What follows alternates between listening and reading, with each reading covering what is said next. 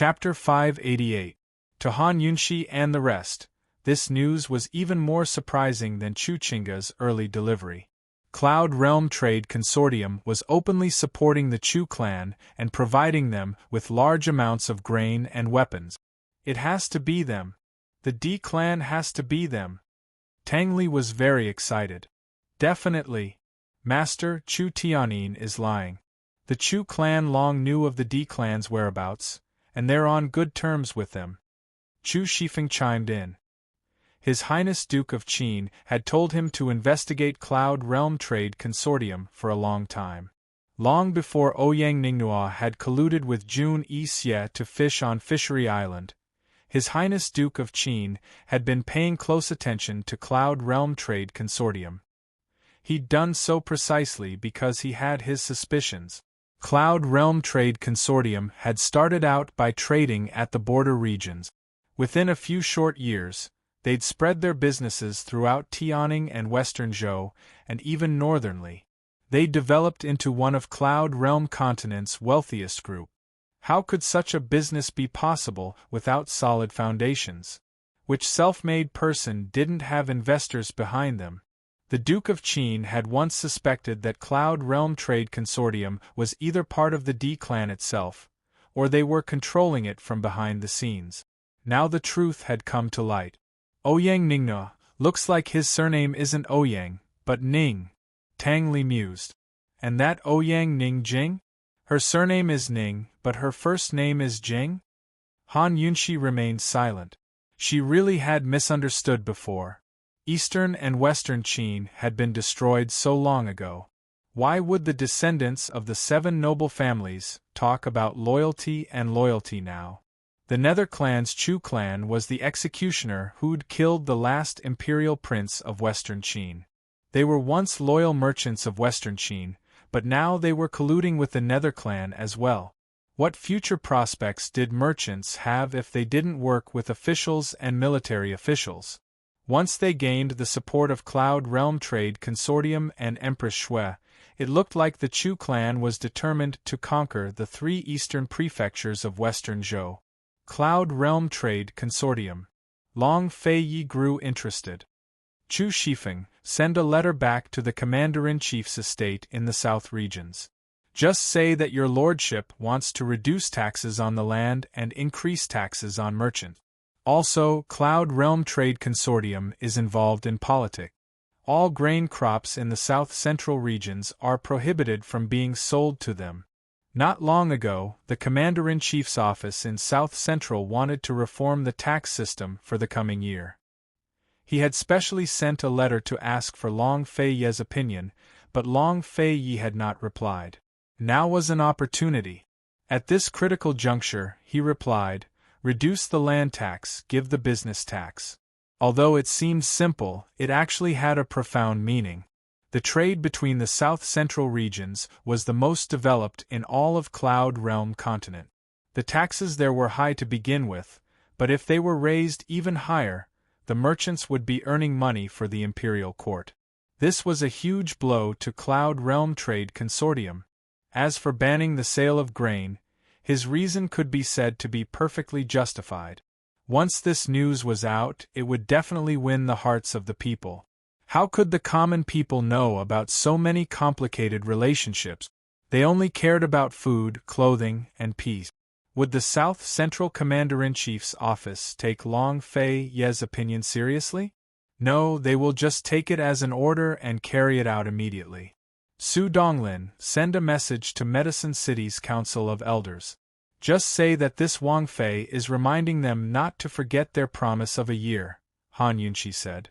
Medicine City had agreed to cut off all trade with Cloud Realm Trade Consortium within a year. All of Cloud Realm Continent's medicinal ingredients had to fall into Pill Fiend Pharmacy's hands. Although only a few months had passed, Han Yunshi still wanted to remind Medicine City at this critical juncture. Once war broke out, both grain and medicine would run short. 2 days later, the Duke of Qin's words reached the South Central Commander-in-Chief's office. That group of people didn't even wait until the new year to implement the policy of reduce the land tax, give the business tax, that very month. Moreover, they used extremely forceful methods to ban all grain sales from Cloud Realm Trade Consortium in the south-central regions. Both Long Feiyi and Han Yunxi were surprised by the news. Those people in the south-central regions really wanted nothing more than for the world to be in chaos. They wanted nothing more than for the Duke of Qin to start a war and conquer the lands. Meanwhile, Cloud Realm Trade Consortium heard the news and held an emergency meeting at Tianning's borders. In the past, Cloud Realm Trade Consortium's meetings would be held in the main hall, but this time it was held in a secret room in a luxurious mansion. It was for no other reason than the D-Clan head himself. That's right, Cloud Realm Trade Consortium was under the D-Clan's control. Even the head of the consortium, Ouyang Ningjing, had rushed back from Medicine City. The secret room was large and spacious, but very dim. Aside from a rectangular table and chairs in the center of the room, there was nothing else. The table was very long, but only a single chair was attached to it. It was the seat of honor at the very front. It wasn't time for the meeting yet, but there was already a man sitting there. He was dressed in black robes that hid himself in the shadows, emanating an incomparably mysterious aura from head to toe. He wasn't sitting upright, but casually crossed his legs and leaned against the chair's armrest with his left hand propped against it. In the darkness, he was kissing the ring on his thumb, which glowed with a faint white light. Anyone who knew what it was would know that it was the most expensive item in Cloud Realm Continent, violet jade ice crystal. His face was covered with a bronze mask, which only covered his mouth and nose like a mask. He looked quite young, with a pair of thick brows and large eyes. It was unclear what he was staring at in the shadows, but he was currently lost in thought. His gaze was extremely arrogant. Very soon, people began to trickle into the room. Soon enough, everyone was gathered on either side of the table. The first person to stand on his left was none other than Ouyang Ningnua. Although he had been stripped of his position as head of the consortium, he was still a respected member of the D-Clan. As the fourth son of the first wife, he would be fine as long as his eldest brother didn't punish him, no matter how big of a mistake he made. The first seat on the man's right was empty, while the second seat was occupied by Ouyang Ningjing, who had rushed back from Medicine City. She was the second young miss of the first wife of the D-Clan. Unlike other women, she always wore men's clothes. Her hair was all tied up, not to hide her identity as a woman, but because she disliked women who got in the way. She preferred men's clothes to be straightforward and nimble. It had to be said that her looks were too striking. She was of average height and had a thin figure. Moreover, she never bothered to hide her name, so everyone knew she was a woman and had gotten used to her men's clothes. Although she was young, her gaze was calm and steady, making her look especially capable and experienced. The empty seat next to her naturally belonged to the eldest young Mississippi. She never attended Cloud Realm Trade Consortium's meetings, so this time was no exception. The man sitting at the table was the eldest son of the first wife of the D-Clan and the current head of the clan. His name was Ouyang Ningqing, or more accurately, he should be called Ningqing. The word Qing and Ouyang Ningnua's now combined to form the word promise. There had to be a deeper meaning to the name, but only they knew what it meant. "Big bro, everyone's here," Ouyang Ningnua said. Ouyang Ningqing ignored him, lost in his own thoughts. Ouyang Ningnua was about to speak up when he saw Ouyang Ningjing glaring at him. He shrugged his shoulders and fell silent. Just like that, everyone remained standing for a full 2 hours. Finally, Ouyang Ningqing stood up and tossed back, "You're all dismissed." Just like that, Cloud Realm Trade Consortium's most secretive meeting ended without a single word being discussed. Everyone shot questioning looks at Ouyang Ningjing.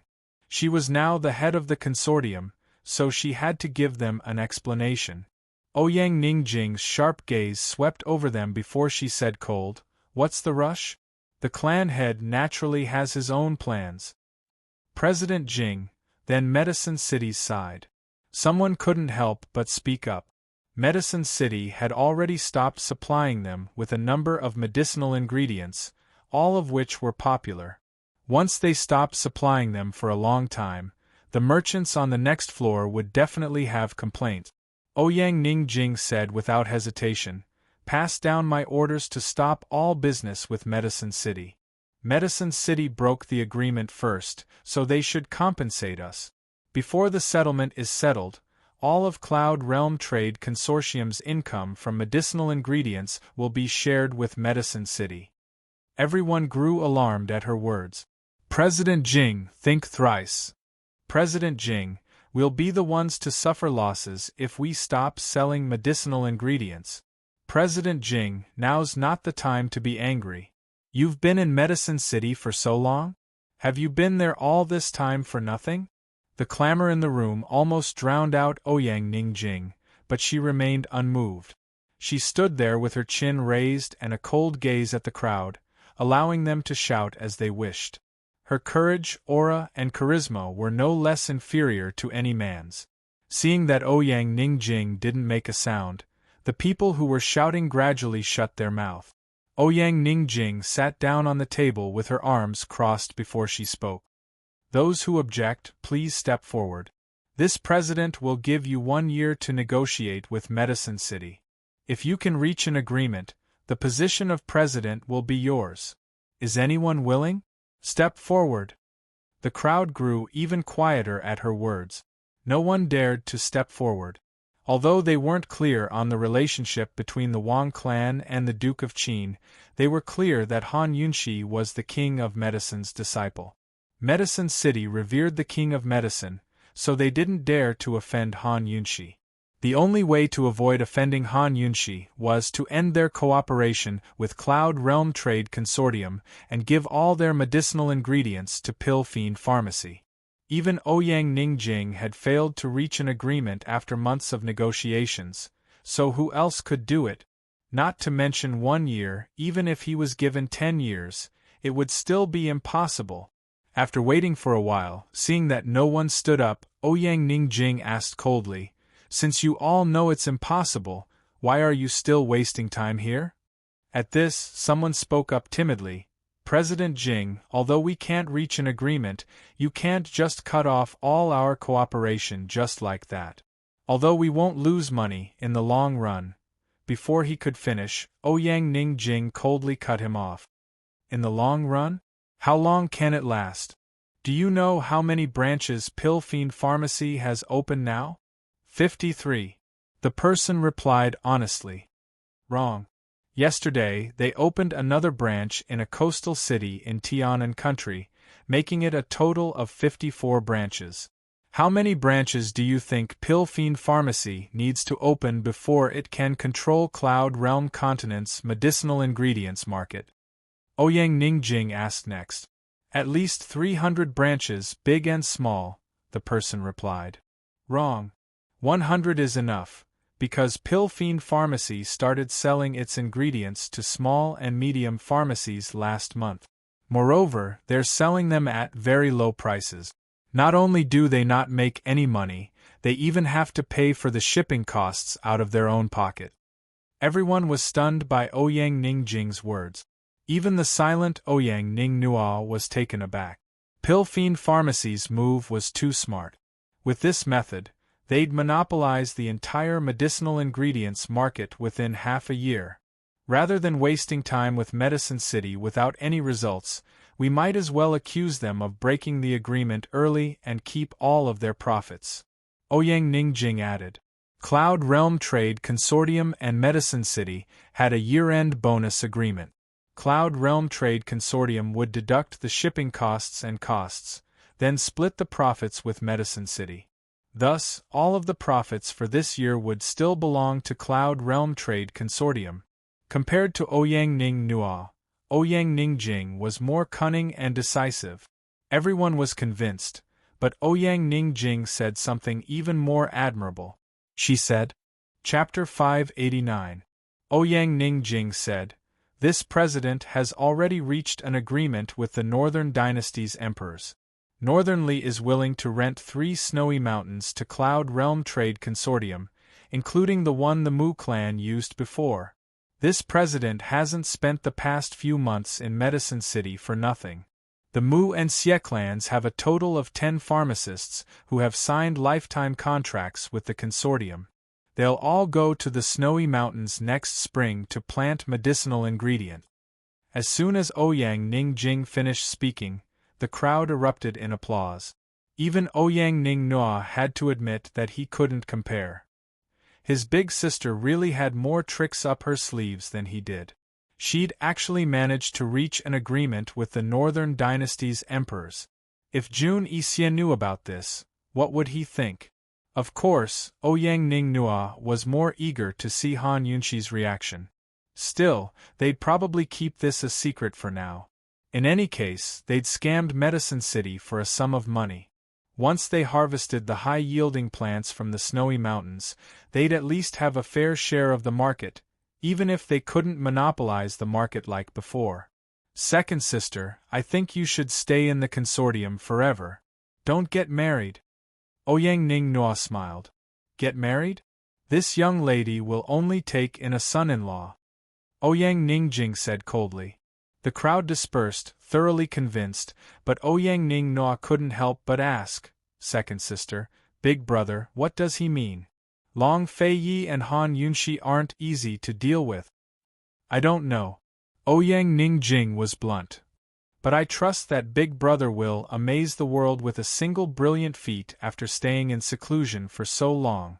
Fine, it's fine as long as he can avenge me. Ouyang Ningnua trusted his big brother as well, especially this time when Long Feiyi and Han Yunxi were in the open while they were in the shadows. Their chances of victory were high. After stepping down as president, he had nothing better to do, so he could ask around for information about the poison sect's perplexing butterfly illusion. Although Long Feiyi hadn't publicly supported Western Zhou's imperial clan, his suppression of Cloud Realm Trade Consortium was a pleasant surprise to Emperor Kongqing. The various factions of the Western Zhou dynasty had been arguing for several days. The Western Zhou army and the Chu army had been confronting each other in the 3 cities of the eastern border for nearly half a month. If Emperor Kongqing were to give up on Empress Shui and attack the city by force, he would have a chance of winning. But if he didn't, with the Chu clan keeping the Empress in check, it would be difficult to continue the battle. A stalemate wasn't a big deal, but Chu Qingga's son had already been made the crown prince. Most likely, West Liang would make a move soon enough. Once they sent reinforcements to the Chu clan, there'd be a lot of fighting going on. For the Duke of Qin to publicly suppress Cloud Realm Trade Consortium at a time like this was a declaration of his stance. Emperor Kongqing was waiting for the Duke of Qin to suppress the Chu clan's power in West Liang. Most likely, the entire world was thinking the same thing as Emperor Kongqing. Even Long Tianma was waiting. General Mu, the king of Qin, will definitely support fourth brother. In Western capital, only fourth brother is capable. These days, if Long Tianma wasn't running to General Mu's residence, he would often summon the Mu family's father and son to the imperial study. Once they met, they would talk for the entire day. He was very agitated. This time, General Mu didn't deny his views. General Mu nodded and said, "It can only be the fourth imperial prince." Father, once the Duke of Qin publicly supports the fourth imperial prince, should we bide our time? Mu Qingwu asked anxiously. General Mu thought for a long time before stroking his beard with a sigh. The situation is a mess. Indeed, it was a mess right now. Not only did it involve the country, but other powers as well. Even Cloud Realm Trade Consortium has been dragged in. I wonder what Celestial Mountain will do.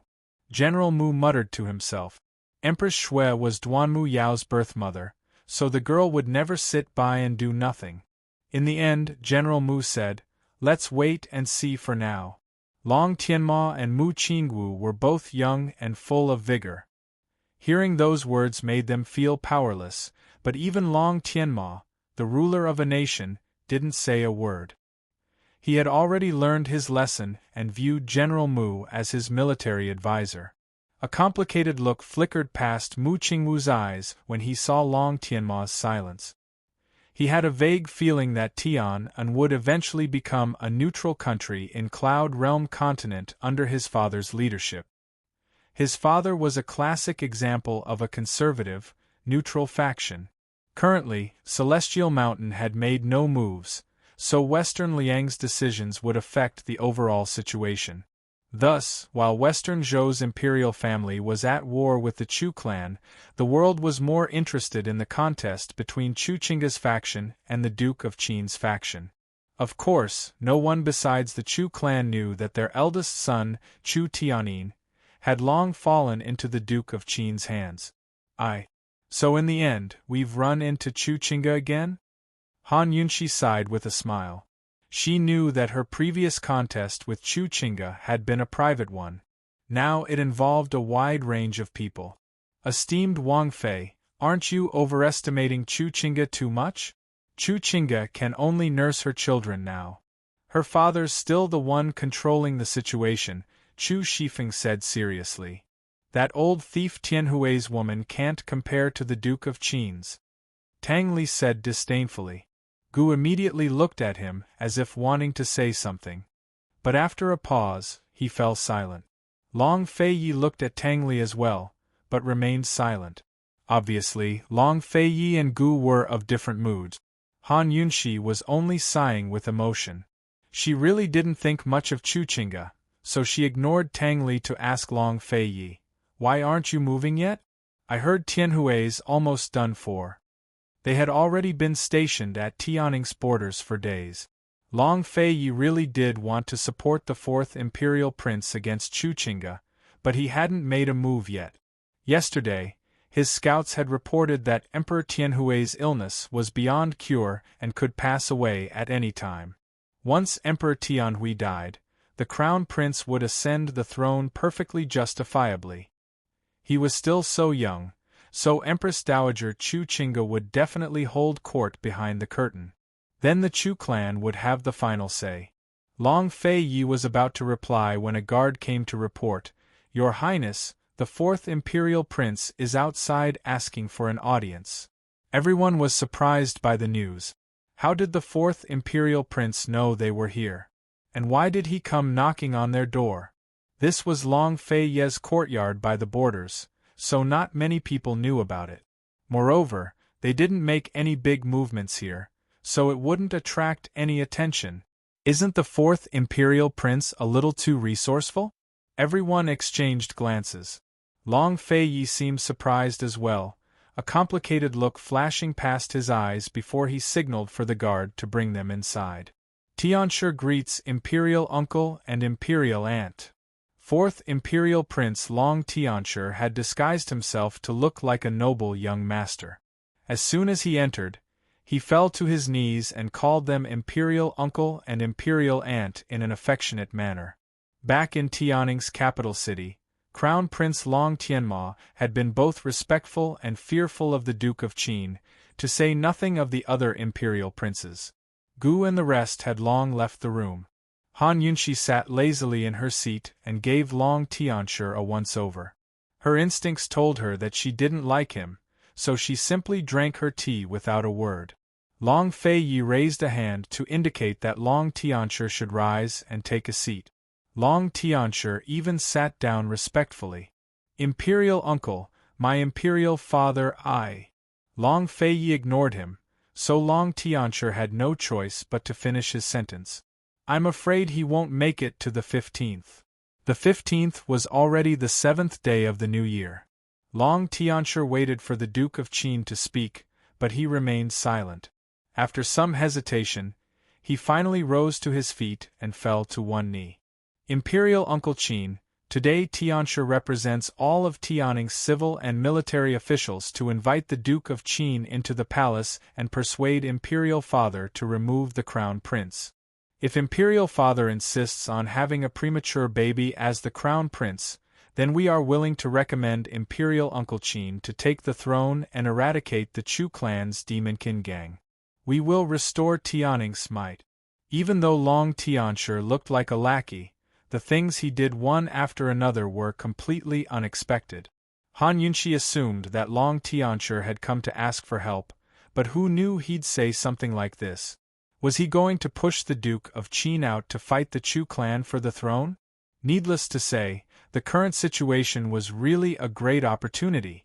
Once Long Feiyi took over Tianing, the south-central regions would definitely surrender. Then it'd be no problem to deal with Tianan, where Long Tianmo resided. If what Long Tianshi said was true, then Tianing country really could restore its might. Unfortunately, Long Feiyi wasn't so narrow-minded.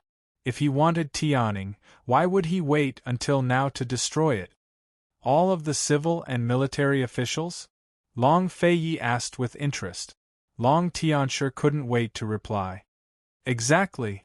The military officials include 3 elite troops from the east and south, as well as a cavalry battalion from the north. Long Tianshi snuck a glance at the Duke of Qin before continuing, Imperial Uncle, I won't hide it from you. Great General Ning didn't express his stance at first, but a few days ago, Empress Chu beat up noble Consort Ning.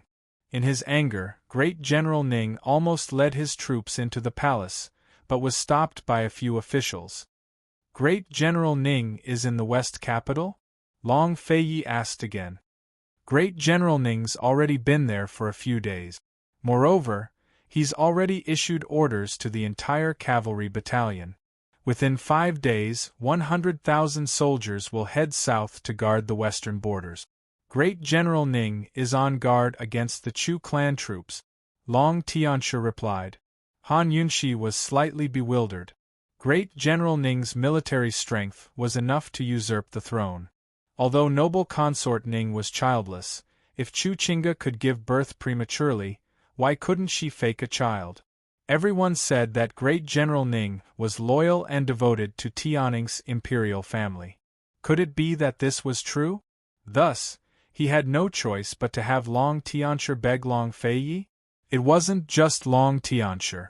Han Yunxi was waiting for Long Fei's reply as well, but Long Fei only said, "Go back first. Your lordship will send someone to give you an answer in 3 days."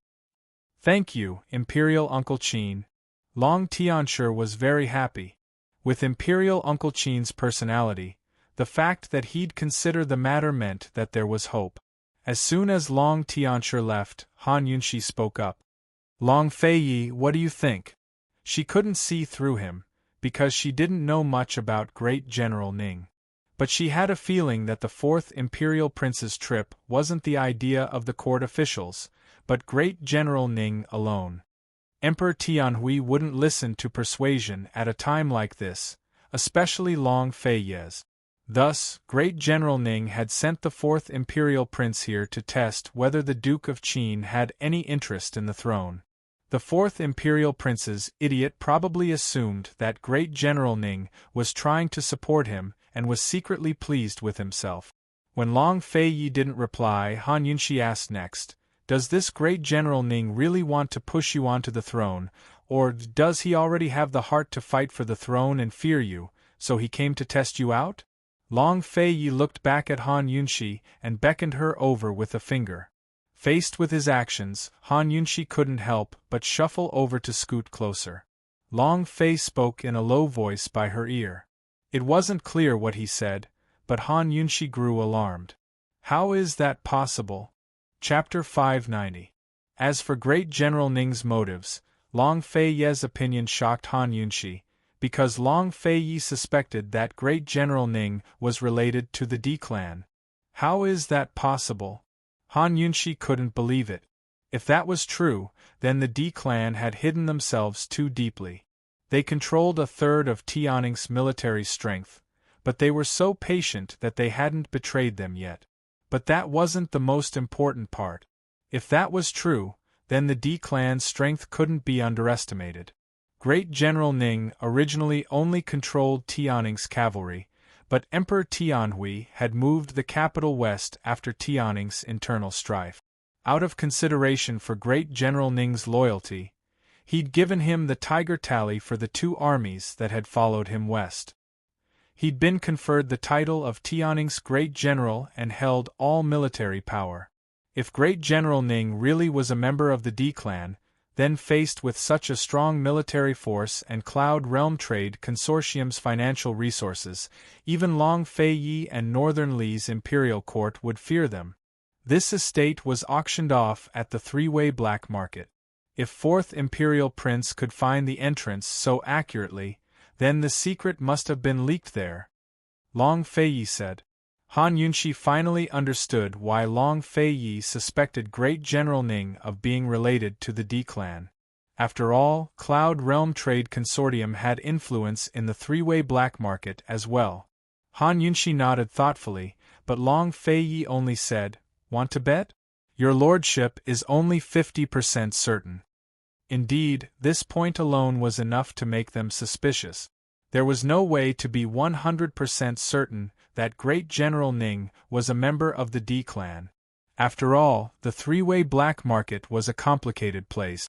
It might not have been Cloud Realm Trade Consortium who'd leaked the news, much less the Fourth Imperial Prince. All right, then I'll bet that Great General Ning is a member of the D clan? Han Yunshi smiled. She was using the same old trick to beat him to it. Of all the people who'd bet with her before, Long Fei Yi was probably the only one who dared to bet with her a second time.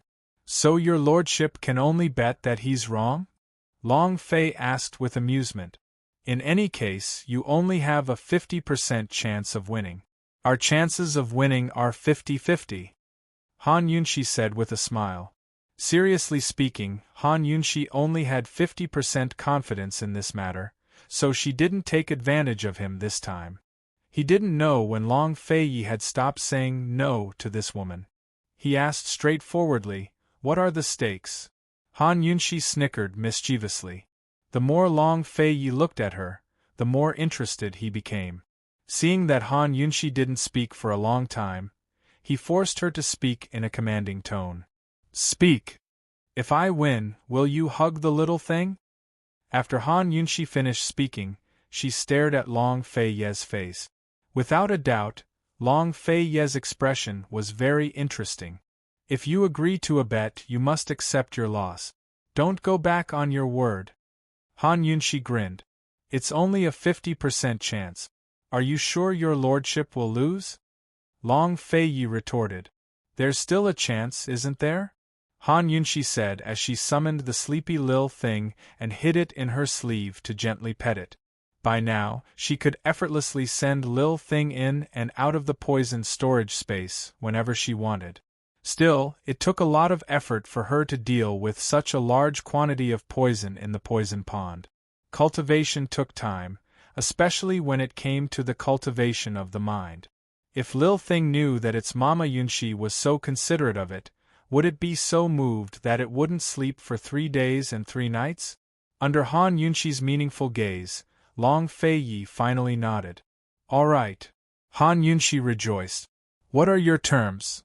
But Long Fei Yi only said, "If your lordship wins, you'll toss that rat to Pill Fiend Pharmacy to raise. You're not allowed to keep it on you anymore." Although Lil Thing was a poison beast, it hadn't recovered after Han Yunshi took its blood to save Long Tianma. Right now, it didn't have the ability to protect Han Yunshi.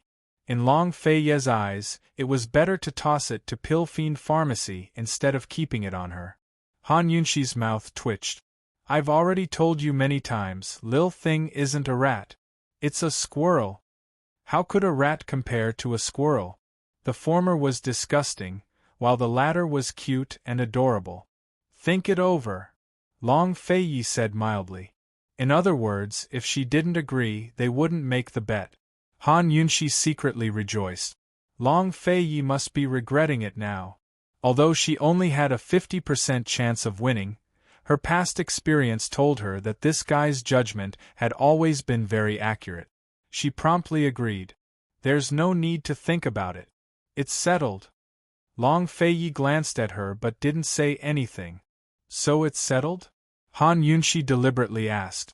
Long Fei Yi finally gave a muffled "Amen." Han Yunshi finally couldn't hold back and burst into laughter. Long Fei Yi originally had a sullen expression, but when he saw Han Yunshi laughing like this, he couldn't help but smile helplessly. There was always nothing he could do about this woman.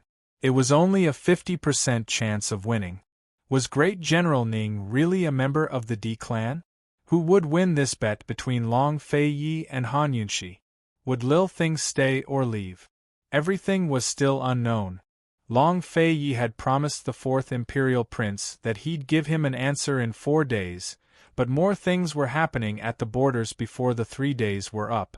Cloud Realm Trade Consortium's first batch of aid for the Chu clan arrived in the 3 eastern prefectures of western Zhou. Besides weapons, they also included grain, blankets, and medicine for the war. It was almost the new year, and the weather was getting colder by the day. Snow had started falling yesterday, but the supplies sent by Cloud Realm Trade Consortium were enough to keep the Chu clan troops through the winter. Emperor Kongqing had originally only banned Cloud Realm Trade Consortium from doing business in western Zhou, but the news infuriated him. He sealed off all of Cloud Realm Trade Consortium's businesses in western Zhou and banished all of their merchants. Anyone who colluded with the consortium was to have their entire family slaughtered. But Cloud Realm Trade Consortium had long prepared for this and evacuated most of their valuable businesses. They also unilaterally terminated many high-value contracts, causing many of western Zhou's biggest merchants to suffer heavy losses. Not only that, but Cloud Realm Trade Consortium had also hired people to spread rumors and sway public opinion to accuse Emperor Kongqing of being incompetent. Many of western Zhou's merchants had strong opinions against the imperial court. Han Yunshi received a letter from Medicine City's Council of Elders as soon as she heard the news. Unilaterally terminated all contracts? Not only did they refuse to give us this year's dividends, they even demanded compensation? Han Yunshi's temper flared as she read the contents of the letter. Even Ouyang Ningjing could do something like this. Doesn't she know that doing business is all about trust? Han Yunshi fumed. Esteemed Wang Fei, Cloud Realm Trade Consortium said that Medicine City unilaterally terminated a portion of their contracts, which means they've already breached the contract. That's why they have the right to refuse to give us any profits and demand compensation. They even said that if Medicine City doesn't pay up, they'll invite the Medical Academy to uphold justice. Su Donglin replied honestly. Shameless. Han Yunshi laughed coldly. Although all merchants were crafty, they still had to maintain their bottom lines. Cloud Realm Trade Consortium's current actions were nothing but unreasonable pestering. So what if they find Medical City? Tell them they don't even need to think about compensation. They can't give Medicine City a single cent less, or else they'll just wait and see. Han Yunshi coldly warned. Esteemed Wang Fei, but it seems like Medicine City really did breach the contract when they unilaterally terminated the contracts. Su Donglin reminded him timidly. Those agreements state that Cloud Realm Trade Consortium will have the priority to continue working with Medicine City after the contract expires. Only if Cloud Realm Trade Consortium refuses to continue working with them will Medicine City be allowed to sell the ingredients to others. That's an overlord's rule to begin with. Heaven knows how many benefits Ouyang Ning Noa gave Xiadei when the Council of Elders signed the agreement back then. Now that the Council of Elders has been reorganized, are they still going to accept the terms? Han Yunshi retorted. Su Donglin finally understood and nodded his head. We're already letting them off by not pursuing the crime of bribery. Ouyang Ningjing really wants a yard after getting an inch. Han Yunshi was truly angry. After all, this was a sizable bonus. If Medicine City didn't get this year's bonus, it would affect the prices of medicinal ingredients next year. If it was the weather that caused the prices to rise, then there was nothing to say. But how could she not be angry when it was man-made? Moreover, Cloud Realm Trade Consortium had cheated Medicine City out of money to support the war effort. She couldn't swallow this anger. While Han Yunshi was angry, Long Fei Ye's expression wasn't any better. Still, he remained calm. It's unlikely that Cloud Realm Trade Consortium would give up on the medicinal ingredients business so easily, Long Fei said simply. Snow Mountain. Han Yunshi was stunned. Last time, Jun Yixie had used the mountain to bribe Xie. That was when she realized that some rare medicinal ingredients could be grown in the mountains. So Cloud Realm Trade Consortium has colluded with Northern Li? Tang Li said faintly. At this moment, Gu immediately rose from his seat and headed outside. So annoying. It's so complicated. This old man's going to West Jing for a look. I'll be back in a few days. Old fiend, be careful. Han Yunshi chased after him a few steps, but Gu was long gone. The situation was just as he'd said. It was so complicated. The situation was already chaotic enough. If Northern Li were to join in as well, then all of Cloud Realm Continent's powers would probably join the fray. A complicated look flickered past Long Fei's eyes before he ordered, Su Donglin, send word to Wang Gong. Tell him to report the matter of the Snow Mountain to the Medical Academy. Just say that Medicine City's Council of Elders suspects Jun Yixie has something to do with it. Although the Snow Mountain was only a guess, Long Fei had pushed the blame onto Jun Yixie. Even if Jun Yixie had already been demoted to a commoner, the Medical Academy wouldn't let the matter rest. They would keep a close eye on the matter. Any pharmacy with a medical token wouldn't dare to work with Cloud Realm Trade Consortium. If the consortium had any medicinal ingredients in their hands, they could only sell them directly to famous doctors. As long as the Medical Academy set their sights on Cloud Realm Trade Consortium, which pharmacy or doctor would dare to buy from them? Su Donglin left with his orders. Long Fei finally turned to Han Yunshi and said, Esteemed Wang Fei, please calm your anger. Han Yunshi gave a snort of laughter as her anger was extinguished. Cloud Realm Trade Consortium was very treacherous, but Long Fei was even more sinister. Tang Li and Chu Shifeng were both stunned by the sight.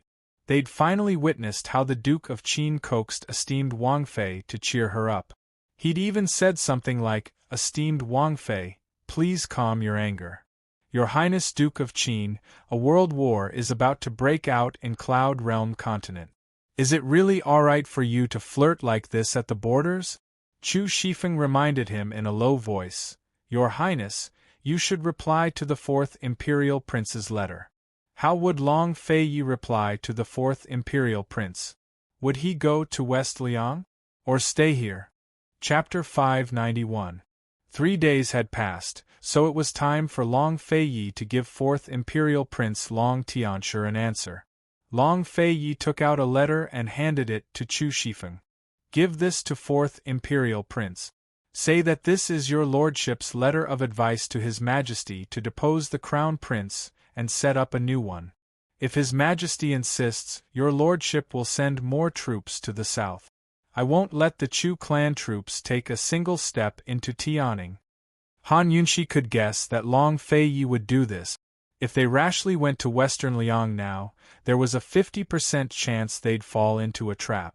Sending a letter was the safest way. If Great General Ning really wanted to push Long Fei onto the throne, Long Fei could send troops from the south to suppress the Chu clan and make friends with Western Zhou. Then he'd be able to take control of the western regions very quickly. If Great General Ning really was a member of the D clan, then Long Fei's troops could be considered a precaution against the D and Nether clans. He was afraid that there would be a great battle at that time. Long Fei's ultimate goal in coming to Western Zhou was to take control of this region as well. After sending the letter, they waited for the Fourth Imperial Prince and Great General Ning's reactions. As expected, the Fourth Imperial Prince came back a few days later. Imperial Uncle, Imperial Father is simply I.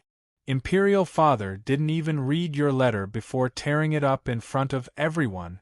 He even said he'd personally train the Crown Prince. Once the Crown Prince comes of age, he'll abdicate the throne.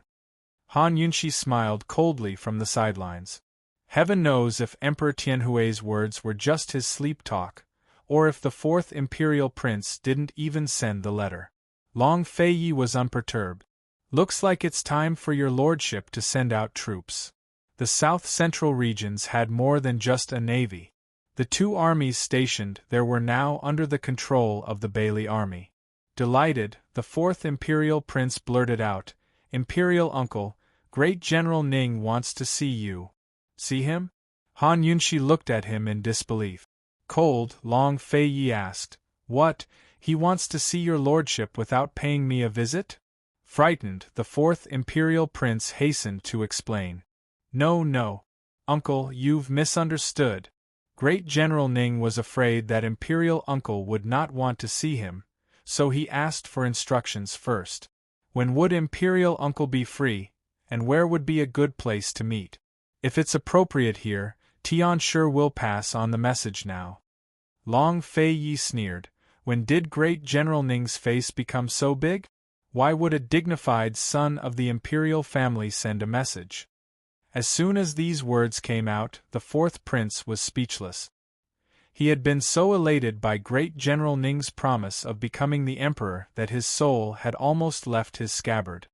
Now, it could be said that he obeyed Great General Ning's every word and was willing to run errands everywhere. As a matter of fact, when he heard that Imperial Uncle Qin was going to send out troops, he was so happy that he almost lost his sense of direction. After a long while, the fourth prince reluctantly gave a lame explanation. "Imperial uncle, you misunderstood. Tianshi meant that since Imperial uncle is going to send troops, shouldn't you meet with Great General Ning and have him report the military situation at the border? That was how a prince should behave." Long Feiyi replied with 2 words, "Approved." After the fourth prince left, Han Yunshi smiled and said to Long Feiyi, "The original 50% chance should be increased by another 10% to 60%, right? To be able to make Long Tianma so obedient, even reversing the master-servant relationship, Great General Ning wasn't someone to be trifled with." 70%. Long Feiyi replied. 70% chance. So you're saying that you're prepared to lose to me? Han Yunshi pretended to be serious. Long Feiyi was immersed in the struggle for power and seemed to have forgotten that he had a bet with this woman. As soon as he heard this, he picked up a cup of tea and drank it. Han Yunshi had long seen through this action of his. When he was unwilling to answer or had nothing to say, he would drink tea. However, Han Yunshi didn't know that this kind of situation would appear on her side. Although it was still the 12th lunar month, Han Yunshi felt that Lil Thing's spring was just around the corner. Not 2 days later, Great General Ning really did come to pay a visit. Han Yunshi had never seen Great General Ning in person. She only knew that he was Tianning's youngest general. Who knew that he would scare Han Yunshi so badly when she saw him in person? He was completely different from how she imagined him to be. Great General Ning wasn't dressed in military armor, nor did he carry any weapons.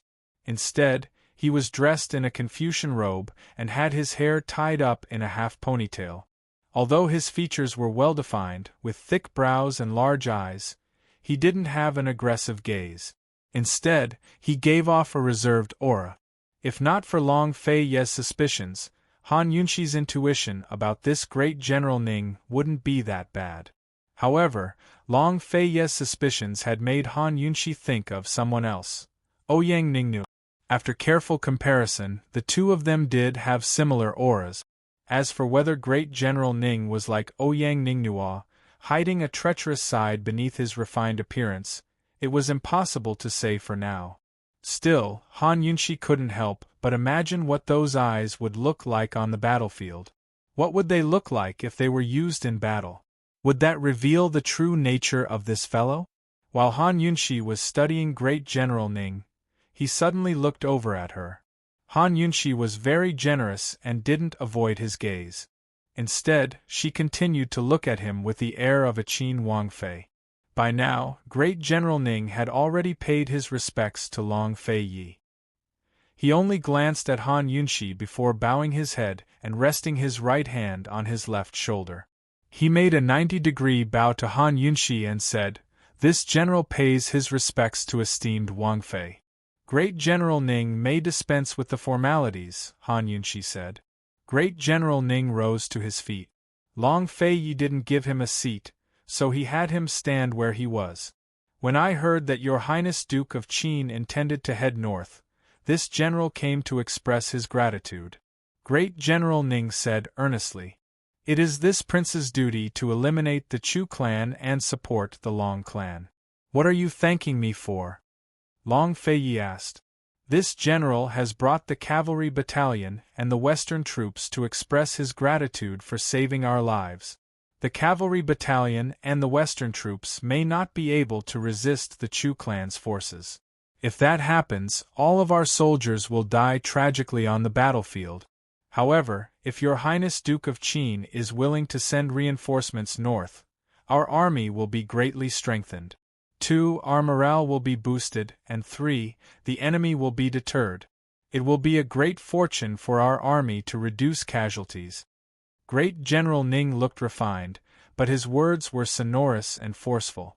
He had the stern aura of a military man. Reducing casualties is also this prince's duty. Do I need you to thank me? Long Fei Yi asked again. Great General Ning immediately bowed. Yes. This general misspoke. This fellow has quick reflexes. He doesn't even show his emotions on his face. Han Yunshi didn't say a word, but simply observed from the sidelines. After all, this fellow's origins were directly related to Lil Thing's fate. Your Highness Duke of Qin, this general still has something to report, Great General Ning said next. Long Fei Yi replied coldly. Great General Ning could only continue. As this general understands, Cloud Realm Trade Consortium has provided red coat cannons to the Chu clan this time. They've already delivered them. At this, Long Fei Yi's cold eyes flickered. How many? At least 3. Great General Ning replied. In Cloud Realm Continent, gunpowder was controlled by the various armies, but the red coat cannons weren't in the hands of the military. Instead, they were made by a skilled craftsman. This craftsman lived in the lawless three-way battlefield and hid in the three-way black market all year round. He wasn't restricted by any country. A few years ago, he'd made a single red coat cannon and put it on sale in the market. Over the past few years, there had been no news of red coat cannons, but Cloud Realm Trade Consortium had actually gotten their hands on 3 of them. Leaving aside Long Fei Yi, even Han Yunshi was astonished. Although red coat cannons were antiques that could be placed in museums in her eyes, they were still a godly existence in the era of cold weapons. What do you mean? Long Fei Yi asked. The Chu clan troops are all elite soldiers with strong archers. Now that they have red coat cannons, they're like tigers that have grown wings. They can't be underestimated. In this general's humble opinion, this general's 2 armies will attack from the east, while Your Highness's forces from the north will attack from the south. Then we'll join forces with Western Zhou to attack from the west. This will form a 3-pronged encirclement. In this way, the Chu clan will have no choice but to surrender. Great General Ning said seriously. Long Fei Yi nodded in silence. He rapped his knuckles on the table, indicating for Great General Ning to sit on one side. Great General Ning respectfully took a seat and explained the situation in the east, as well as the details of his forces. Han Yunshi was puzzled. Why was Great General Ning so determined to deal with General Chu? Could it be that their 70% confidence was wrong?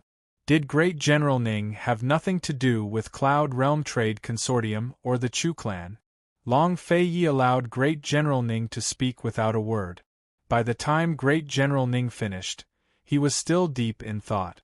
After a while, he finally spoke up. All right.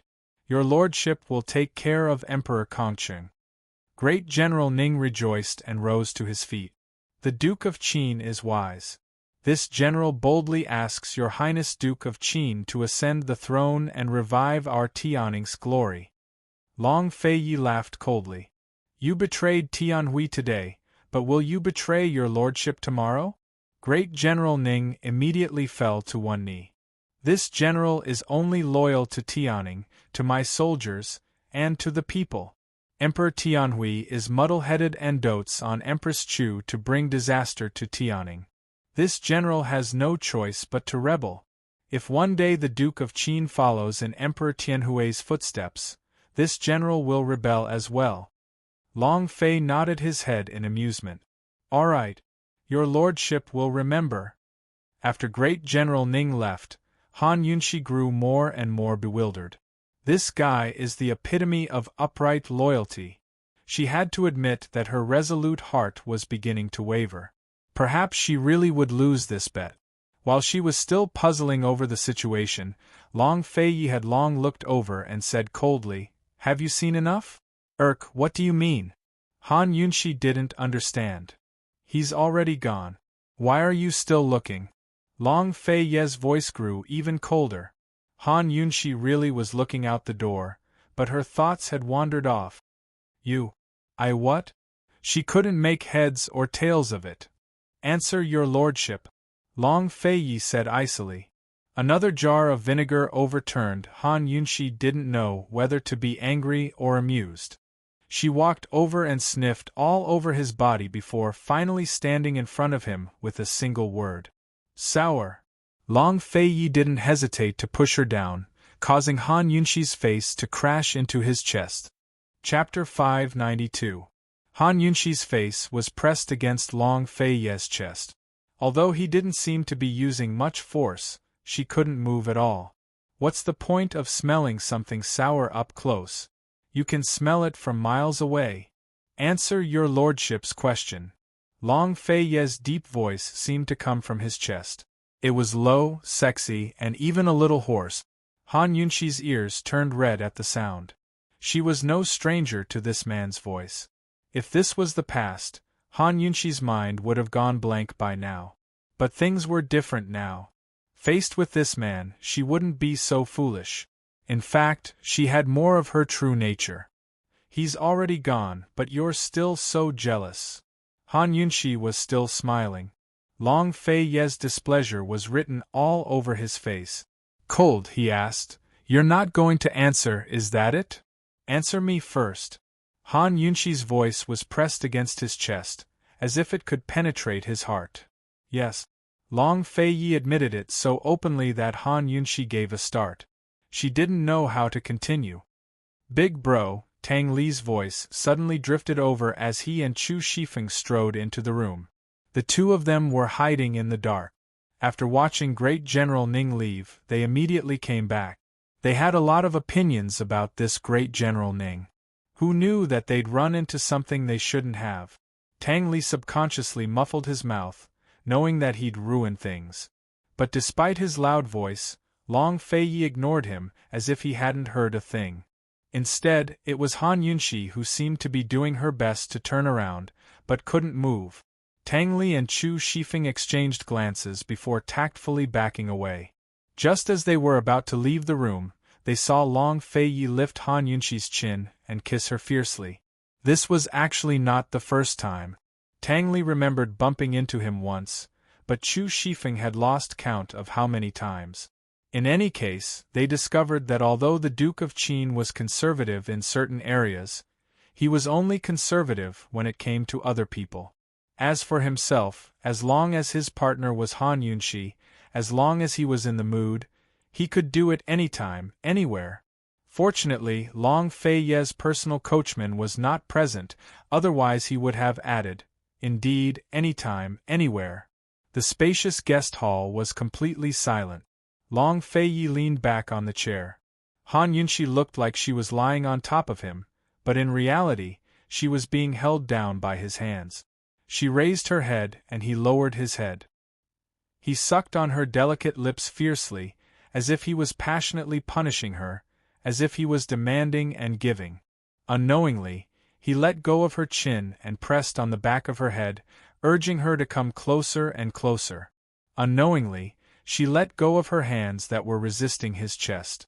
She wanted to get closer, even closer. Jealousy, questioning, joking, and serious feelings all melted into the two of them as they tossed and turned in bed. Sometimes, he'd gradually become gentle. But this time, it was clearly different. This time, he was more intense, like a fierce beast surging in his chest. She almost couldn't take it. Amidst the heat, he allowed her a moment to catch her breath before another round of surges followed.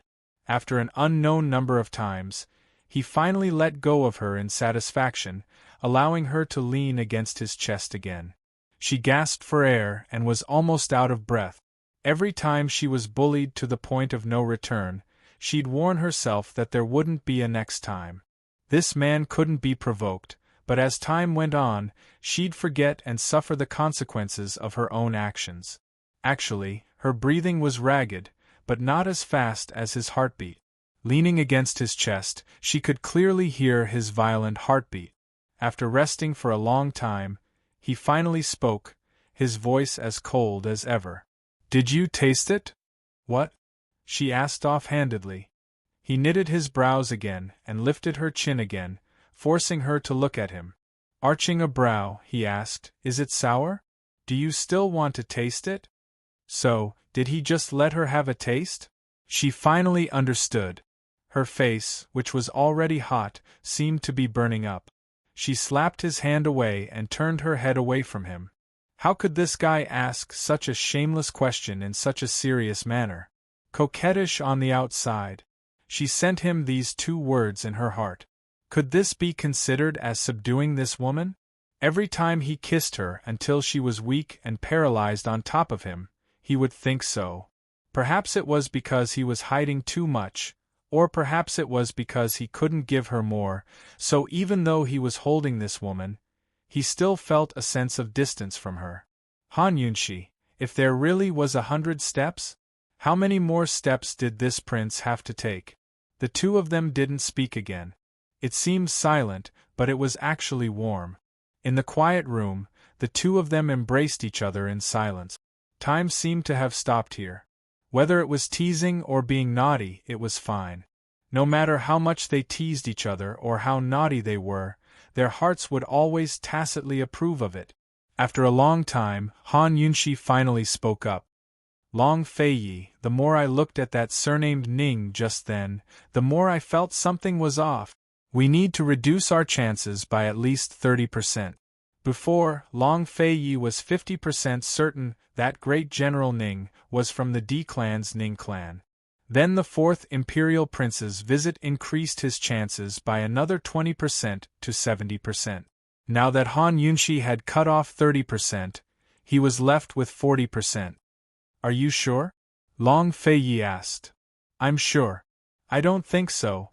Moreover, if he's from the D clan's Ning clan, then he's obviously seeking death, by asking you to attack the Nether clan from 3 sides. Han Yunshi replied seriously. "Then are you still betting?" Long Feiyi asked next. Han Yunshi thought it over, then asked, "What about you? Are you still betting?"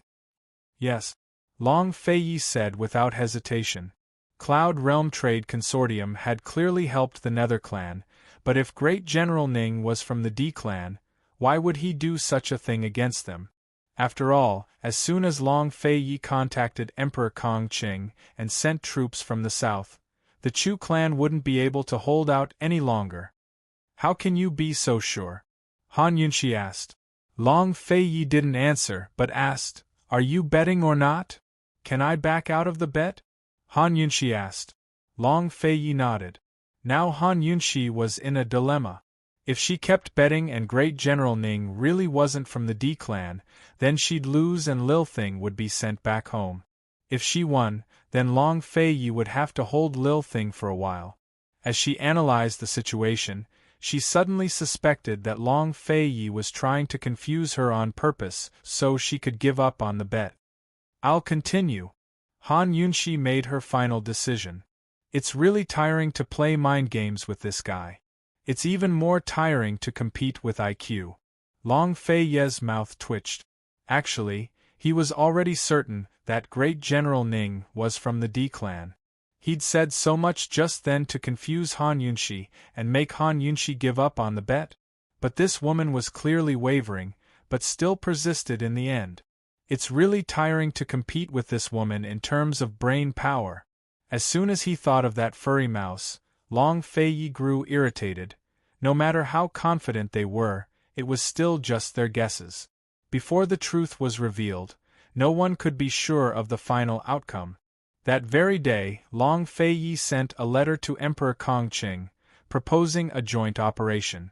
At the same time, he called for General Bailey to have the two southern armies continue north.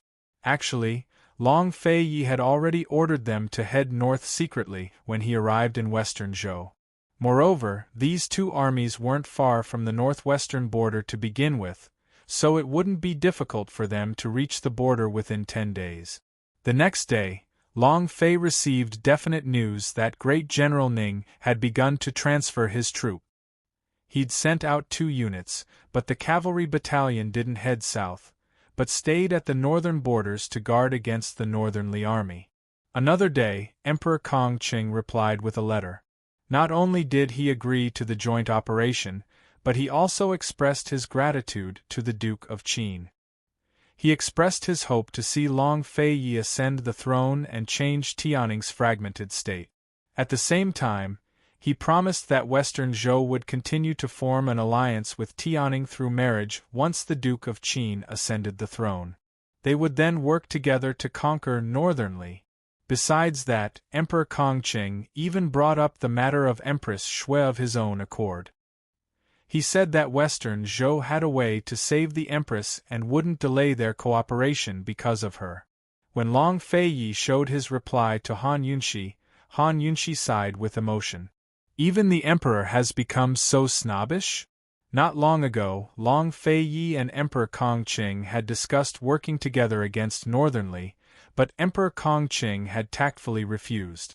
How long had it been since then? Now he's asking for cooperation? He's a high and mighty emperor, but he's become so snobbish for the sake of currying favor with Long Fei. Han Yunshi tilted her head to look at Long Fei. She had a feeling that this fellow was about to throw all of Cloud Realm continent into chaos. The 3 armies were already making preparations in secret. The situation in Western Zhou's 3 eastern prefectures was growing more and more tense. At the same time, the atmosphere in Tianning's western capital grew more and more tense by the day. A few imperial princes stood guard outside Emperor Tianhui's quarters day and night, but couldn't find a chance to meet him. The person standing guard by Emperor Tianhui's side was no longer Chu Qingge, but one of the Chu clan's men who had been lying in ambush in the palace for the past year. Currently, Chu Qingge was in her room looking after her premature son, which aunt had already found a few other pregnant women as backup. Like Chu Qingge, they'd all take the same medicine to induce labor. If Chu Qingge gave birth to a daughter, they'd give birth to a boy instead.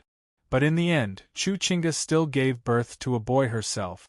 The medicine had caused severe damage to her body.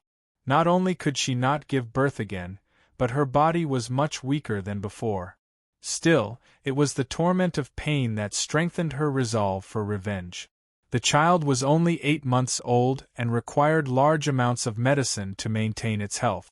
Chu Qingge couldn't take care of it herself, so it was head elder Ling and Lady Lianxin who took care of the child.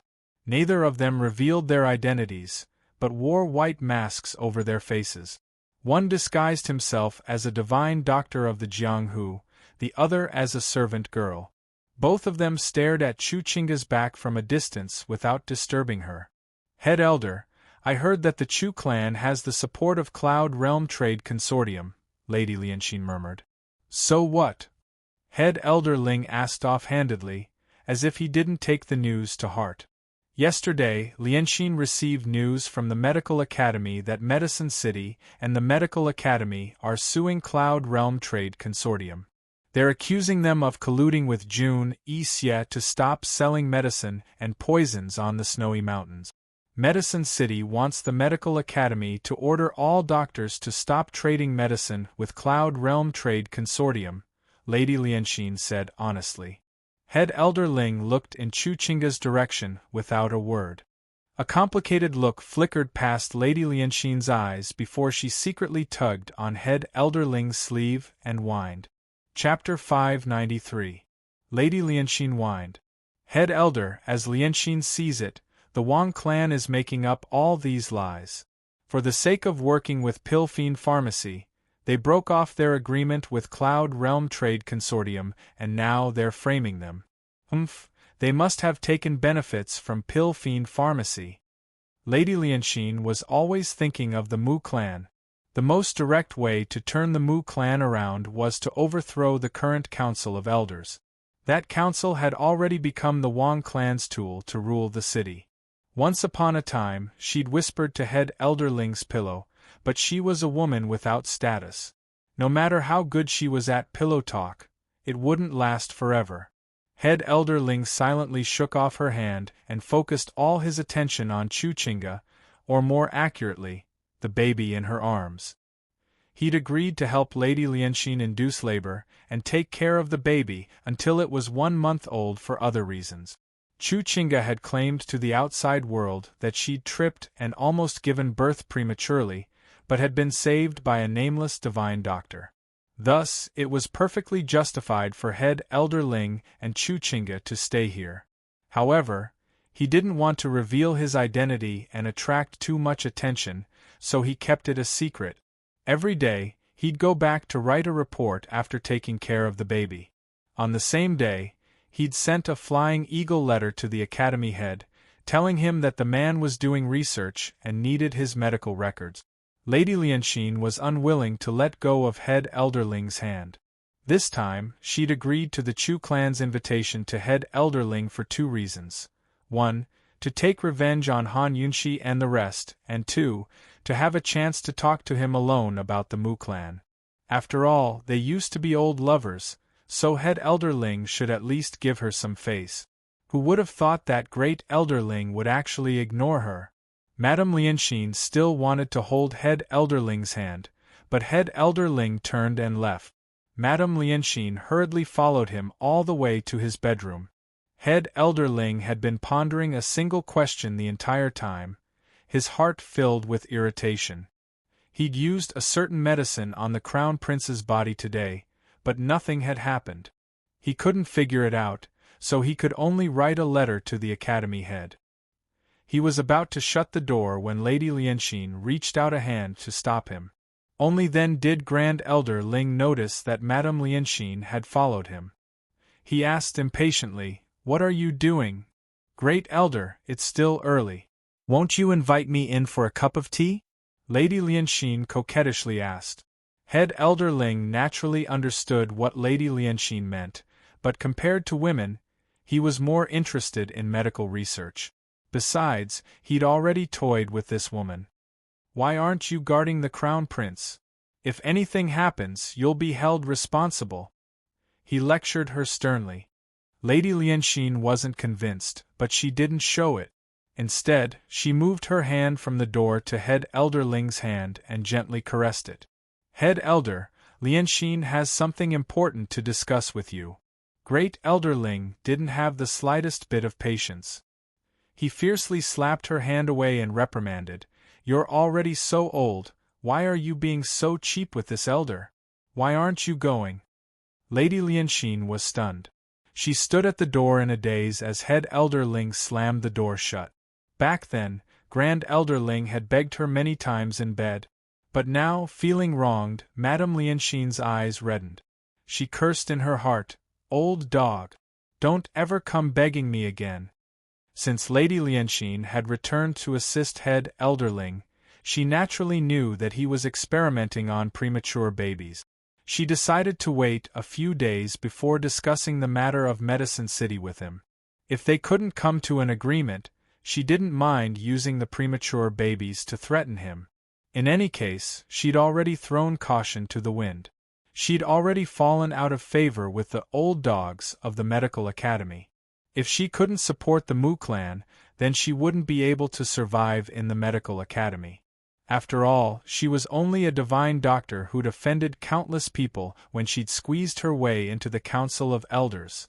Those who wanted to see her make a fool of herself, those who wanted to hit her while she was down, and those who wanted to step on her were too many to count.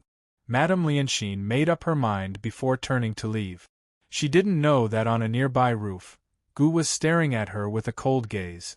He'd seen everything that had happened between her and head elderling just now. Old dog? Ha! Gu's unruly eyes flashed with unconcealable hostility. He'd been lying in wait for days with a cold smile on his face, but hadn't made a move. He was like a hunter waiting for something. As the night deepened, silence fell upon the vast imperial palace. At this moment, a black shadow flashed past the palace walls and vanished behind Chu Chinga's quarters. Lady Lianxin had come to take care of the crown prince, while Chu Chinga dragged her exhausted body to the hot springs behind the palace. Currently, she was soaking in the water and resting by the shore. Physical torment couldn't compare to mental torment. As the time for her revenge drew closer, her heart grew more restless. Over the past few days, she'd been soaking in the hot springs every night to calm her heart. Suddenly, the black shadow descended to reveal a tall man dressed in black robes that accentuated his well-built figure. He stood in the shadows like the master of the night, enigmatic and unfathomable. Chu Chinga was a martial arts practitioner, so she naturally sensed his movement. She slowly opened her eyes and saw his figure in a daze. His aura immediately stirred her to her feet as she blurted out, "Faye!" In that instant, the black-robed man kicked up a wave of water. It wasn't clear whether he was trying to hide her naked body or his own vision. Coldly, he said, "Put away your amorous feelings. Don't sully this clan head's eyes." Even his voice was similarly cold. However, Chu Chinga had already sobered up and was back in the water. She looked up and saw the man standing loftily by the pool. His bronze face mask covered his mouth and nose, but his thick eyebrows and large eyes shone with a threatening heroic spirit in the darkness. His arrogant gaze was disdainful, as if he didn't care about any woman at all. She didn't want to catch his eye either. Neither did he. Chu Chinga only sighed softly. "I was wrong again. In the end, you're not him." He was very similar to Long Fei Yi, both noble and cold. But he was frivolous while Long Fei Yi was reserved. This man didn't seem to like being compared to Long Fei Yi. He kicked up another wave of water, which turned into a sharp arrow that shot past Chu Chinga's body. This was a warning. Now Chu Chinga was thoroughly awakened from her wet dreams. She boldly rose to her feet, but he immediately turned around with disdain. Once she was dressed properly, she laughed coldly and said, "So many people want to see my body. You're a gentleman." When she hadn't married yet, countless men in the world had admired her looks. The number of people who wanted to marry her could line up from the Chu estate to the gates of White City. Even though she was married to Emperor Tianhui, there were still plenty of men who wanted to seduce her in this filthy imperial clan. The man didn't speak again, but turned to leave. Chu Chinga quickly stopped him. "All right, I won't joke around with you anymore." But the man still left. Chu Chinga used her lightness techniques to chase after him. "Which aunt told me something new today." Only then did the man land on a tree. Chu Chinga caught up and murmured, "Gu Beiyuez in their hands." "What?" The man turned around in alarm. Tianning's former chief imperial physician, head imperial physician of the Imperial Physician Courtyard, and now Pill Fiend Pharmacy's Dr. Gu. "Gu Beiyuez in my uncle's hands," Chu Chinga said seriously. "What's going on?" the man asked cold. "I've asked for details, but which aunt doesn't know either. Maybe my uncle sent people to capture him on purpose." "Gu Beiyue and Han Yunxi have a deep relationship," Chu Chinga said. "Deep relationship? Is that enough to keep Long Fei Yi in check?" the man asked disdainfully. Although Chu Chinga didn't want to admit it, she still had to make an objective judgment. Yes, because if they can keep Han Yunxi in check, they can keep Long Fei Yi in check as well. A complicated look flickered past the man's eyes. "What could a mere doctor have to do with Han Yunxi? You have to believe that my uncle won't capture people for no good reason." Chu Chinga smiled coldly. Her words convinced the man. "I know." He prepared to leave after saying this, but Chu Chinga stopped him again. "I've told you everything. Don't forget what you promised me. The man didn't turn around, but waved her back. Don't forget. Chu Chinga reminded him again. She didn't leave until she saw the man's figure disappear into the darkness. This man was none other than the D clan head, Ning Cheng. Chu Chinga had forced her father to swear an oath that the Chu clan would hand over Han Yunxi's life to her. But her uncle had given up on her big brother, making her realize that her father couldn't make such decisions. Just when she was at her wits' end, the D clan head, Ning Cheng, came knocking on her door and told her everything. She had sacrificed so much for the Chu clan in her life, but only now did she find out its secrets. She realized that the Chu clan was the Nether clan, and that the Nether clan wasn't a traitor to Western Qin's Imperial clan. They had no choice but to kill the Imperial Prince all those years ago. The Nether clan head told the D clan the truth of the past, as well as the fact that the orphan of Western Qin's Imperial clan might still be alive. He even revealed a secret unknown to the rest of the world. The princesses of Western Qin had a phoenix birthmark on their back. Thus, the D clan and the Nether clan, who were loyal to Western Qin's Imperial clan, decided to work together to restore Western Qin to its former glory. But Ning Cheng could tell that the Nether clan head, Chu Yuni, had long abandoned the Imperial clan in his heart. He was simply using its name to win over other powers. Thus, Ning Cheng was simply beating him at his own game. Once he conquered Tianing and the 3 eastern prefectures of Western Zhou, Ning Cheng's first order of business would be to eradicate the Chu clan. Chu Chinga was surprised that Ning Cheng would come looking for her, but she had to admit that Ning Cheng had found the right person. Aside from Han Yunxi, she hated the Chu clan more than anyone else. Ning Cheng had already promised to help her capture Han Yunxi and eradicate the Chu clan, freeing her. Why wouldn't she agree? Chu Chinga returned to the hot springs, took off her outer robes, and slowly soaked herself in. She looked up at the bright moon in the sky and muttered to herself, Han Yunxi, we'll meet again soon. Tonight was the 15th. In a few days, the 3 armies would move out and the war would begin. Chu Chinga was looking forward to Ning Cheng's triumphant return. Chapter 594. It wasn't clear if someone had leaked the news on purpose, or if the mobilization of troops was too big to attract the Chu clan's attention. After the Duke of Qin, Emperor Kongqing, and Great General Ning decided to unite the 3 armies, the Chu clan quickly received news. Once General Chu confirmed the news, he immediately went to see Chu Yuni. Chu Yuni had already escorted Empress Shui and Gu Beiyue to the 3 eastern prefectures, but he was still blind in his right eye. Gu Beiyue's injury hadn't healed yet, so he hadn't treated him yet. He'd found at least 10 divine doctor-level doctors, all of whom gave the same diagnosis. There was no cure. He even personally went to the medical academy to seek an audience with a primogenitor doctor, but the results were the same. By the time General Chu arrived, Chu Yuni had just emerged from the secret room where Gu Beiyue was being held captive. What does Gu Beiyue mean by this? General Chu asked. Nothing? His injury will probably heal in 10 more days. Then he'll treat old man immediately, Chu Yuni intoned. General Chu's eyes flickered with doubt before he asked, although his injury is serious, he shouldn't have taken so long with his skills, right? After all, the Chu clan had provided Gu Beiyue with countless medicines after Chu Yuni's arrival in the 3 eastern prefectures. It looks like he wasn't lying before. His body really is getting weaker by the day. Chu Yuni had found a doctor to examine Gu Beiyue's injury. The doctor had said that Gu Beiyue's body had no way of healing itself, so it would heal very slowly. Big bro, in other words, we don't have to worry too much after this brat recovers? General Chu asked next. Chu Yuni only looked at him coldly. It's better to be safe than sorry. He's our final trump card. If he escapes, old man will hold you responsible. General Chu nodded resentfully. I'll send more men to stand guard here. Chu Yuni said coldly. Ever since his right eye was blinded, his mood had not been good for a single day.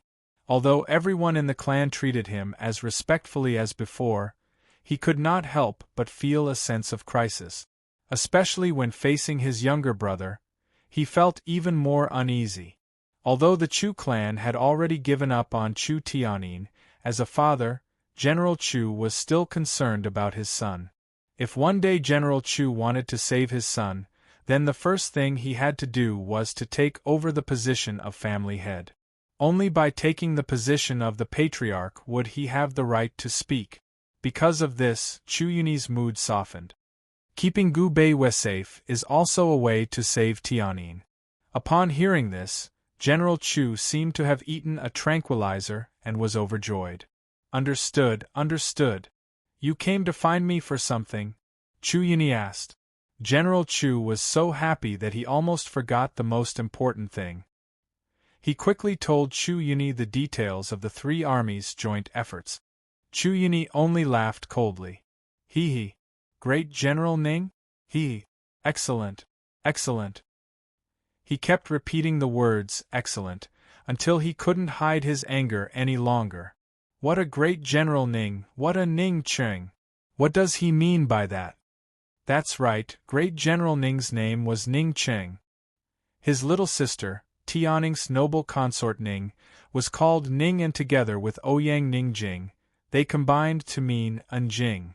The Ning clan was none other than the D clan's Ning clan. Just as Chu Yunyi was about to explode, an attendant came in to report, Clan head, the Ning clan head has come to visit. Chu Yunyi and General Chu exchanged glances. They never expected Ning Qing to have the gall to show up at a time like this. What was he doing here? Very soon, Chu Yunyi saw Ning Qing in the guest hall. He was dressed in black robes and a bronze face mask. His tall and sturdy figure stood casually in the room, emanating a domineering aura that gave off an invisible pressure. His hands were clasped behind his back, his fingers gently stroking the white jade ice crystal on his thumb. Everyone knew that the Northern Dynasty's emperors had white jade ice crystal rings, while Tianning's Qin Wangfei had white jade ice crystal bracelet. But they didn't know that the D clan head had white jade ice crystals as well. This not only symbolized the D clan's wealth, but also their status as clan head. As the clan head, Chu Yunyi had only ever feared two young men in his life. One was the Duke of Qin, Long Fei Yi, and the other was Ning Qing. As soon as Chu Yunyi entered, Ning Qing saw the bandage on his right eye. Blind, he arched an eyebrow, his voice full of contempt and arrogance. Great General Ning's scholarly demeanor was nothing more than a mask. His true self had always looked down on others. He had enough capital to stand high above everyone else. Chu Yunyi's anger was hidden in his heart, but he still replied calmly, a minor injury. What kind of injury? He pressed, his tone aggressive. Red-eye disease. It's contagious, so it's bandaged. If Ning clan head isn't afraid, old man can remove it. Chu Yunyi smiled coldly. Remove it? Ning Qing didn't believe him. Chu Yunyi's eyes flashed with anger before he changed the topic. What's the meaning of the three allied armies? You still have the face to show up at old man's place?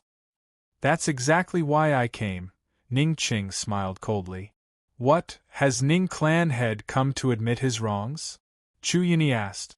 No. Ning Qing was very direct, his arrogant tone commanding. If you're here for the man, hand over Gu Beiwei. Hearing this, Chu Yunyi sucked in a cold breath and asked, How did you know? Just hand him over. You don't need to know anything else, Ning Qing said coldly. Chu Yunyi slapped the table and raged. Ning Qing, old man is yielding to you. Do you really think you're someone important? You're working with my Nether clan while allying with Emperor Kongqing and the Duke of Qin to attack my Chu clan troop. What's the meaning of this? And now you've come to ask for Gu Beiwei? Hee, do you think my Nether clan is so easy to bully? You can refuse to hand him over, but you'll have to bear the consequences, Ning Qing said as he rose to leave. Chu Yunyi immediately stepped in front of him and blocked his way. Speak clearly, he demanded. Consequences? What, are you afraid? Ning Qing chuckled coldly. Chu Yuni was almost angered to death. Why does dealing with this guy feel so much like dealing with Long Feiyi? Ningqing, have you forgotten our common goal? Have you forgotten the mission of the Nether and D clans? Chu Yuni had no choice but to use these words. Otherwise, there was no way to continue the conversation. It would have been better if he didn't say anything, because Ningqing's eyes flashed with disdain. Ningqing knew of Chu Yuni's ambitions, but he'd never expose them. If the Nether clan truly wanted to revive Western Qin, then Ningqing was willing to do all he could to help. Even if he had to use up all of the D clan's strength, he wouldn't hesitate. But if the Nether clan was using the imperial family's name to gain benefits, then he, Ningqing, would make the Nether clan pay even if he had to die. I haven't, Ningqing said in a low voice. Then what's the meaning of the three armies joining hands? Who are you planning to give Tianning's throne to? Chu Yuni asked. They'd agreed before that once Emperor Tianhui died, Great General Ning's estate would support the crown prince to ascend the throne.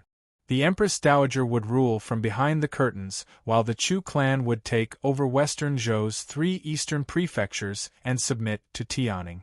In name, the Chu clan would submit to Tianning, but in reality, it would be the Chu clan who controlled Tianning. They'd use Tianning as their base of operations and search for a successor to the imperial family while expanding their strength.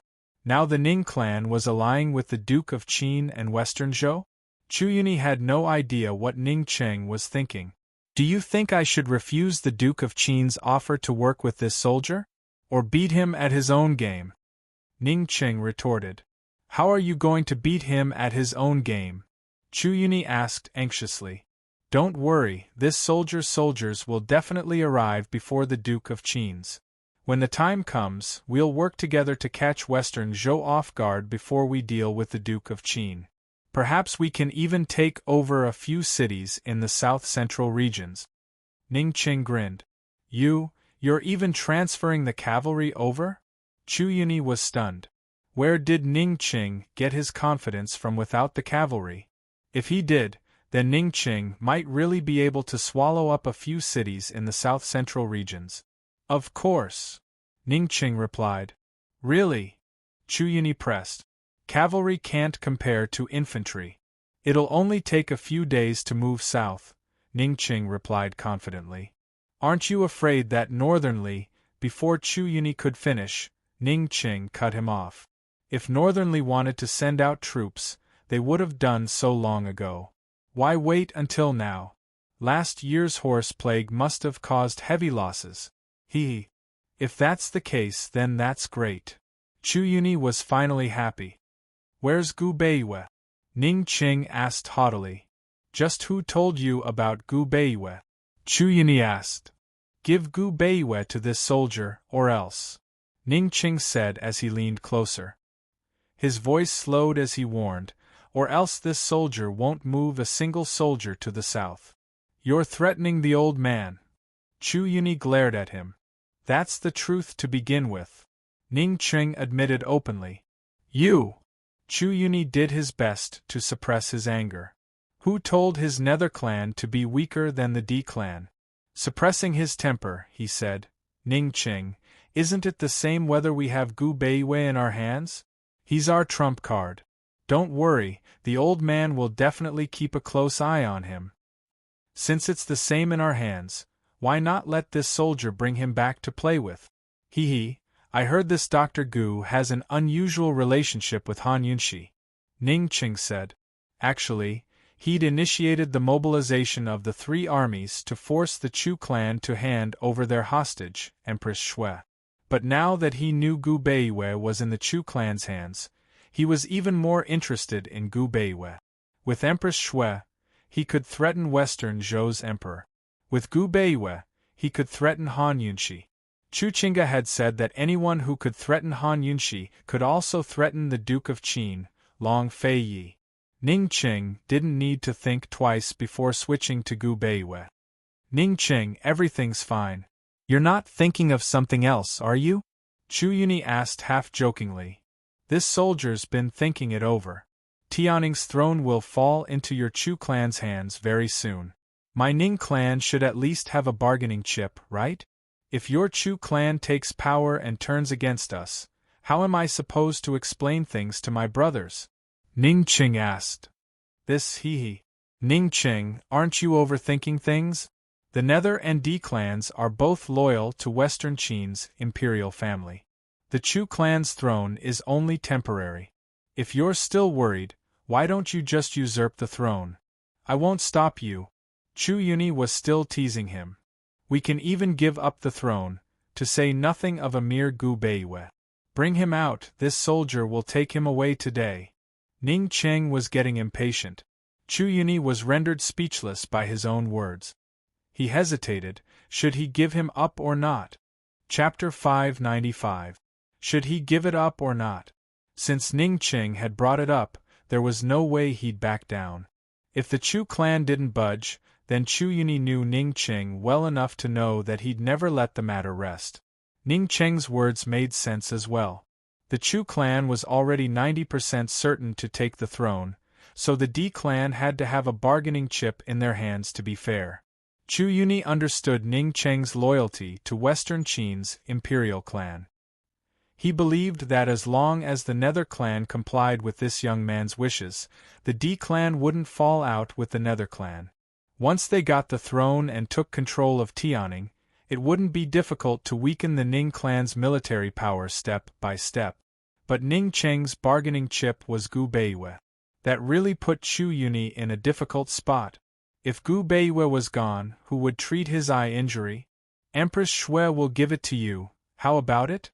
Chu Yuni asked. Ning Qing didn't even think before he replied. No need. Chu Yuni's eyes flickered with malice. If he found out which spy had told Ning Qing about Gu Beiwe, he'd definitely tear her to pieces. When Chu Yuni didn't reply, Ning Qing grew impatient. Are you going to give it up or not? Old man will think it over for 3 days before giving you an answer, how's that? Chu Yuni was stalling for time, but Ning Qing didn't buy it. Isn't it just a hostage? Is there a need to take so long? Could it be that there's a secret I don't know about? Of course there isn't. Chu Yuni denied quickly. Ning clan head, please wait a moment. Old man will personally escort him over. Ning Qing didn't say a word, but casually sat down on the seat of honor. His domineering air was natural as he waited. Chu Yuni hadn't gone far when General Chu chased after him. Big bro, are you really going to hand over Gu Beiwe?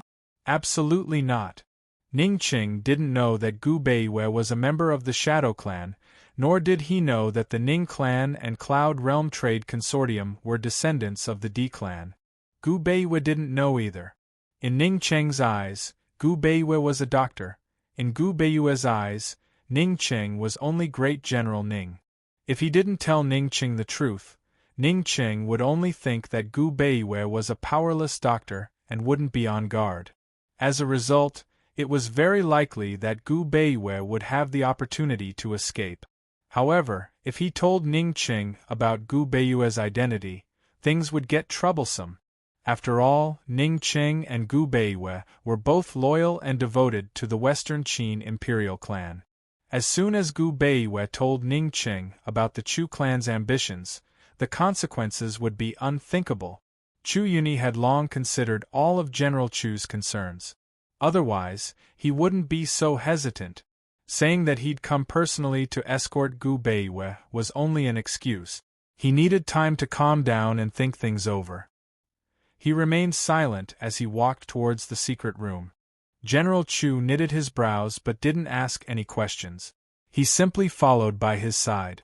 Chu Yuni wasn't planning to deal with the current situation first, but the more he thought, the angrier he got. In the end, he couldn't help but ask, just who told Ning Qing about this? Only a handful of people in the Nether clan knew about Gu Beiwe's identity, much less that Gu Beiwe was a prisoner. Who told Ning Qing about this? Which aunt? General Chu could only think of that person. Which aunt doesn't know about Ning Qing's identity? Whoever did this must know that Ning Qing is a descendant of the D clan. Otherwise, they wouldn't have told him. General Chu said seriously. In the eyes of outsiders, Tianning's great General Ning was the mortal enemy of the Chu clan troops. Few people knew about Gu Beiyue's identity, much less Ning Cheng's. Besides a few of their trusted subordinates, there was no one else who knew. Looks like we'll have to get rid of all our subordinates, General Chu said. Chu Yuni was thoroughly vexed. He kept walking without a word, but General Chu quickly chased after him to stop him. Big bro, no matter what, we can't hand Gu Beiyue over to Ning Cheng. There's nothing to think about. Indeed, there was nothing to think about. Once Gu Beiyue fell into Ning Cheng's hands, they'd either lose this hostage for nothing, or the Nether clan would be finished. But Chu Yuni ignored General Chu. It wasn't clear what he was thinking, but he abruptly turned to leave. But he didn't take more than a few steps before turning back again. His hands were behind his back as he paced back and forth. After a round, he sighed and looked at General Chu anxiously. Big bro, just what are you thinking about? I might as well help you refuse. If he wants a hostage, just give him Empress Shui. General Chu left as soon as he finished speaking, but Chu Yuni was fierce. Come back! Big bro! General Chu didn't understand. You don't understand that brat's temper. There's no one he can't get away with once he names them. Chu Yuni said helplessly. What else can we do if we don't give them to him? Don't forget that the Nether and D clans are on the same boat now. General Chu grew angry as well. Big bro, you're just boosting his morale and destroying our own. General Chu really didn't understand Ning Cheng. Although he knew of Ning Cheng's identity, he'd never interacted with Ning Cheng directly. Because Ning Cheng was the head of the clan, he only discussed matters with Chu Yuni, the clan head. Now that the three armies are working together, he's even sent his cavalry south behind the Duke of Qin's back. Even without the Chu clan, his D clan's military strength and wealth are more than enough to take over Tianning and the three eastern prefectures. If we anger him enough, it'll only take a single thought for him to abandon our Chu clan, Chu Yuni said seriously. He dares? General Chu grew alarmed. He dares. Chu Yuni was certain. The Nether and D clans had joined forces because the Nether clan had sought out the D clan and told them the truth. Thus, the Nether clan had always used the excuse of reviving Western Qin as an excuse to take the lead. The D clan was stronger than the Nether clan, but they were always willing to cooperate with them. But if the Nether clan couldn't take over the three eastern prefectures and Tianning's throne this time, then Ning Cheng's temper would make him fight for control. After a long time, Chu Yuni finally said, Endure! Only by enduring would the Nether clan have a chance. But General Chu trailed off. Before he could finish, Chu Yuni slapped his right eye, causing blood to spurt out from between his fingers. Big bro! General Chu grew alarmed. Chu Yuni had destroyed his own eye. There was still hope for a cure, but now his eye was completely ruined. If it can protect and revive my Nether clan, then it's all worth it to destroy this eye. Chu Yuni's voice rose in excitement. If his eye was ruined, then what was the point of keeping Gu Beiyue? Before handing him over to Ning Cheng, he'd destroy him first. Seeing his brother's bleeding eye, General Chu grit his teeth and steeled his heart. Big bro, if anyone dares to touch your position as clan head in the future, I'll be the first to show them no mercy. Who else but General Chu himself could touch the position of clan head? Chu Yuni's eye was ruined, so General Chu more or less had the same goal. But if he still wanted to fight for the position after seeing his brother like this, how could he convince the masses? Chu Yuni's words were meant for General Chu's ears as well.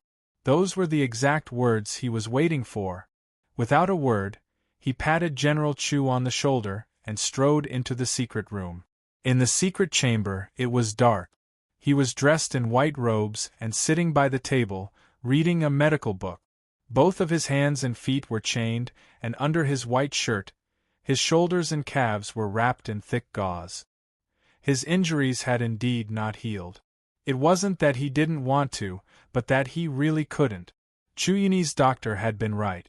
His body was too weak, and his injuries were too severe. Even the best medicine wouldn't heal him.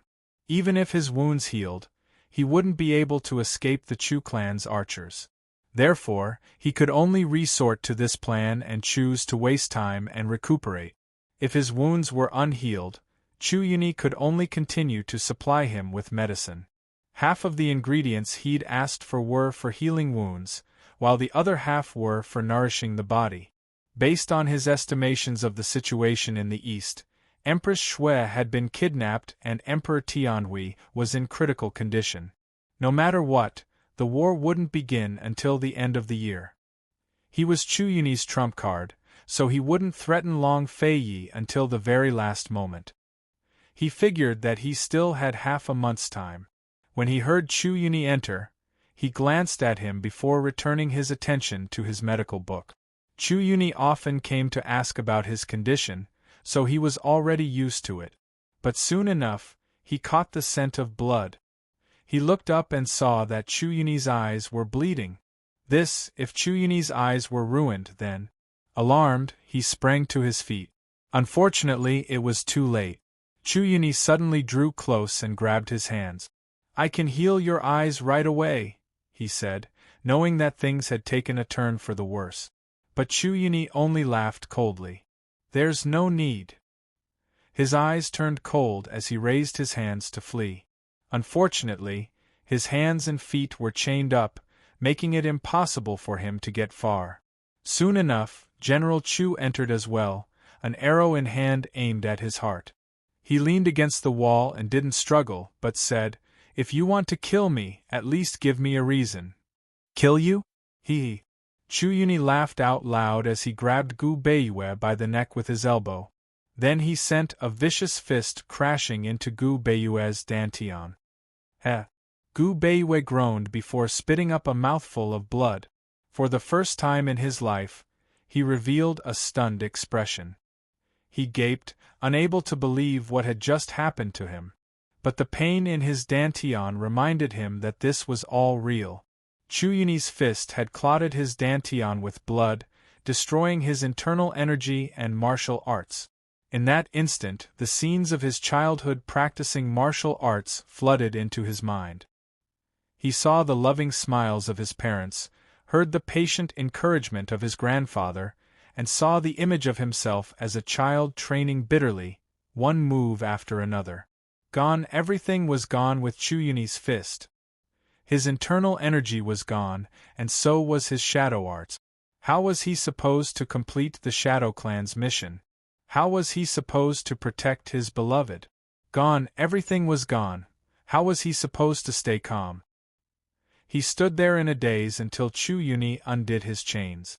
Slowly, he recovered his wits and asked, "Why?" "Beiyue, don't blame me," Chu Yuni intoned. "Why?" Gu Beiyue raged. "You might as well kill me. Someone specifically wants you. My Nether clan doesn't have the power to keep you here." Chu Yuni naturally wouldn't expose Ning Cheng's identity. He trusted that Ning Cheng wouldn't reveal himself either. By the time Chu Yuni finished treating his eye injury and escorted Gu Beiyue to the guest hall, Ning Cheng was already impatient. Chapter 596. Ning Cheng was already impatient. He was about to leave when Chu Yuni personally escorted a white-robed man over. This was Ning Cheng's first time seeing Gu Beiyue, so he didn't have a deep impression of the man. His haughty gaze swept over Gu Beiyue and noticed the wounds on Gu Beiyue's shoulder and leg, but he didn't think much of it. He guessed that the Chu clan must have injured him when they captured him. Gu Beiyue's head was bowed as if all the strength had been sucked out of his body. He stood dejectedly, his body so weak that it looked like he could collapse at any moment. A famous doctor? Ning Cheng was disdainful. He couldn't tell how Han Yunxi could be on good terms with someone like that. Han Yunxi had caught Long Feiye's eye, so she must be extraordinary. But anyone who could be friends with her had to be extraordinary as well, right? This Gu Beiyue in front of him didn't look like a doctor at all. He looked more like a frail scholar. "I've brought the man you wanted," Chu Yuni said mildly, not revealing any details. Ning Qing naturally understood. He wore a mask because he didn't want to reveal his identity, so he nodded without a word. He personally grabbed Gu Beiyue by the collar and prepared to drag him out. But Gu Beiyue suddenly raised a hand and shoved Ning Qing aside. "I can walk on my own." His voice was low and filled with emotion. There was no trace of his usual calm. Ning Qing stared at his hand in disbelief. "Keep up, or else I'll make you roll out of here," he said coldly. So speaking, he strode out the door. Gu Beiyue glanced back at Chu Yuni, his gaze sharp enough to kill. Chu Yuni subconsciously backed away, wondering if his actions today had been right or wrong. Gu Beiyue's right hand hung by his side. His shoulder had been pierced through, so he couldn't raise it.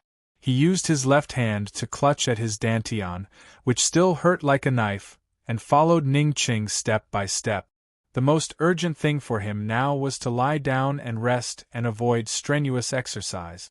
However, he stubbornly continued to walk faster and faster. He quickly caught up with Ning Qing, and even surpassed Ning Qing. He didn't want to be crippled, and he wasn't crippled yet. His life was still here, the Shadow Clan's mission was still here, and Gu Beiyue's promise was still here.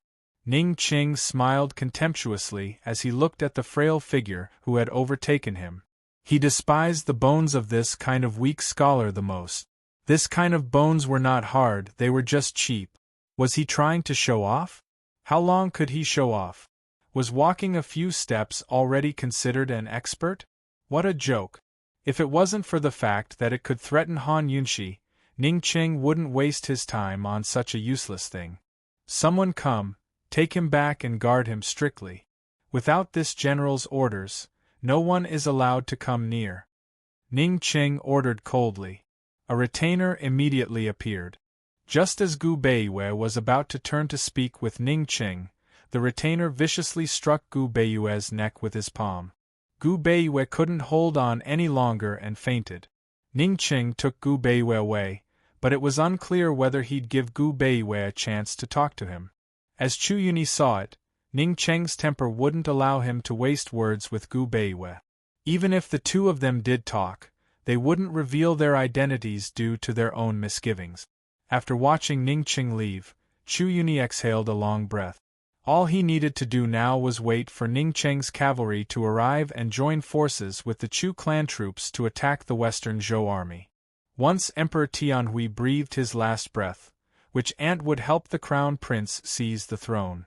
Without the Ning clan's interference and Chu Tiannin's preparations in Western Liang, which aunt would only need a single night to help the crown prince take the throne. "We have to live in Western Liang before the new year," he said to General Chu. Before General Chu could reply, a soldier rushed over. To reply the general, Western Zhou has sent an envoy. He's right by the city gates and says he has important matters to discuss. Chu Yuni and General Chu exchanged glances. The two armies had been at loggerheads for a long time. What was Western Zhou sending an envoy to talk about now? It was impossible for them to make peace. Could it be something to do with Empress Shui?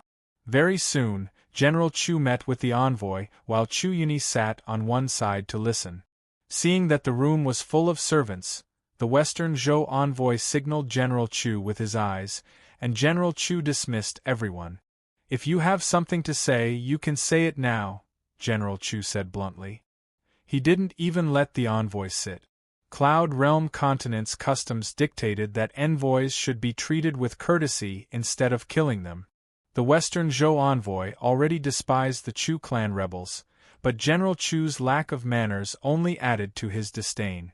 Loftily, he replied, "General Chu, this envoy came today to pass on 2 words from His Majesty. First, if General Chu surrenders, His Majesty will treat you leniently on account of your years of hard work defending the borders. If..." Before the Western Zhou envoy could finish his sentence, General Chu interrupted coldly, "Go back and tell Emperor Kongqing that his words are nonsense." Furious, the envoy added, "Second, His Majesty said that if the Chu clan doesn't want to expose the driving arrow arts, release Empress Shui immediately. Otherwise, you'll have to bear the consequences. That was the true purpose of Western Zhou's envoy. Back at Thousand Buddha Cave, the Chu clan had exposed the driving arrow arts, a secret art of the Nether clan. Long Feiyi had long made it known to all of Cloud Realm continent. Emperor Tianhui understood the situation at Thousand Buddha Cave and knew that the Chu clan were descendants of the Nether clan. As soon as the Western Zhou envoy finished speaking, the large guest hall fell silent. At first, the envoy had raised his chin in a threatening manner.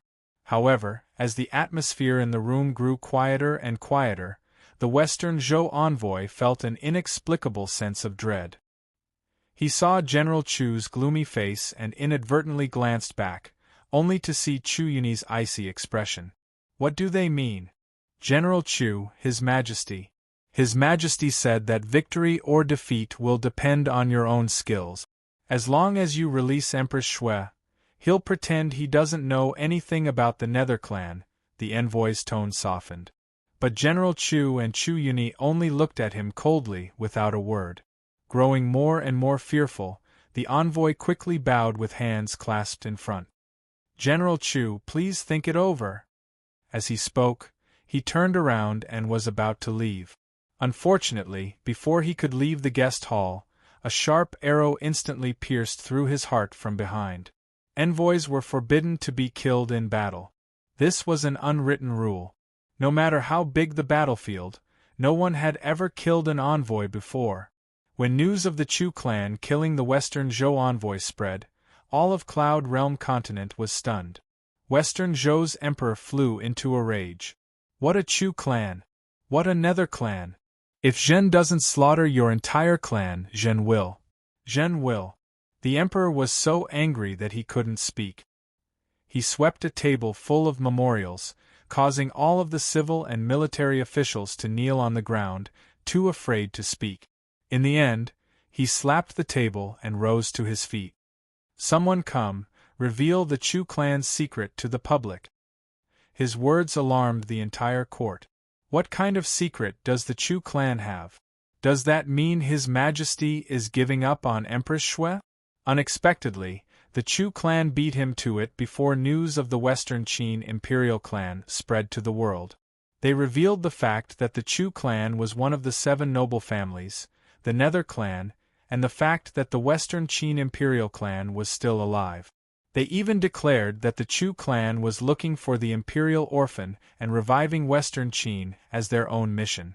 They had invited all the heroes of the world to join them in their grand scheme. Once the news spread, no one talked about the assassination of the envoy anymore. This was because the matter of killing an envoy was not even worth mentioning in the face of such a huge matter. The news caused a huge earthquake in Cloud Realm continent. Whether it was the major powers or the common people, everyone was paying attention. Everyone's views of the Chu clan were completely overturned. Of course, the main focus wasn't on the Nether clan, but the orphan of the Western Qin imperial clan. Just who were the descendants of the Western Qin imperial clan, and where were they? It had to be said that the Chu clan's actions had dealt a fatal blow to Emperor Kongqing. He had a hold on the enemy's secret, but it was now useless. However, the angriest person in the world wasn't Emperor Kongqing, but the Duke of Qin, Long Feiyi. For the sake of hiding the truth, he'd spent so much effort saving Mute Granny and dealing with Gu. In the end, he'd almost fallen out with Han Yunshi. But now the Chu clan had announced the news to the world, and let everyone know that there were still descendants of the Western Qin imperial clan. While Han Yunshi and the rest were discussing the matter, Long Feiyi's icy face was so gloomy that it looked like water could drip from it. They'd long known that the Chu clan was part of the Nether clan, but the fact that there was an orphan of the Western Qin imperial clan left Han Yunshi and the rest stunned. In that case, it's very likely that the gentleman from the Shadow clan knows about the matter too. He's been searching for the imperial orphan all this time, Han Yunshi mused. Her first thought was that gentleman. If she hadn't confirmed the origins of her birth parents, she would have been scared out of her wits by the news. After all, she was the prime suspect. So what if she's an imperial orphan? No matter how glorious the great Qin dynasty was, that's all in the past. If the Chu clan really wants to find the imperial orphan, they'll kill her for good. Gu said disdainfully. The usually talkative Chu Shifeng and Tang Li were both very quiet this time. Occasionally, they would shoot glances at the Duke of Qin, whose ghastly expression only made them more flustered.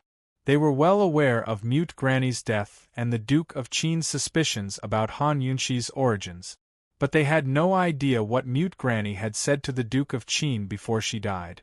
Now that the Nether clan's Chu clan had exposed the truth, they had no choice but to reconsider Han Yunxi's origins. If this woman really was the orphan of Western Qin's imperial clan, then wouldn't the Duke of Qin thinking up to here? Tang Li's heart pounded in his chest. He didn't dare to look at the Duke of Qin again, while Chu Shifeng was even more nervous.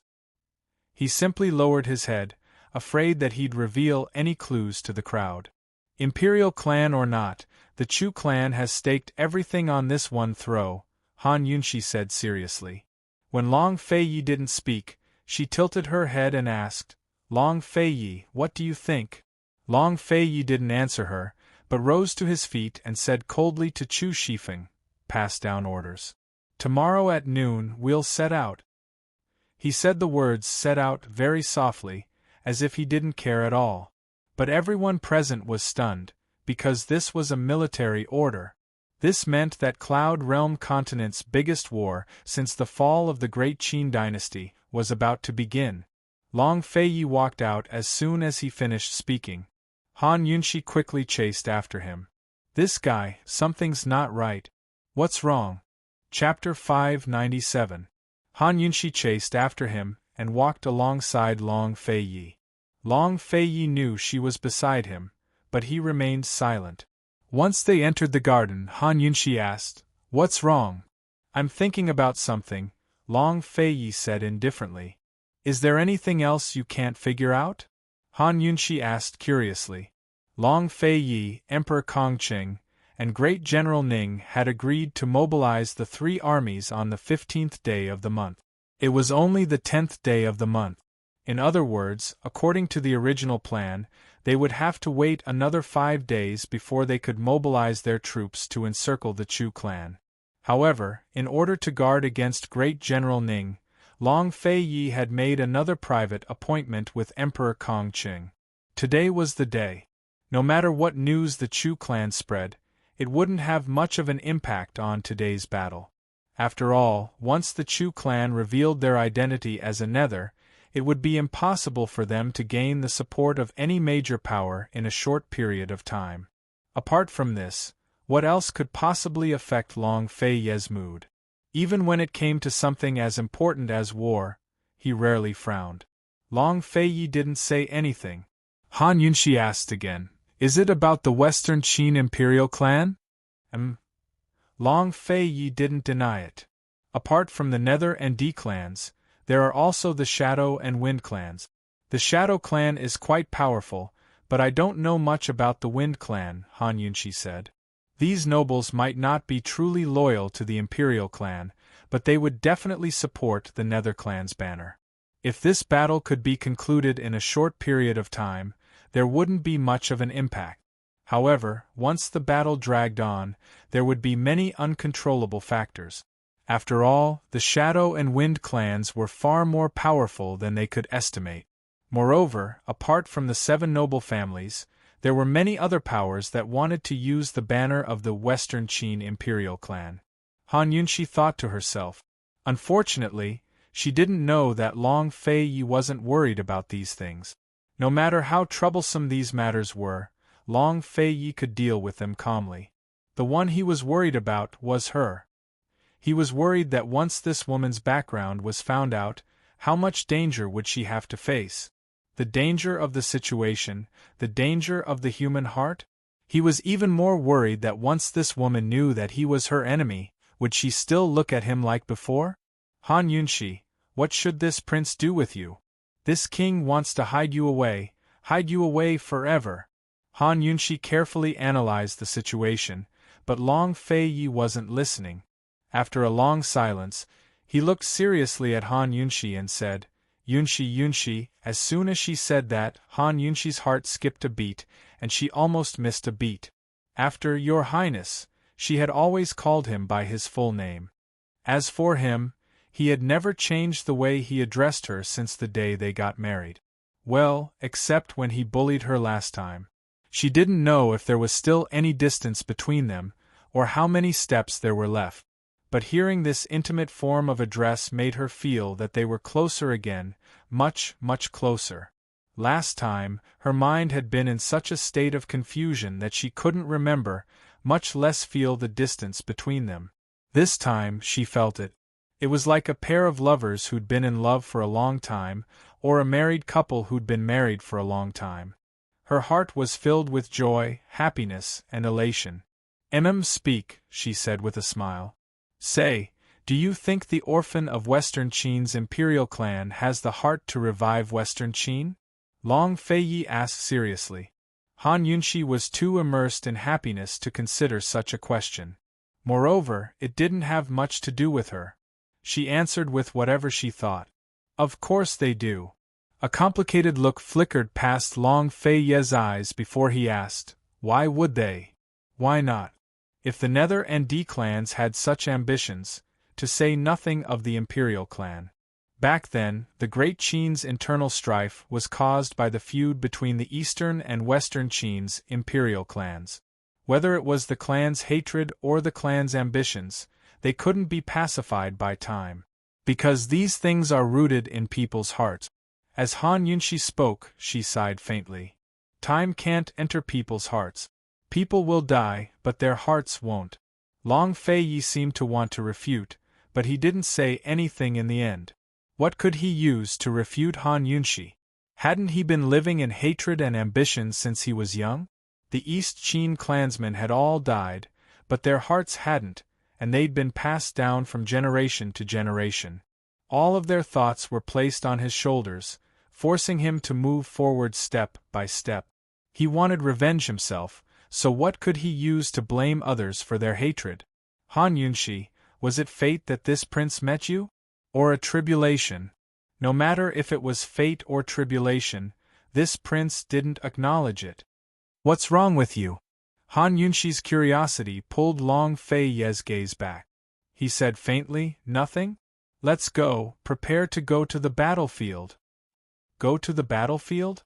Han Yunshi was stunned. You want to personally go to the battlefield? You don't want to go. Long Fei arched a brow. I do. Han Yunshi's excitement was immediately ignited. Prepare your poison needles, your lordship will take you to have fun. Long Fei's eyes flashed with a sinister light. If the Chu clan dared to play so big, then he'd accompany them to the end. The Chu clan's mission was to find the Western Qin imperial heir, right? He'd take the last princess of Western Qin with him, and kill his way over. It was noon, and General Chu's guards were changing shifts as usual. Chu Yuni and General Chu were still waiting for news from Ning Cheng in the city when the drums suddenly sounded. Boom, boom, boom. Sometimes it was hurried, sometimes it was slow, but the sound was earth-shattering. This was the sound of the enemy's drums. Could it be that Western Zhou had sent out its troops? Both Chu Yuni and General Chu were surprised, but they remained calm. With 4 red coat cannons in hand and the Chu clan's elite archers, they didn't fear Western Zhou's troops at all. Emperor Kong Cheng's finally decided to give up on Empress Shui. Chu Yuni mocked. So what if the drums shake the heavens? This general would like to see if their drums are louder or my cannons. General Chu was very confident. They were only waiting for Ning Cheng's cavalry to arrive to guard against the Duke of Qin's troops heading north. If it was just Western Zhou's troops, they would have won long ago. Before the red coat cannons arrived, they were evenly matched with Western Zhou. Now that they had the help of the red coat cannons and the advantage of defending the city, defeating Western Zhou's troops was a piece of cake. Big brother, let's go. Come with me to the city gates to watch the battle. General Chu was very bold as he strode out the door. But they'd hardly reached the gates when a soldier came forward to report. "General! General! Things are bad." The soldier's face was pale as he gasped for breath. As soon as he reached General Chu, he fell to his knees. "What's bad? Why are you making such a fuss over nothing?" General Chu asked unhappily. The soldier only trembled. Tianning's Duke of Qin pro. He couldn't finish his sentence, so General Chu grew anxious at the mention of Duke of Qin. He grabbed the soldier by the collar and demanded, "Why did the Duke of Qin come? Hurry and speak." "The Duke of Qin is personally leading the expedition." "He's leading the expedition himself," the soldier shouted. General Chu's grip went limp and the soldier fell to the ground. "Leading the expedition himself? Long Fei Yi is leading the expedition himself?" Chu Yuni muttered to himself in surprise. How could that be? It wasn't time for the three armies to join forces yet. Ning Cheng said he'd come early, but Ning Cheng's cavalry troops hadn't arrived yet. Long Fei Yi was leading the expedition himself? What did he have to lead the expedition himself? Could it be that his soldiers had arrived earlier than Ning Cheng? Could it be that Ning Cheng wasn't able to fool Long Fei Yi, but had been fooled by Long Fei Yi instead? General Chu rushed to the top of the city walls, only to see a group of aggressive cavalry approaching. There were about 5,000 of them, all of them dressed in black. They were still some distance away, so General Chu couldn't see Long Fei Yi in person. All he could see was the 100 to 200 men in front of the cavalry, all of them riding red-haired steeds. The sight of the hundreds of horses galloping together was as striking as a raging inferno. He couldn't see their leader, but he could see the flag fluttering in the wind. It was a flag with white characters on a black background. It represented Tianning's troops, and a large Qin character was emblazoned on its surface. The character fluttered in the wind as if it had a life of its own, brimming with the strength of iron and blood. At this instant, General Chu even had the misconception that this group of ferocious elite soldiers before him was the army of the East Qin Empire of the former Grand Qin Empire. After all, the former Great Qin Empire's East Qin Imperial Clan's flag had white characters on a black background, while the Western Qin Imperial Clan's flag had black characters on a white background. Both sides had the same Qin character on their flags. Qin was an extremely revered character in Cloud Realm continent. When Tianning's late emperor bestowed the title Qin on Long Fei Yi, it had caused all sorts of criticism in Cloud Realm continent, but the late emperor still insisted on using the character. As for the reason behind it, most people believed that it was because the late emperor had high hopes for the Duke of Qin. Although Long Fei Yi used Qin as his title, this was the first time the character had appeared on a military flag since the fall of the Great Qin Empire. General Chu quickly recovered his wit. He knew that this Qin character really did represent Tianning's Duke of Qin's personal expedition. Most likely, Long Fei Yi was riding at the front of this troop of elite troops. 5,000 elite troops didn't count for much in General Chu's eyes, but this was Long Fei Yi's personal army. He had no choice but to be cautious and fearful. Chu Yuni quickly arrived and saw the aggressive troops before him. His expression grew difficult as he asked, "Should we defend or attack?" If they defended, they would guard the city gates and kill the enemy from above. If they attacked, they would open the gates and attack before the enemy arrived. There were pros and cons to defending and pros and cons to attacking. General Chu had plenty of battle experience and was decisive in all sorts of situations. He never hesitated, because he knew that any hesitation would damage the troops' morale. But this time, he had no choice but to consider carefully. That was because he was facing Long Fei Yi, a man who'd never participated in battle before. "What are you hesitating for?" Chu Yuni asked. "Are you afraid of this brat who's never been on the battlefield before? A single man's strength is invincible, but an entire army? Not necessarily. Be careful that you don't destroy your own army's morale." Chu Yuni was right. General Chu had experienced hundreds of battles, so he had no reason to fear Long Feiyi. Long Feiyi had never led troops before, much less fought in battle. In front of General Chu, he was nothing more than a new recruit. Still, General Chu hesitated. "No one's ever fought him on the battlefield before," he muttered. As the elite troops drew closer and closer, General Chu was about to lose the initiative. He steeled his heart and prepared to give orders when another soldier rushed over. "General, something's happened. Something big's happened." Chapter 598. Something big happened? Something big was right before their eyes, so what else could happen? General Chu loathed these words and kicked the soldier as soon as he knelt. "What are you muttering about? If this isn't big enough, I'll kill you as a sacrifice to the flag."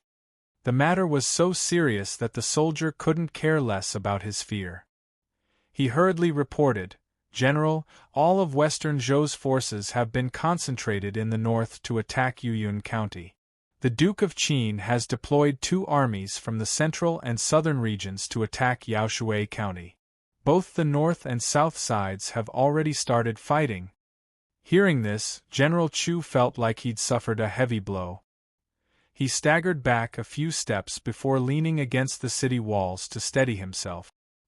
His face was completely white, while Chu Yuni was gaping at the side. The 3 armies had joined forces. 3 armies had joined forces. So this was the real deal. Both he and Ningqing had been tricked by Long Feiyi. Western Zhou's 3 eastern prefectures all bordered Tianing to the east. From north to south, they were Yuyun Prefecture, Fenglin Prefecture, and Yaoshui Prefecture. North of the northernmost Yuyun Prefecture was the 3-way battlefield, while the southernmost Yaoshui Prefecture bordered the central and southern regions. General Chu personally oversaw Fenglin Prefecture in the middle, which was also the main battlefield against Western Zhou. Thus, all of the Chu clan's elite troops were gathered here, making the defenses of the 2 southern prefectures less secure.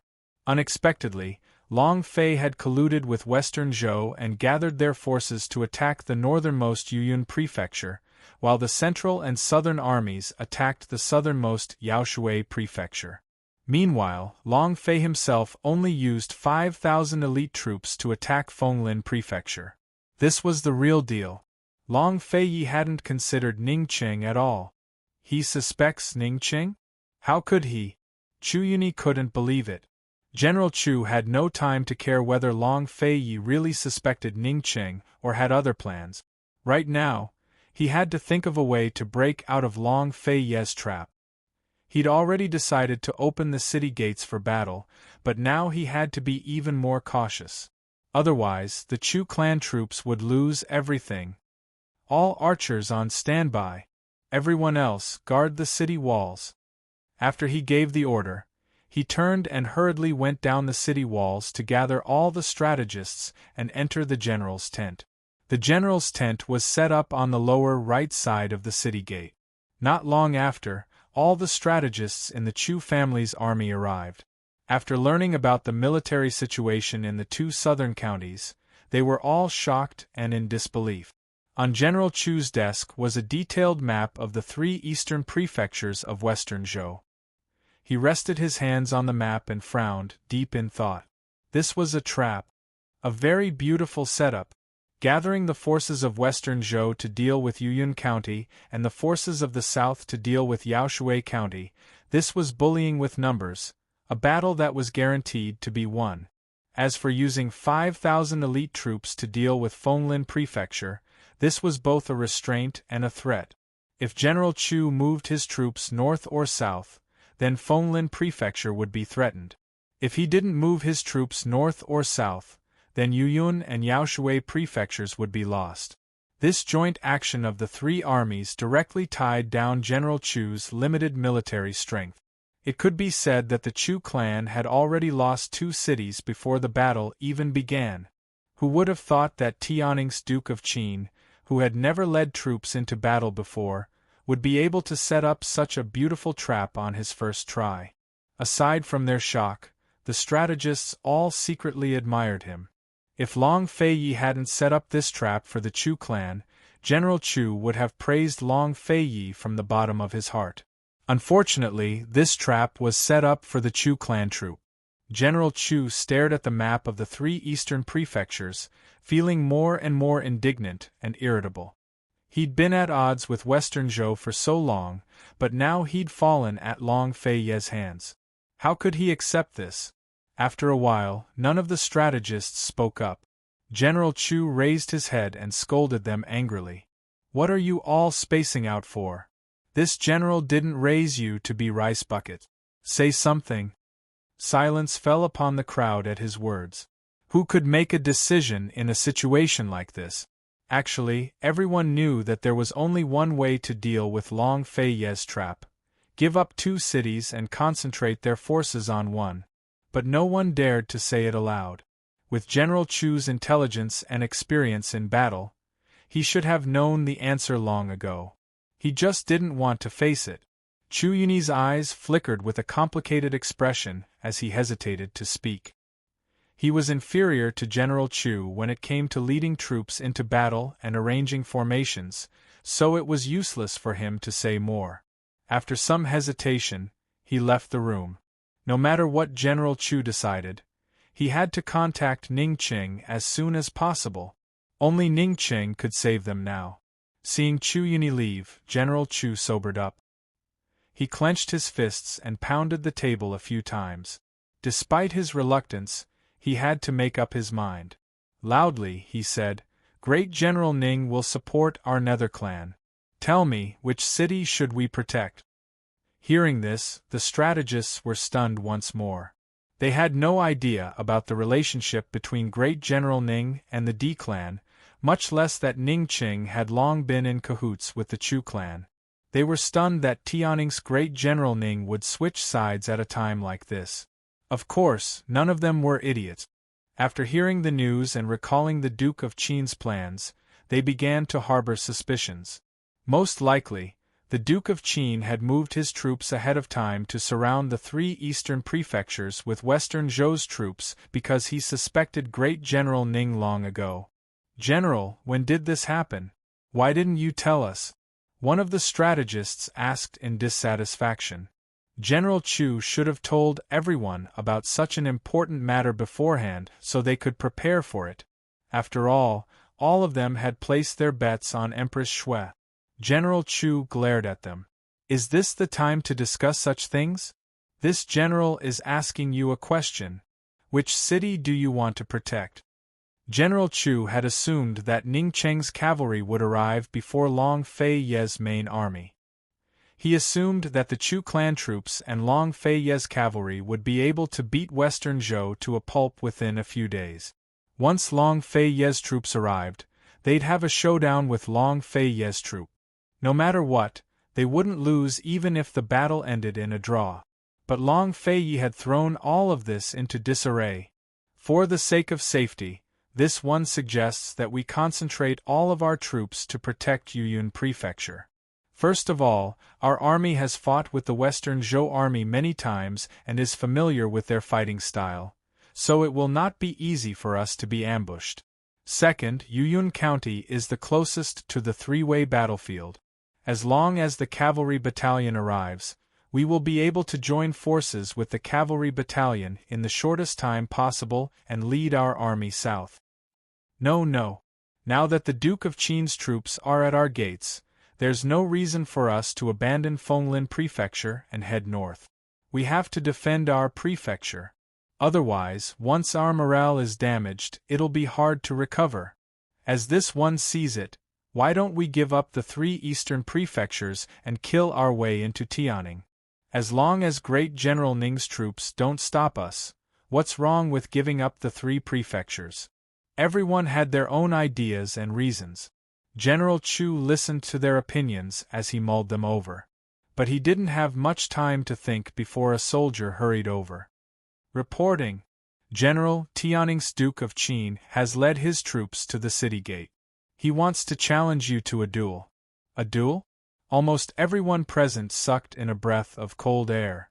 They all turned to look at General Chu, only to see that his face was as black as the bottom of a pot. Long Fei Yi, you've gone too far. General Chu's fist pounded the table so many times that it was about to topple over. On Cloud Realm Continent's battlefields, only at the very end of a duel between two armies would a duel between the commanding generals. In order to end the battle quickly, the winning side would give the losing side a chance to duel their commanding general. If the general of the victorious side won, the other side would surrender. If the general of the victorious side lost, the other side would have 3 days to flee. Now the two armies hadn't even crossed swords yet, but Long Fei Yi wanted to challenge him to a duel. This was a naked insult to him. This was Long Fei Yi's first time leading troops into battle. It wasn't that he didn't know the rules, but that he was here to break them. Abominable! Abominable! General Chu paced back and forth. Although he was furious, he still couldn't decide which city to protect. At this moment, Chu Yuni hurried over and said, Ning Cheng's troops will need at least 3 days to reach Yuyun City. 3 days? Yuyun City won't be able to hold out for 3 days, someone said with certainty. General, since the Duke of Qin wants to challenge us, why don't we think of a way to stall for time? Someone else suggested. General Chu had the same idea. He wouldn't challenge Long Fei Yi to a duel because he'd lose without a doubt. He had to think of a way to stall for time. No matter who won or lost, as long as they could stall for 3 days, they'd have a chance to turn things around. While General Chu was still hesitating, Chu Yuni whispered 3 words by his ear. Han Yunshi. General Chu knitted his brows, while Chu Yuni's eyes flashed with a cold smile. You'll know once you get to the top of the city walls. General Chu didn't delay, but quickly climbed the walls. This time, he had a clear view of Long Fei's elite troops from his perch on the city walls. 5,000 cavalrymen lined up 1,000 meters below the city walls in an orderly fashion. Although there were only 5,000 of them, they were no less imposing than an army of 50,000. Their leader was Long Fei Yi, but he was holding a woman in his arms. That woman was none other than Qin Wangfei Han Yunshi. General Chu couldn't help but shake his head. He, a femme fatale. In the history of Cloud Realm Continent's wars, from the Great Qin Empire to the Three Kingdoms, none of the generals had ever brought a woman to battle, much less a general riding on the same horse with a woman. After all, women were nothing more than clothes to men and burdens to soldiers. But Long Fei Yi had actually brought a woman to the battlefield for the first time. It was laughably frivolous. Long Fei Yi had one arm around Han Yunshi's waist, while the other held his sword. He sat atop his tall horse, commanding 5,000 elite troops. He wasn't wearing armor or battle robes, but black robes that made him look noble and domineering. He didn't make a sound, nor did he get angry, but his aura was enough to intimidate the entire battlefield. Han Yunshi was also dressed in black robes. Even though she was leaning against Long Fei Yi's chest, she still looked valiant and valiant. She faced the battlefield as if she was a patient, her eyes cold and solemn. This woman wasn't beautiful when she was serious, but she still commanded respect from others. No one dared to offend her. When she saw General Chu appear on the city walls, she said in a low voice, "He's here." Long Fei Yi pointed his sword at the top of the city walls and asked coldly, "General Chu, still not accepting the challenge?" Chapter 599. General Chu was still fuming at Long Fei Yi's provocation. Fortunately, Chu Yuni was by his side. Chu Yuni had been provoked by Long Fei in the past as well, but he was an outsider when it came to matters of the battlefield. In the end, he was a bit more clear-headed than General Chu. General Chu was about to unsheath his sword when Chu Yuni pressed down on his hand. "Remember, Han Yunshi is Long Fei Yi's weak spot. You can't go wrong with that woman." General Chu steadied his emotions and calmed down. He shouted, "Duke of Qin, our two armies haven't even fought yet, so where's the talk of a challenge? If you don't know the rules of the battlefield, then scram early. Don't make a fool of yourself. Victory and defeat have already been decided, so why bother fighting? Your lordship will take 3 of your prefectures in a single day, Long Feiyi said. Ha ha. General Chu guffawed. If it were Yuyun and Yaoshui prefectures, then it was possible that they'd fall in a single day. But Fenglin Prefecture had the main force of his Chu clan troops, a full 50,000-strong army, as well as the Nether clan's 3,000-strong archers. Long Feiyi only had 5,000 troops, so where did he get the nerve to joke like that? 5,000 against my 50,000? Hee, this old man understands now. So the Duke of Qin's claim of victory and defeat is to admit defeat, General Chu guffawed. Long Feiyi didn't waste words. He raised his sword and prepared to attack. Hold it! General Chu quickly stopped him. No matter what, he had to buy time for Yuyun and Yaoshui. Surrender? Long Feiyi was a man of few words, but he could always infuriate General Chu with 1 or 2 words. General Chu couldn't bear it any longer. Fine, this general accepts the challenge. But I have one condition. Speak. Long Feiyi said coldly. Before victory is decided, Yuyun and Yaoshui must cease fighting. That was General Chu's ultimate goal. The Serene Cloud Prefecture and Yaoshui Prefecture were the prefectures next to Fenglin. As long as Long Feiyi sent an eagle message over, he would be able to receive the news very quickly. Long Feiyi's lips curled into a sneer. General Chu, do you mean that if I lose, I'll have to pay with these 2 counties? If Long Feiyi didn't have a purpose, why would he waste time talking nonsense with General Chu? The reason he issued the challenge was to provoke General Chu into staying in Fenglin Prefecture. Once General Chu stayed in Fenglin Prefecture, with the strength of his 2 armies, it would be easy for them to take down the weakly defended Yuyun and Yaoshui prefectures in a day. However, if General Chu gave up on Fenglin Prefecture and went north or south to reinforce, there would be no way to end this battle quickly. And if he couldn't end this battle quickly, he would have to face Great General Ning's army. Presumably, Ning Qing had already received the news and was rushing to the battlefield. General Chu had expected that Long Feiyi would raise this condition, so he agreed without hesitation. Good. If I lose, Yuyun and Yaoshui commanderies will be yours. How about it? Long Feiyi's lips curled into a sneer. He and General Chu would have a showdown within 2 hours. Yuyun and Yaoshui commanderies could afford to wait for 2 hours. If he could take them without losing a single soldier, why wouldn't he? It looks like General Chu is quite confident in your archery skills. He was in a good mood and rarely spoke so much. So Your Highness Duke of Qin agrees? General Chu asked seriously. This prince agrees, Long Feiyi replied without hesitation. Good.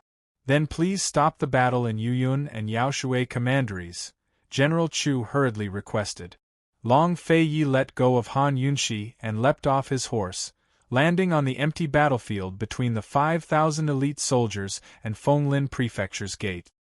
His black cloak fluttered in the wind as he stood proudly with one hand behind his back and the other wielding his sword. His voice was as cold as ice, shocking both armies. General Chu, if you accept my challenge, this prince will immediately order the north and south to stop fighting. But General Chu hesitated and didn't move. When 2 armies faced off against each other, a duel between the 2 commanders was naturally between the 2 commanders. Since Han Yunshi was sitting in Long Feiyi's seat, he could duel either the Duke of Qin or Han Yunshi. This was also why Chu Yuni had called him up here. He'd agreed to the duel so easily just then because he wanted to stall for time. First, he'd trick Long Fei into ordering a halt to the battles in the north and south. Then he'd contend with Long Fei on the dual candidates to buy more time. But Long Feiyi actually wanted him to go down the city walls. How was he supposed to deal with this? Although Long Feiyi didn't rush him, he didn't have time to waste. After all, the 2 commanderies had already started fighting and were probably fighting fiercely right now. While General Chu was worrying, a soldier brought him 2 battle reports. As soon as he opened them up, his expression changed. Both the north and south were in dire straits, especially Yuyun Prefecture. Emperor Kongqing had sent half a battalion of northernly cavalry to join the original army. Judging by the current situation, it was impossible to take Yuyun Prefecture before nightfall. General Chu knew that his best option right now was to give up on Fenglin Prefecture and head north to reinforce Yuyun Prefecture. Then it'd be easier for him to cooperate with Great General Ning. But Long Feiyi had already provoked him to the gates. He'd just agreed to the duel, so he dug a hole for himself. If you ride a tiger, it's hard to get off. Long Feiyi was unusually patient. He didn't rush him, but waited with interest. General Chu couldn't wait any longer. Duke of Qin, Qin Wangfei, is the commander. Since it's a duel, old man will arrange for a female deputy general in my camp to fight. He didn't give Long Feiyi a chance to respond. He immediately ordered a female archer to take up the challenge. The female archer didn't have a bow with her, only a quiver full of arrows. She flew to land in front of Long Fei, seemingly afraid to draw close. Unfortunately, Long Feiyi didn't give her a second thought. He didn't even spare her a glance. He looked up at General Chu and mocked, "You're sending a woman to fight? So there's no more men in your Chu clan army?" Han Yunshi laughed from atop her horse. "If there's no more men in the Chu clan army, then this princess can only fight in His Highness Duke of Qin's place." It was one thing for Long Feiyi to be infuriating, but Han Yunshi was simply infuriating. Didn't her back hurt from talking while sitting? "You!" General Chu raged, but he gritted his teeth. "Long Feiyi, since you're not interested in a duel, then this soldier won't keep you company." As soon as he finished speaking, he hurried off. He'd only pushed the female archer forward to give himself a way out of this embarrassing situation by refusing the duel. He'd long given up on the idea of a duel, but he couldn't afford to waste time here. He had to dispatch troops to Yuyun Prefecture immediately. Long Feiyi had wasted so much time with him, so how could he let him go so easily? He didn't waste words with General Chu, but retreated to his horse. With a wave of his sword, he split the 5,000 soldiers into two groups, revealing two red coat cannons hidden among them. The soldiers on the city walls didn't even have time to report when they spotted the cannons. Long Feiyi had long ordered the cannons to fire. Boom! Boom! The two cannons fired in quick succession, catching General Chu off guard and blasting off a corner of the city walls. General Chu and Chu Yuni were still on their way down the stairs when they were shocked by the explosion. General Chu was stunned for a long time before he gave orders to his men and rushed up the city walls. "Defend the forts, quick! Quick!" Cloud Realm Trade Consortium had given him 4 red coat cannons, making him like a tiger that had grown wings. He'd left 2 of these cannons in Fenglin Prefecture and the other 2 in Yuyun and Yaoshui Prefectures. He never expected Long Feiyi to have such rare cannons as well. General Chu saw the 2 red coat cannons as soon as he reached the top of the city walls. He immediately ordered the cannons to fire, but Long Feiyi seemed to be planning to abandon the cannons altogether. He only left a few men to guard the cannons while the 5,000 soldiers split into 2 groups to attack the city walls from the left and right. A corner of the city walls had already been blasted open, so the consequences would be unthinkable if the cavalry managed to break in. General Chu ordered the archers to take up arms. Soon enough, a rain of arrows rained down on Long Feiyi's soldiers from the left and right. In the middle was an artillery battle, and on the left and right sides were a rain of arrows. Although General Chu was very unhappy, this war had still started. Once the war started, he would not have the opportunity to transfer his troops to the north and south. "Summon all the archers under the city. Fire arrows on the right. Crossbow bolts on the left. Quick! Someone come, fire the cannons! Blow up their robes!" General Chu quickly got into the swing of things as soon as he gave orders. Both sides had 2 red coat cannons, so they were evenly matched in this regard. The center of the battlefield was filled with the sounds of cannons and fireworks. But the left and right sides were the fiercest. None of Long Fei's soldiers were easy to deal with. They dodged the arrows as they closed in on the city walls. Many of them had already leapt off their horses to fight their way up the walls. General Chu was alarmed. He could tell that Long Fei's elite soldiers had plenty of martial arts experts, but he never expected there to be so many of them. Seeing that the situation had taken a turn for the worse, he ordered, "Someone come, open the gates and meet the enemy."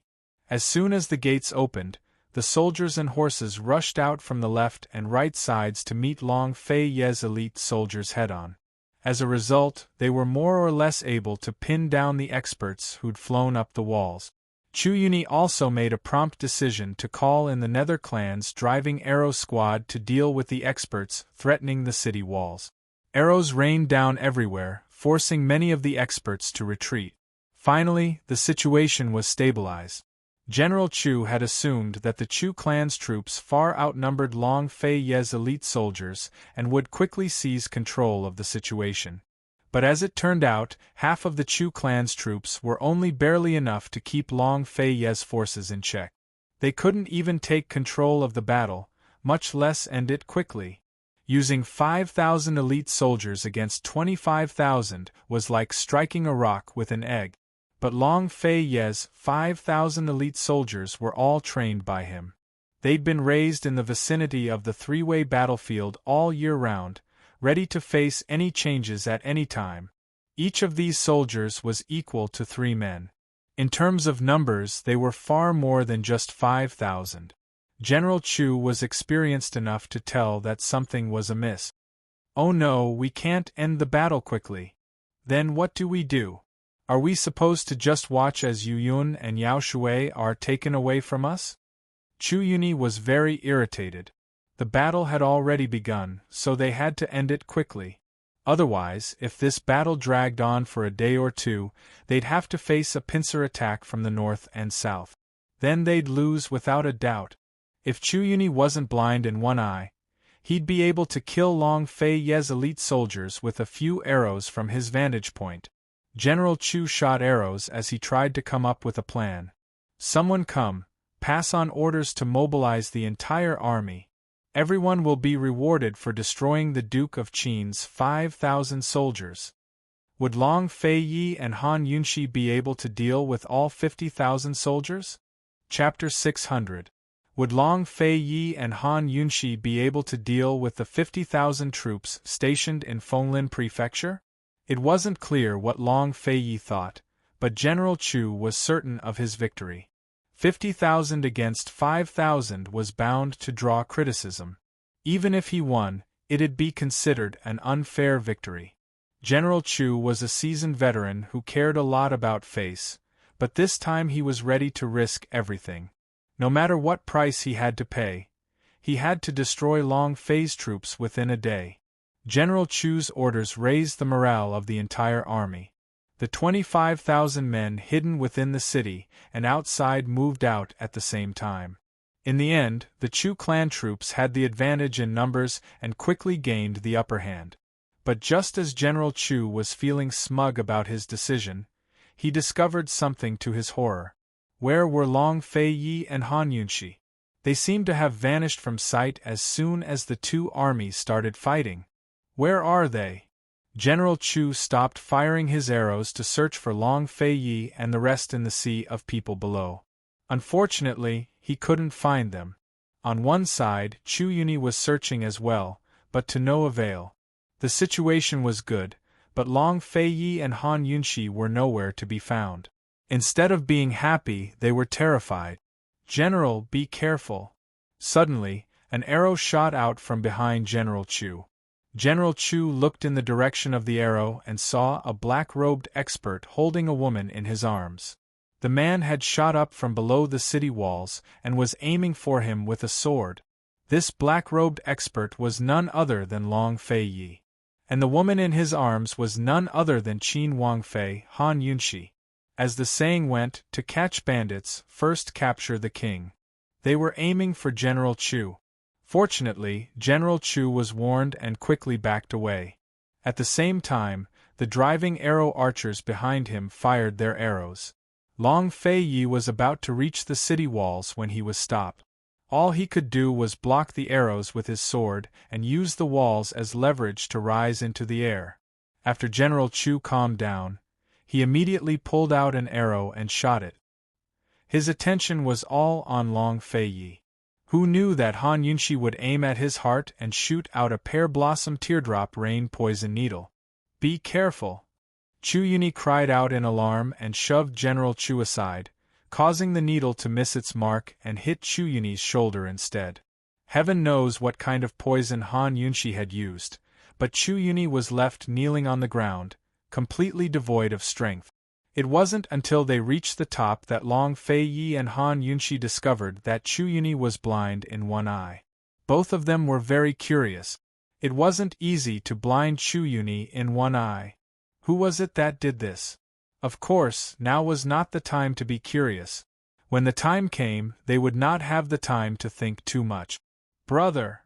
General Chu was shocked. He didn't expect Han Yunxi to have such a hidden card. Chu Yuni decisively shoved him aside. Don't worry about me. Kill them all. If I die, you'll be in charge of the Nether clan. General Chu angrily fired a volley of arrows at Long Fei Yi and Han Yunxi. It had to be said that General Chu's archery skills were on par with Long Fei Yi's. Each arrow was filled with boundless power, forcing Long Fei Yi to retreat. Combined with the constant attacks of the driving arrow archers, Long Fei Yi was forced out of the city walls and had nowhere to go. It was not easy to dodge so many arrows in the air if there was no place to borrow strength. Seeing this, General Chu and the driving arrow technique all stepped up their attacks, aggressive and aggressive. Han Yunxi, hand over the antidote, or else I'll have you all die here. General Chu warned angrily. But Han Yunxi wasn't worried about Long Fei Yi's situation at all. Instead, she grew even more arrogant. If you have the skills, come and get it yourself. Ignorant woman. General Chu gritted his teeth and leaped onto the city wall. Standing on top of the city wall, he grabbed another bunch of arrows and shot them without hesitation. The surrounding driving archers all cooperated with him in shooting arrows. In a flash, Long Fei Yi and Han Yunxi were surrounded by hundreds of arrows. Long Fei Yi had nowhere to go, making his situation worrisome. Swish, suddenly, an arrow pierced Long Fei Yi's shoulder. General Chu rejoiced and fired like a madman. He didn't give Long Fei Yi a chance to catch his breath. Long Fei Yi's injured arm was the one holding Han Yunxi, so he could only keep retreating down the city walls. General Chu chased after him, along with all of the driving arrow archers, forcing Long Fei Yi into a dead end. There was nowhere for him to run except down the city walls. General Chu only laughed coldly. Duke of Qin, you should never have brought a woman onto the battlefield. A plaything like this will only ruin things. Hand her over and I'll spare your life. Long Fei Yi kept retreating without making a sound. His arm was bleeding profusely. Han Yunxi cursed General Chu. So what if she's a woman? Isn't your mother a woman? Is your mother a plaything? As she cursed, she shot out poison needles. Unfortunately, General Chu dodged all of them. You don't know what's good for you. If I were you, I would hand over the antidote and not implicate the Duke of Qin. General Chu was most concerned about the antidote, so he didn't notice the sneer on Long Fei Yi's face. He was still chasing after them. General Chu, how about we make a bet? Let's bet on whether the Duke of Qin will hand me over. Han Yunxi sneered arrogantly, provoking General Chu to chase even harder. You have to hand it over even if you don't want to. With a glance, he immediately ordered the surrounding driving arrow archers to get into formation. They surrounded Long Fei Yi from all directions. He took the upper position and aimed an arrow at Han Yunxi. Duke of Qin, if you don't hand over this woman, I'll make sure you never have the chance to regret it. He was so cunning. He didn't even give Long Fei Yi a chance to reply. He changed the direction of the arrow and shot directly at Long Fei Ye's eyes. Right at this moment, a dark needle flew out of nowhere and silently sank into General Chu's arm. The entire needle sank into his flesh. General Chu only felt a sharp pain in his arm before he couldn't feel anything. General Chu quickly regained his senses and knew that he had been ambushed. This dark needle contained a lot of force, so it could sink into his arm in an instant. However, how could it attack him silently? He could only say that he had been too careless. General Chu was shocked when he thought of this. He looked at Han Yunxi and Long Fei Yi, only to see the two of them laughing with contempt and mockery. It was an eyesore to him. General Chu finally realized that he had been tricked. Long Fei Yi and Han Yunxi had purposely lured him down the tower to distract him. Long Fei Yi's injury was intentional, and Han Yunxi's arrogance was also fake. Despicable! He immediately gave up on attacking Long Fei Yi and hurriedly stepped on a driving arrow archer to fly up the tower. The other driving arrow archers continued to attack Long Fei Yi and the others. However, without General Chu's arrows, Long Fei Yi had a much easier time. Even though his arm was injured, he could still move freely. In addition, Tang Li was hiding at the side and constantly attacking the driving arrow archers, forcing them to retreat in the end. Long Fei Yi quickly landed on the ground and wanted to jump up again. However, Han Yunxi stopped him and said seriously, "Don't move. Your injury must be treated immediately, or else it will be very troublesome. No one can cure General Chu's poison except for me. Don't worry." How could Han Yunxi not be worried about Long Fei Yi's injury? She had just cooperated with Long Fei Yi to lure General Chu down, so she had let Tang Li, who was hiding at the side, take action. She was the one who gave Tang Li the hidden needle, so it was naturally dipped in poison. The hidden needle's material and constitution were limited, so the poison wouldn't be fatal, but it was enough to make General Chu suffer. Long Fei Yi originally wanted to attack, but when he saw Han Yunxi's anxious and serious expression, the corners of his mouth twitched as if he wanted to laugh, but he held it in. He didn't wait for Han Yunxi to say more and sat down on the ground. Han Yunxi quickly took out gauze and medicinal ingredients to treat his wound. Han Yunxi had studied the Chu clan's arrows before and knew that the arrows used by their archers were specially made. Judging from the shape of the arrowheads, it would be very difficult to heal a wound. Long Fei Yi's hand couldn't be injured. With the situation so chaotic, there'd be many things to do later. Just like that, while the two armies fought fiercely, Long Fei Yi and Han Yunxi sat below the city gates as if no one else was around to treat their wounds. Han Yunxi's gaze was focused and serious, like a little old woman. She was meticulous as she treated the wound. Meanwhile, Long Fei Yi watched Han Yunxi's movements with hooded eyelids. His face was expressionless, but the corners of his lips were curled up into a half-smile. He was in a good mood. Tang Li and Chu Shifeng stood guard on the side, feeling helpless. Was this the Duke of Qin's first time leading troops into battle? In any case, neither of them believed it, much less anyone else. But this really was Long Fei Yi's first time leading troops into battle. He'd actually fought his way to the enemy's gates to treat his wounds. If this matter were to spread out, General Chu would probably lose all his face. Currently, General Chu had no time to worry about such things. Tang Li's poison needle had made his entire arm feel like it was being bitten by ants. The itch was unbearable, and the pain was unbearable. He had trouble holding an arrow, much less shooting one.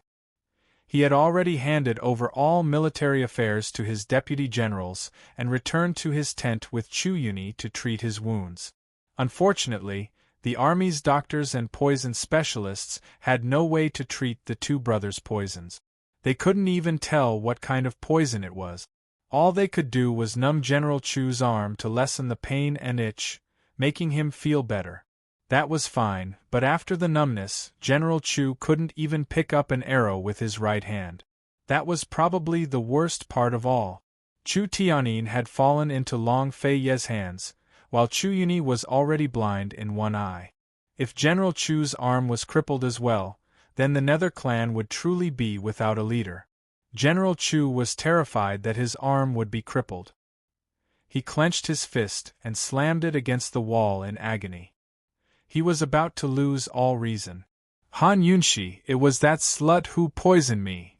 I'm going to kill her. Kill her. General Chu probably hated Han Yunshi even more than his own daughter, Chu Qingge. Unfortunately, there was no such thing as a greater hatred. That was because Han Yunshi's next actions made his heart feel like it was about to explode. Things had been going well for them below the city walls. The 50,000 soldiers had completely suppressed Long Feiye's 5,000 elite troops, but Han Yunshi helped Long Feiye treat his wounds before joining forces with the Duke of Qin to kill the enemy. The Duke of Qin didn't make a move himself, but Han Yunshi did. Soon enough, she'd poisoned multiple archers on the city walls. Weren't those two treating their wounds below the city walls? Why did they kill the enemy together? If the Duke of Qin didn't make a move, how could Han Yunshi? Chapter 601. The Duke of Qin didn't make a move, so why would Han Yunshi make a move? Things went like this. After Han Yunshi helped Long Feiye treat the wound on his arm, she glanced at the intense battlefield. With just one glance, Long Feiye knew that she wanted to participate in the battle. He had previously agreed to bring her to the battlefield. What was the point of watching from the sidelines while injured? Thus, Long Fei grabbed her by the waist without a word and flew over. Long Feiye, your hand can't. Before Han Yunshi could finish speaking, Long Feiye interrupted her. My hand will never be injured while hugging you. Don't worry. She didn't know what expression he had when he said that, but Han Yunshi heard that his voice was a little awkward, causing her face to heat up. She took a closer look and realized that Long Feiye was hugging her with his right hand. The arrow wound was on his left hand. His left hand wasn't holding a sword, but was resting behind his back. Using your needle as Ben Wang's sword, can you do it? Long Feiye asked seriously. Han Yunshi immediately understood what he meant. I can do it. Thus, Long Feiye really didn't make a move. He just hugged Han Yunshi and shuttled through the army, weaving through the rain of arrows. Long Feiye didn't use his sword to block the arrows, but he could use Qinggong to dodge the sharp arrows. How could his ability be limited to dodging? He hugged Han Yunshi and dodged while looking for the best position for Han Yunshi to shoot the poison needles. Although Han Yunshi only knew how to use hidden weapons, she was very, very weak in the face of an entire city tower full of expert archers. However, with Long Feiye carrying her, she didn't need to look for an opportunity to shoot the hidden weapons. She only needed to use Pear Blossom Teardrop Rain to shoot the hidden needles after Long Feiye found the right opportunity. Long Feiye had found an opportunity. The power of Pear Blossom Teardrop Rain hit the Imperial Archer's arm without missing a target. Han Yunshi's poison needles were also very clever. A small needle wouldn't take a person's life, but it could numb an archer's arm, making him unable to pick up an arrow again. Could a driving archer still be called a driving archer if he couldn't pick up an arrow? He was just a piece of trash with no combat ability to speak of. There were many archers on the city gate. Long Feiye and Han Yunshi specifically targeted the archers who only had arrows and did not have bows. It didn't take long for them to be crippled. A single driving archer was equivalent to 10 archers, so they were basically killing 1 to 10. This reduced the pressure on the soldiers below the city walls. This battle could be said to be the most exciting battle that Han Yunshi had ever fought in her life. It was also the most satisfying battle she had ever fought. If she and Long Fei worked together, they were a perfect match. She was finally no longer depressed that she didn't know martial arts. With Long Fei around, martial arts became something that could be replaced. Han Yunshi was having a great time fighting, but General Chu was on the verge of tears. The soldiers kept coming in to report, "General, we've lost another 3 driving archers." "General, Han Yunshi used poison needles. 10 driving archers have 1 arm crippled and can't even lift it." "General, we've crippled another 3. What do we do? Less than an hour later, the Deputy General personally came in to report, "General, half of the archers on the western wall have been crippled." When these words came out, General Chu couldn't take it anymore. What? They didn't even let the archers off? At first, they only targeted the driving archers. Later on, this subordinate ordered the driving archers to focus their efforts on killing the two of them. Who knew that they would anger the Duke of Qin? The Deputy General had an innocent expression. And then? General Chu angrily questioned. The Duke of Qin deployed a team of crossbow archers from somewhere to deal with the archers on the city walls.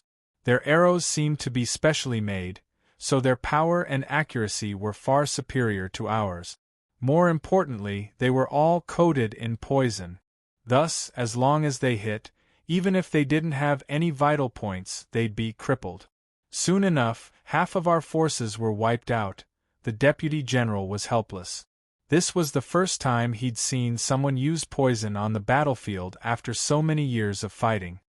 He really wanted to know where Han Yunshi had gotten so much poison to coat her arrows. Damned Han Yunshi! General Chu wished he could kill that woman. On one side, Chu Yuni muttered to himself, "The Tang clan. Those arrows must have come from the Tang clan." He remembered that Chu Tianyin had once mentioned that the young master of the Tang clan had a close relationship with Long Fei Yi. If the Tang clan really did provide them with crossbow arrows, then they were far superior to their own. With the help of the Tang clan's assassination weapons, Long Fei Yi was like a tiger that had grown wings. "General, now that the Duke of Qin and Qin Wangfei are targeting driving arrow archers, the crossbow archers are aiming at our archers. We don't have any advantage in archery. If this goes on, we'll suffer disastrous losses. In this general's humble opinion, we should withdraw our archers." Once the archers were gone, the foot soldiers below the city walls would lose support from the walls, making it harder for them to end the battle quickly. Moreover, General Chu couldn't swallow his anger. "We won't withdraw," he roared. "Thousands of archers and 3,000 crossbow archers can't deal with them? I refuse to believe it. Pass down my orders. No matter if they're driving arrow archers or archers, they're all to target Han Yunshi. Kill them all." General Chu's orders put pressure on Long Fei Yi and Han Yunshi. After all, no matter how strong they were no match for thousands of arrows. Still, the sight of the couple darting through the rain of arrows left a deep impression in everyone's minds.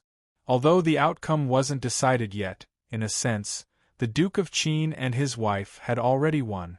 Facing the concentrated rain of arrows, Han Yunshi and Long Fei Yi didn't retreat.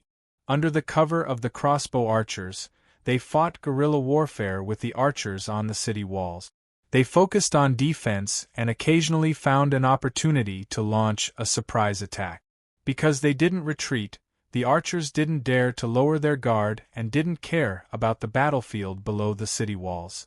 Long Fei Yi's 5,000 elite soldiers below the city walls were relieved of a lot of pressure. However, this was only to reduce the pressure on them. In the end, 5,000 people were no match for 50,000 people. After another hour, both sides suffered heavy casualties. Long Fei Yi's 5,000 soldiers couldn't afford to waste time, but the Chu clan's army could. Even if they lost 5,000 soldiers, they still had 40,000 soldiers and could still suppress Long Fei Yi. Long Fei Yi wasn't an idiot, nor was he arrogant. He wouldn't be so ignorant as to fight 50,000 with 5,000. His only goal today was to stall for time. He wanted to stall for time until Western Zhou's army and Zhongnan's army captured Yuyun and Yaoshui prefectures and came to reinforce them. Seeing that he had stalled for enough time, Long Fei Yi immediately ordered the troops to retreat. Hearing this, General Chu heaved a sigh of relief. He immediately ordered, "Retreat and close the city gates. Leave 3,000 soldiers to guard the city gate. Everyone else, head north to reinforce Yuyun Prefecture." Although they hadn't beaten Long Fei Yi to the point of admitting defeat, They had beaten Long Fei Yi to the point where they didn't have any more soldiers to attack Fenglin Prefecture. He could finally move his troops north without worry. Soon, the Deputy General reported the numbers. "General, we've lost 1,000 archers and 5,000 infantry. Long Fei Yi's 5,000 elite soldiers are estimated to only have 2,000 left. And we've lost a day's time," General Chu added unhappily. The only thing he was thankful for was that he hadn't received any news of Yuyun Prefecture's fall. It seemed like he could still make it if he rushed there overnight. Unexpectedly, just as he arranged for 3,000 soldiers to guard the city gates and made all the preparations to move north without telling Long Fei Yi, the Deputy General scrambled into the tent and shouted, "General! General! Something bad has happened! Something bad has happened!" General Chu was applying anesthetic to his arm to stop the pain. Seeing the Deputy General's panicked appearance, he was incomparably annoyed and simply ignored him. Not only were they unable to defeat Long Fei Yi's 5,000 elite soldiers with 50,000 soldiers, but they had also wasted a day here. What could possibly happen at this time? Could there be anything worse than this? Unexpectedly, the Deputy General's words caused General Chu to stand up in shock. He knocked over the anesthetic in the doctor's hand and forgot about the pain in his arm. The Deputy General said, "General, the Duke of Qin has set up camp 1,000 meters away. He has hung the young general in front of the camp. The Duke of Qin said that if we don't surrender for a day, he will cut the young general with his sword." Without a doubt, the Chu clan's young general was Chu Tianyin. Of course, General Chu hadn't forgotten that his son was in Long Fei Yi's hands, but if Long Fei Yi didn't bring it up, he wouldn't bring it up himself lest he be threatened. Who knew that Long Fei would push Tianyin out at a time like this? The thing he was most afraid of had finally happened. That was his own son, the one he doted on the most. Although the Chu clan had plenty of heirs, there was only one son of the first wife. None of them could compare to Tianyin's martial arts skills and talents. General Chu could choose not to fight for the throne with Chu Yuni, but the latter would have to abdicate one day. His precious son was the best candidate for the position. As long as he withdrew his troops now, he could guarantee his son's safety. Faced with such temptation, General Chu couldn't make up his mind and hesitated. Chu Yuni stood on one side, very clear on General Chu's feelings for his son. He also knew that the Chu clan needed a successor now that the two of them were seriously injured. Still, he hesitated as well. Yuyun and Yaoshui prefectures were in dire straits, while Ningcheng's reinforcements had yet to arrive. If they traded Fenglin Prefecture for Chu Tianyin, what would the Chu clan have left? There would be no place left for the Chu clan. Were they really going to attack Tianying's borders? After all, Emperor Tianhui was still breathing. If they entered Tianying now, they wouldn't be able to claim the throne properly. Hadn't they spent so much time and effort to give Chu Qingge a premature birth, just so they could claim Tianying's throne? Although they were cooperating with Ningqing, they still had to be on guard against Ningqing. Emperor Tianhui was still breathing, while the crown prince had yet to ascend the throne. If they entered Tianying now, Ningqing might accuse the crown prince and empress of conspiring with the enemy to usurp the throne. Then all their efforts in West Liang would be for naught. Both brothers had their own selfish motives and were considering the interests of their respective clans. They stared at each other for a long time. Finally, General Chu spoke up. "Big bro, you're the clan head. You make the decision." Chu Yuni couldn't help but sigh with emotion. "If only Gu Beiyue was still in our hands." "Big bro, when will Ningqing arrive?" General Chu asked. "We agreed that he'd arrive the day after tomorrow. It's only 2 days. I wonder if Tianyin, Chu Yuni wanted to waste time here. If they could hold out for 2 days, Ningcheng's reinforcements would arrive and catch Long Fei Yi unawares. Chu Yuni had made a concession by abandoning Yuyun Prefecture for Fenglin Prefecture, but Chu Tianyin would have to hold out for 2 days. Then he'd have to suffer 2 stabs from Long Fei Yi. If it was a fatal wound, it'd be enough to kill him. After much consideration, General Chu decided to throw caution to the wind. Even if Gu Beiyue isn't in our hands, we can still threaten them. Using Gu Beiyue's whereabouts to threaten Han Yunshi would buy Tianyin at least 2 days. Chapter 602. General Chu's suggestion received Chu Yunyi's approval. But just as he was about to leave the city for negotiations, a surprising piece of news came to him. General, there's a report from West Liang that Emperor Tianhui has passed away. What? Chu Yunyi was stunned. After all, Witch Ant had sent him a letter just a few days ago saying that Emperor Tianhui wouldn't die so easily. How come today there were a few eunuchs and imperial physicians in Emperor Tianhui's chambers, all of whom belonged to the 4th imperial prince? Witch Ant had never found a chance to make a move against Tianhui. All she could do was wait. When did this happen? General Chu asked hastily. It takes at least 2 hours for a flying hawk to send a letter. It should have been 2 hours ago, the attendant reported. What else did the letter say? General Chu asked next. General, there was only a slip of paper from that side, but no letter. If there was a letter, the attendant would have brought it here long ago. General Chu's heart grew uneasy as he looked towards Chu Yunyi. Chu Yunyi's eyes flickered between light and darkness. Wait a moment. Witch Ant wasn't so unreliable. She must have sent a report in her panic, so she'd probably send a letter with details soon enough. With Emperor Tianhui gone, Tianning's situation would change drastically as well as the entire western region. But no matter what, it would still be beneficial for them. At this point, they didn't need to rush to expose Gu Beiyue. They had to calm down and figure out the situation before deciding how to deal with the Duke of Qin. Ning Qing should have received the news by now. Noble Consort Ning should be making a move as well, Chu Yunyi said. As Chu Yunyi spoke, he personally wrote a secret letter to Ning Qing, then another to Witch Ant. Immediately, he sent a messenger hawk north to deliver the message. No matter who the letter was, it was a plea for help.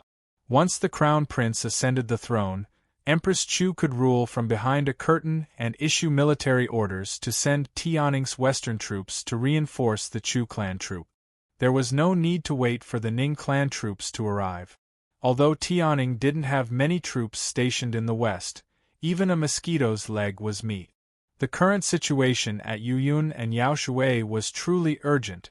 Flying hawks were the fastest way to send letters across Cloud Realm continent, but Chu Yunyi still hadn't received a reply from Ning Qing after 4 hours. They did not receive any news from Western capital even when the sun was about to rise. General Chu finally felt uneasy. Could it be that something happened in Western capital? Not really. Tiannin's forces in West Liang are enough to oppose the 4th imperial prince, much less noble consort Ning. Chu Yunyi said seriously. General Chu had a complicated look in his eyes. Although he didn't want to be suspicious, he couldn't help but ask, Big brother, Ning Qing, could it be? Before he could finish, Chu Yunyi refuted the idea. Impossible. Old man even handed Gu Beiyue over to him. He can't possibly betray the Chu clan at this time. Ning Qing had always been loyal to the Western Qin imperial clan. After Chu Yunyi confirmed Ning Qing's identity, he told Ning Qing that the Western Qin imperial clan hadn't been exterminated and that his daughter had a phoenix birthmark on her back. Ning Qing had been happy for 3 days and 3 nights, praising the Nether clan's schemes over and over again. His loyalty couldn't be faked. He had no reason to refuse to cooperate with the Nether clan, much less trick the Chu clan at a time like this. That wouldn't do him any good in reviving Western Qin. Chu Yunyi waited until it was daybreak, but neither Ning Qing nor Witch Ant replied to her letter. General Chu grew uneasy. Big brother, could it be that Ning Qing discovered something? Chu Yunyi stared at the map without a word. Meanwhile, Han Yunshi had just woken up in Long Fei Ye's arms. She had no idea that the situation had changed overnight. She remembered that after setting up camp last night, they'd all sat around the fire to discuss matters. As they chatted, she grew tired and somehow fell asleep. By the time she woke up, Tang Li and Chu Shifeng were gone. Only she and Long Feiyi were left in the tent. Long Feiyi still didn't know she was awake. He was currently staring at the fire, the flames dancing in his eyes as if his thoughts were unfathomable. Han Yunxi was lying in his arms, so she couldn't see his eyes. She could only see his chin and Adam's apple from this angle. When this man was quiet, he was like a statue carved by the workmanship of the gods. He was so perfect that there wasn't a single flaw. Han Yunxi would never tire of seeing him like this, no matter how many times she looked. As she stared and stared, she couldn't help but murmur, "Long Feiyi, how did I end up running into you?" How did she end up running into him after 3,000 years in a sea of people? How lucky was that? Long Feiyi finally realized that Han Yunxi was awake. He lowered his head and gently brushed aside her bangs. "What did you say?" "Nothing." It was fine if he didn't hear her words. He probably wouldn't answer her even if she asked. Han Yunxi lazily rose to her feet. Long Feiyi didn't pursue the matter, but simply said, "Tian Hui has passed away." He was very calm, but Han Yunxi was stunned. "Passed away? When did this happen?" "Last night." Chu Shifeng's already rushed over. "The situation? I'm afraid it's not optimistic," Long Feiyi replied. Han Yunxi understood the gravity of the situation, which was why she was so shocked. Although they were on the battlefield, they were still keeping an eye on Western Liang's movements. After all, Long Feiyi had to be on guard against Great General Ning taking control of the capital. Noble Consort Ning might be unknown, but that didn't mean she had no power in Western Liang. Thus, Long Feiyi was not only on guard against Chu Qingge, but Noble Consort Ning as well. The spies he'd planted in the palace had sent word the day before yesterday that Emperor Tian Hui would at least live through the new year. How could he have passed away last night? Someone must have made a move. Han Yunxi was certain. As soon as she finished speaking, Tang Li suddenly rushed in with a startled cry. "Big bro! We've been tricked. Great General Ning didn't send troops to the 3 eastern prefectures at all. His 2 main armies have long headed south. He even sent half of his cavalry troops to the east on the road. It looks like he's guarding against Long Tianma." "What's the situation in Western Liang?" Han Yunxi asked anxiously. Long Feiyi and Ning Qing had agreed to unite the 3 armies, while he and Emperor Kongqing had sent troops to the 3 eastern prefectures ahead of time. One of their goals was to suppress the Chu clan, but the other was to lure Ning Qing's troops over. Long Feiyi naturally had to be on guard against Ning Qing's designs on Tianing. Long Feiyi had taken precautions in Western Liang as well. It wasn't surprising that Ning Qing would send troops to Western Liang. Right now, he was only mobilizing his troop. He hadn't taken control of West Liang yet, so Han Yunxi was most concerned about the situation there. Tang Li's face was full of anxiety. "Chu Qingge and Noble Consort Ning are colluding." Even Long Feiyi was surprised by the news. "Really?" he asked coldly. "Absolutely. Big bro, those 2 women can't be underestimated. With the 2 of them working together and the Ning clan's troops, our men won't be able to control Western Liang," Tang Li said helplessly. "How could that be? Since they're in cahoots, Ning Qing should send reinforcements to the Chu clan." Han Yunxi didn't understand. Ning Qing had so many troops under his command, but he hadn't sent a single one here. All of them were stationed within Tianing's borders. How was he supposed to cooperate with the Chu clan? Chu Qingge had even more power than Noble Consort Ning in Western Liang. Would she be willing to be controlled by the Ning clan? Would she just watch as General Chu was trapped in the 3 eastern prefectures? Long Feiyi had focused all his efforts on the 3 eastern prefectures just to wait for Ning Qing's arrival. "I don't get it either. But that's what Chu Shifeng reported. He wouldn't make a mistake," Tang Li said seriously. At this moment, Long Feiyi spoke up. "Chu Qingge betrayed the Chu clan to rely on Ning Qing. Chu Yuni was tricked as well. This, Han Yunshi didn't dare to believe it, but Long Fei Ye's conjectures cleared up all their doubts. Chu Yuni was still foolishly waiting for Ning Cheng's reinforcements. They were waiting for Ning Cheng to send reinforcements as well, but Ning Cheng had hooked up with Chu Chinga and worked with her from the inside. He'd effortlessly taken control of Western Liang and Tianing as well. In other words, Ning Cheng's 2 armies weren't sent to Western Liang, but south to guard against the Chu clan and us? Han Yunshi finally understood everything. There was only one way for the Ning clan troops to head south. It would take less than a day to reach the border between Tianing and the 3 eastern prefectures if they headed west. If they headed east, they would quickly reach Suzi Pass. Once they gained control of Suzi Pass, they would also gain control of Western Capital's southwestern defense line. Ning Cheng had left Western Liang in Chu Chinga and noble Consort Ning's hands, while he sent troops east and west to set up defenses. He didn't want to provoke Long Fei Yi, nor save the Chu clan troops. He wanted to dominate Tianing alone. How despicable! Big bro, what do we need the 3 eastern prefectures for? Send reinforcements there immediately. Let's have the Bailey army send out troops as well. If we take the water route from Yaoshui, the mermaid soldiers will reach Western Liang within days. We'll use the marines to catch them off guard. Tang Li was very excited, but Long Fei Yi only glared at him coldly. Tang Li wasn't excited at all, but impulsive. The mermaid soldiers were Long Fei Ye's trump card. How could they be exposed so easily? Tang Li felt resentful at the glare and didn't dare to speak again. Long Fei Ye's eyes flashed with cold light. Although he didn't show his emotions on his face, it was obvious that he was unhappy inside. He'd calculated everything, but never expected Chu Chinga to betray the Chu clan or Ning Cheng to hook up with her. This was the first time in his life that he'd failed at Ning Cheng's hands. Even if he gave up on the 3 eastern prefectures and sent reinforcements now, it was already too late. Long Fei Ye's face was gloomy, while Han Yunshi's expression wasn't any better. She said hatefully, "I really underestimated that woman, Chu Chinga. If Chu Chinga hadn't betrayed the Chu clan this time, Ning Cheng wouldn't have been able to take over Western Liang so easily no matter how capable he was. In the end, Chu Chinga was the key." At this moment, a guard arrived with Chu Shifeng's latest letter.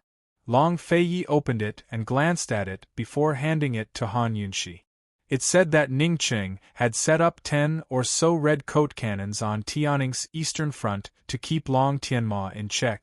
These cannons had to come from Cloud Realm Trade Consortium, which meant that there was no need to doubt Ning Cheng's identity as a member of the D clan's Ning clan. Han Yunshi and Tang Li were both unreconciled. They were waiting for Long Fei Yi to send reinforcements to save the day. Long Fei Ye's face was expressionless, making it impossible to tell whether he was angry or unwilling. His emotions were hard to read. Cold, he instructed Tang Li, "Go urge Chu Yuni.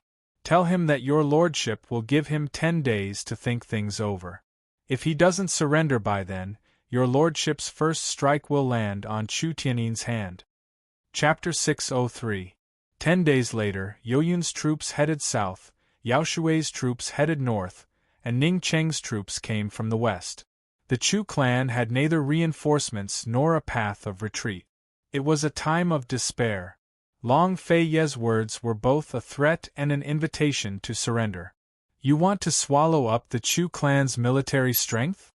Han Yunshi asked doubtfully. Ning Cheng had tricked the Chu clan into a corner. If Long Fei Yi used Chu Tianin as a hostage to force the Chu clan to surrender, perhaps the Long Fei Yi really could use the Chu clan to his advantage. After all, the Chu clan's driving arrow squad could fight against 10 men each. If he could take them under his command, their military strength would be on a completely different level. Yes, Long Fei Yi admitted. In terms of wealth, he might not lose to the Ning clan, but military strength was his weakness. It was time for him to train his troops and expand his armaments. Although the overall situation was set in stone, this was only the end of one game. Another would soon begin, and in this game, his only opponent would be the D clan's Ning Qing. Tang Li rejoiced at the turn of events. He was about to leave when Han Yunshi added, "While you're at it, tell General Chu that if he doesn't surrender, this Wang Fei will guarantee that he'll never be able to pick up an arrow again." In other words, if General Chu surrendered, Han Yunshi could heal his hand. Her style was the same as Long Fei Ye's, combining kindness and severity. Tang Li looked at Long Fei Yi and Han Yunshi and couldn't help but wonder why he never realized these two were such a good match. Tang Li quickly left. Long Fei Yi and Han Yunshi could only wait for developments in Western Liang and news from the Chu clan. What would the Chu clan choose? Han Yunshi thought that Chu Yunyi's character was far from loyal. He was just using the Western Qin imperial clan as a cover to deceive the world. After weighing the pros and cons, he could only choose to surrender. Thinking of this, the word bet appeared in Han Yunshi's mind. She finally remembered the bet she made with Long Fei Yi. They were betting on Ning Cheng's identity. She slowly turned her head to look at Long Fei Yi. This guy seems to have lost. No, it's not that he seems to have lost, he really did lose. If he lost, he would have to hug the little thing. No one knew what Long Fei Yi was thinking at this moment. He was staring at the door in a daze. Han Yunshi was clearly the winner. She could have won confidently and confidently. Unfortunately, when facing Long Fei Yi, she was always a little afraid. She coughed a few times and opened the topic. "Long Fei Yi, what is noble consort Ning's name?" "Ningen," Long Fei Yi replied offhandedly. "So it turns out." Han Yunshi sighed with emotion. The executive council head who replaced Ouyang Ningnua was called Ouyang Ningjing. Ning and Ningjing is also called Anjing. What an interesting name. Han Yunshi assumed that Long Fei would bring up Ningqing and Ningnua's names, but he only gave an without any intention to chat. Han Yunshi scooted over to sit by his side. Ningqing and Ouyang Ningnua are interesting names as well. Ningqing and Ningnua make a promise when combined. Hey, why didn't we think of that before? Cloud Realm Trade Consortium and Great General Ning's estate were merchant families and military families respectively. They had never had any contact with each other, so who would be so bored as to put their names together? Long Fei Yi remained expressionless as he ignored her. Han Yunshi scooted closer and cocked her head at him. "So Ningqing is a member of the D clan." Long Fei Yi was still expressionless. Han Yunshi was puzzled. This guy isn't reacting at all. Did he forget about our bet? He said he'd have to hug Lil Thing if he lost. Han Yunshi waited for a while, but when she saw that Long Fei Yi still wasn't going to bring up the bet, she simply said, "Long Fei Yi, let's make a bet. You lost, so you have to fulfill your end of the bargain." Long Fei Yi's lips twitched. Actually, he knew what Han Yunshi was up to as soon as she asked for noble consort Ning's name. He was in a foul mood after being checkmated by Ningqing. Any sensible person would know to keep their distance from him at a time like this. This woman, on the other hand, had forced her way to him. Long Fei Yi turned around and asked coldly, "Han Yunshi, this is the first time I've lost in my life. Aren't you afraid that I'll get angry?" Unexpectedly, Han Yunshi replied, "Do you mean you lost to me, or to Ningqing?" Long Fei Yi's face darkened instantly. He stared at Han Yunshi without saying a word. However, Han Yunshi wasn't afraid at all. Instead, she had the urge to laugh when she saw his expression. Fortunately, she restrained herself. She didn't dare to mention Ningqing again and hurriedly summoned Lil Thing out of the poison storage space. Then, she pretended to take it out of her sleeve and held it in front of Long Fei Yi. "We agreed that you'd have to hug it." If the person in front of him wasn't Han Yunshi, but anyone else, Long Fei Yi would have sent them flying with a kick. But he only looked down at Lil Thing. Ever since Lil Thing had entered the poison storage space to drink the poison water, it had often fallen asleep after eating too much. Unless Mama Yunshi called it, it rarely woke up. It had already activated the mode of eating, sleeping, and eating mode. Only in this way could it recover quickly. It also hoped that it could recover faster, not only from the poison in its teeth, but also from the detoxification of its blood. Then it could be like the gentleman and have the ability to protect Mama Yunshi. Right now, it was in a daze, about to wake up. It lazily turned over with its 4 feet in the air, twisted its body, and stretched its limbs. Then, it opened its eyes as it stretched lazily. This face is so familiar. Lil Thing had been sleeping for days, so it couldn't wake up immediately. It rubbed its eyes with its paws before taking a closer look. The face was incomparably handsome with perfect features. There were no blind spots at all, as if the heavens had carved it out with care. It was a handsome face, but his expression wasn't very good. It was too cold, especially those eyes. There wasn't a trace of warmth in them. Lil Thing kept rubbing its eyes as it studied the face. The more it looked, the more familiar it felt, as if it had seen this face before. Suddenly, it stopped rubbing its paws and widened its eyes to take a closer look. His Highness Duke of Qin. Cheap, Lil Thing had finally woken up. Or rather, its 7 souls and 6 spirits had all awakened. Its white fur stood on end like it was about to explode, each strand trembling. Awod, why is it like this?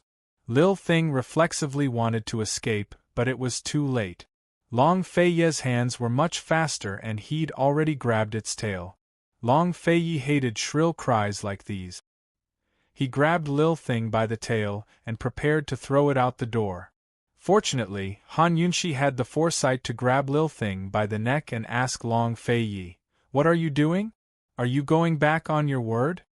Lil Thing didn't understand what Mama Yunshi was saying, much less the bet between her and Papa Long. What was Mama Yunshi doing? Papa Long had thrown it out so many times, but Mama Yunshi had never stopped him. Was she going to take him seriously this time? Lil Thing's heart began to pound wildly. Actually, it had no idea who would win between Mama Yunshi and Papa Long. Or rather, it had no idea whether Papa Long would yield to Mama Yunshi or not. No matter how they fought, Papa Long would definitely win. If he lost, he'd definitely yield. If Papa Long didn't yield this time, would Mama Yunshi insist? If Mama Yunshi insisted and Papa Long still didn't yield, would the two of them fight? If the two of them quarreled, would it become the culprit? Should it fight against Papa Long for once? Or should it scram on its own accord? Lil Thing quickly fell into an internal struggle while Han Yunshi looked seriously at Long Feiye. "You're not allowed to act shamelessly," Han Yunshi reminded him. Long Feiye fell silent for a long time before he pursed his lips. "I'll owe you." If it was any other request, he'd satisfy it no matter how difficult it was. But holding a mouse like this he really was. "You can still owe me?" Han Yunshi arched a brow. I'll owe you. This was probably the first time in Long Feiye's life that he'd felt so awkward. He actually let go of Lil Thing. Han Yunshi had long been laughing in her heart. The fact that this guy let go and didn't throw Lil Thing out was already a good start. Actually, she wasn't planning on forcing him. Han Yunshi didn't force him, so Long Feiye sat on one side and emphasized, "I'll owe you." Han Yunshi held Lil Thing in her hands and stroked it like a hot water bottle to keep it warm. "Alright, I'll always remember. You're not allowed to act shamelessly." Long Feiye couldn't drink the tea he'd just been drinking. He replied in a low voice, "Of course not. Of course not." He'd always kept his word when it came to her. He really hadn't broken his promise, but by the time he'd hugged Lil Thing was no longer Lil Thing. Nor was Han Yunshi the current Han Yunshi. Han Yunshi carried Lil Thing to sit by his side. Long Feiye glanced at Lil Thing, but didn't drag it away from Han Yunshi like before. It was as if he'd tacitly allowed Han Yunshi to hold Lil Thing. Since he'd already yielded, Han Yunshi knew when to stop forcing him. As for Lil Thing, it was curled up in Mama Yunshi's arms, full of doubts. Heavens, I've only slept for a few days, but Papa Long's doting on Mama Yunshi has already reached a heaven-defying level? They didn't even fight, but Mama Yunshi's one move made Papa Long keep it. She even tacitly allowed it to cling to her body? After all, this was something it had never dared to hope for or imagine. Could it be that I've missed something in the past few days? Could it be that something had happened between the two of them these past few days? Lil Thing carefully raised its head and stole a glance at Papa Long. Although Papa Long hadn't chased it away, his cold face was still hard to frighten. If it got too close to him, it'd get frostbitten. Lil Thing struggled out of Mama Yunshi's arms and slipped into her sleeve to hide. It sighed softly in its heart. No matter how it looked at it, the gentleman was still the most comfortable. I wonder where the gentleman is now. It's so cold, I miss his warm voice and warm smile. Gentleman, where are you? Lil Thing misses you. Chapter 604. Long Fei Yi and Han Yunshi were waiting for the Chu clan to make a decision. Meanwhile, Chu Yuni and General Chu had just received news from Western Liang that Chu Qingge had colluded with Ning Qing and betrayed the Chu clan. Both Chu Yuni and General Chu were filled with sudden enlightenment as their rage soared to the skies. If Chu Qingge was in front of them right now, they wouldn't be able to vent their anger even if they killed her 100 times over. That wicked girl. She's ruined everything Tianyin works so hard for. Ruined. Old man's going to kill her. He's going to kill her with his own hands. I never expected our nether clan's Chu clan to have such a traitor as well. Unforgivable. The two of them paced around the tent, unable to calm down for a long time. After all, they'd only exposed themselves at Thousand Buddha Cave and mobilized their troops to rebel because they'd discussed this with Ning Qing. It was all because they had the support of Ning Qing and Tianning country. Otherwise, the Chu clan wouldn't have been so impulsive without sufficient preparations. Nor would they have fought with their backs to the wall. Now that Ning Qing hadn't sent any troops, the Chu clan had yet to claim the throne of Tianning country. All they had were the 3 eastern prefectures. Moreover, Yuyun and Yaoshui were on the verge of being conquered. How were they supposed to fight against the Duke of Qin and Emperor Kongqing? They'd really been tricked by Ning Qing and forced into a corner by Long Fei Yi. I told you long ago that Ning Qing couldn't be relied on. You just had to. If you hadn't handed Gu Beiwei over to him, we'd at least have a bargaining chip. But now, General Chu couldn't help but vent his discontent. Chu Yuni still refused to believe that he'd made a mistake in his judgment. Ning Qing, big bro, you still can't tell what Ning Qing's ambitions are? We want to borrow Western Qin's name to conquer the world, but Ning Qing doesn't? Don't forget that his D-clan has the power to fight for the world. His D-clan's wealth and military strength are enough to contend with any nation in Cloud Realm continent. All of our efforts in Tianning have gone to his aid, General Chu said angrily. Hearing this, Chu Yuni finally came to his senses. After all, the Chu clan's original plan was to use Tianning as a stronghold to develop their power while searching for the orphans of Western Qin's imperial clan and roping in other nobles. They didn't want to expose the fiend's secret so soon. However, they were forced by Long Fei Yi to reveal their secret. Since the outbreak of the war, the situation had long been out of their control, and all of their decisions had gone against their original intentions. Now that Chu Yuni had calmed down and thought back, he realized that ever since Long Fei Yi had left for Western Zhou, he'd been incited into making decisions on impulse. He couldn't help but ask himself, how could this be? Now that he reflected on it, it was already too late. In the end, it's all Long Fei Yi and Han Yunshi's fault. General Chu was so angry that he was panting. Chu Yuni's anger was all bottled up in his heart. In a low voice, he said, "There's no point in talking now. Let's think of a countermeasure instead." At this moment, the military reports from Yuyun and Yaoshui arrived. General Chu knew that the 2 cities would be lost at this time, but when he saw the news, his heart still thumped loudly. He tossed the reports to Chu Yuni and said, "Countermeasure? We've been surrounded in all 4 directions. Besides abandoning this city, What else do we have? When it rains, it pours. Just as Chu Yuni and General Chu were at their wits' end, they received letters from Long Fei Yi and Ning Qing at the same time. Both brothers read the letters together, but their faces were darker than the others. Long Fei Yi had taken Chu Tianyin as a hostage and given them 10 days to think things over.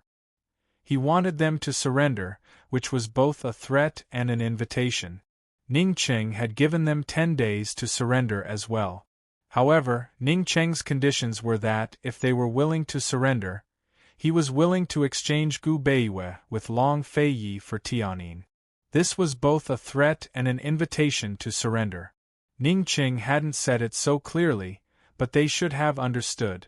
All right, here was their choice. Faced with such a choice, Chu Yuni and General Chu both calmed down. They exchanged glances, but neither of them spoke first. Long Fei Yi and Ning Qing had both given them 10 days. Without a doubt, many things would happen within those 10 days. The two brothers fell silent for a long time before Chu Yuni finally said, "Think it over carefully." Then he left the tent, leaving General Chu to massage his aching arm and fall into deep thought. 10 days passed quickly. On the 3rd day, soldiers from Yaoshui and Yuyun prefectures arrived from the north and south to join forces with Long Fei Ye's elite troops to surround Fenglin prefecture from the north, south, and west. On the 5th day, Ning Cheng's troops arrived to join forces with the 3 elite troops stationed at Tianning's western borders to surround Fenglin prefecture's east. On the 7th day, Emperor Tianhui's first 7 days passed. On the 8th day, Chu Qingge carried the crown prince, who was still a month old, to the throne with the title of Eternal Light. Empress Chu was promoted to Empress Dowager and held court from behind a curtain. Ning Qing was conferred the title of Prince Regent with the title of Prince Regent. That very day, the Prince Regent led all of the civil and military officials in kneeling and swearing loyalty to Tianning and Eternal Light. Today was the 9th day. After 9 days of silence, Chu Yuni and General Chu finally summoned all of the Nether clan elders and strategists to discuss a way out. However, even now, the two of them had kept their mouths shut. The elders and strategists, on the other hand, were talking about the wind and the clouds, and even began to argue. Ning Qing can't be trusted. Are we supposed to stick our faces to him after being tricked once? What a joke. Does the Duke of Qin have any credibility at all? Don't forget, the Nether clan's driving arrow arts are known to all because of the Duke of Qin. Ning Qing just wants to take control this time. As I see it, the Chu clan should keep cooperating with Ning Qing. After all, half of Tianning's crown prince's blood flows in his veins. Are you sure Gu Beiwei can be traded for Chu Tianyin? You're indulging in wild fantasies. He's just a trifling doctor. Gu Beiwei was originally our Chu clan's bargaining chip, but now he's in Ning Qing's hands. Now he's a bargaining chip for our Chu clan to surrender? Ah.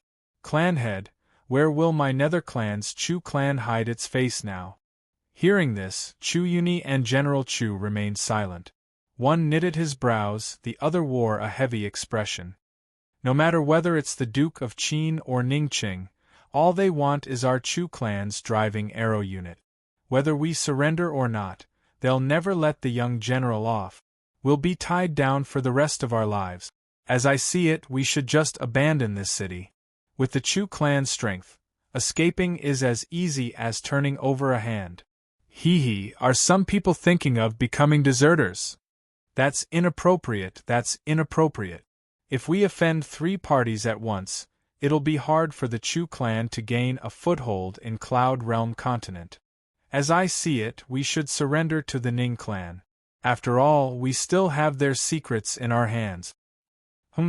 The Ning clan really doesn't mind exposing the D clan's secrets, does it? As I see it, this won't affect Ning Qing much at all. Are we supposed to surrender to the Duke of Qin? How can he beat the Ning clan with his wealth and military strength? As the discussions went on, the smell of gunpowder grew thicker and thicker. Finally, Chu Yuni slammed his palm against the table, silencing everyone. Chu Yuni glanced at General Chu and asked, "What do you think?" General Chu looked at the crowd before he said seriously, "Let's not consider abandoning the city. It's not that old man wants to save Tianjin out of selfishness, but that the Chu clan is surrounded by enemies on all sides. Everyone knows what's going on. With the Chu clan's skills, the Duke of Qin and Duke of Ning's encirclement was still within their capabilities. But as soon as they fled, they'd offend both Western Zhou and the Duke of Qin.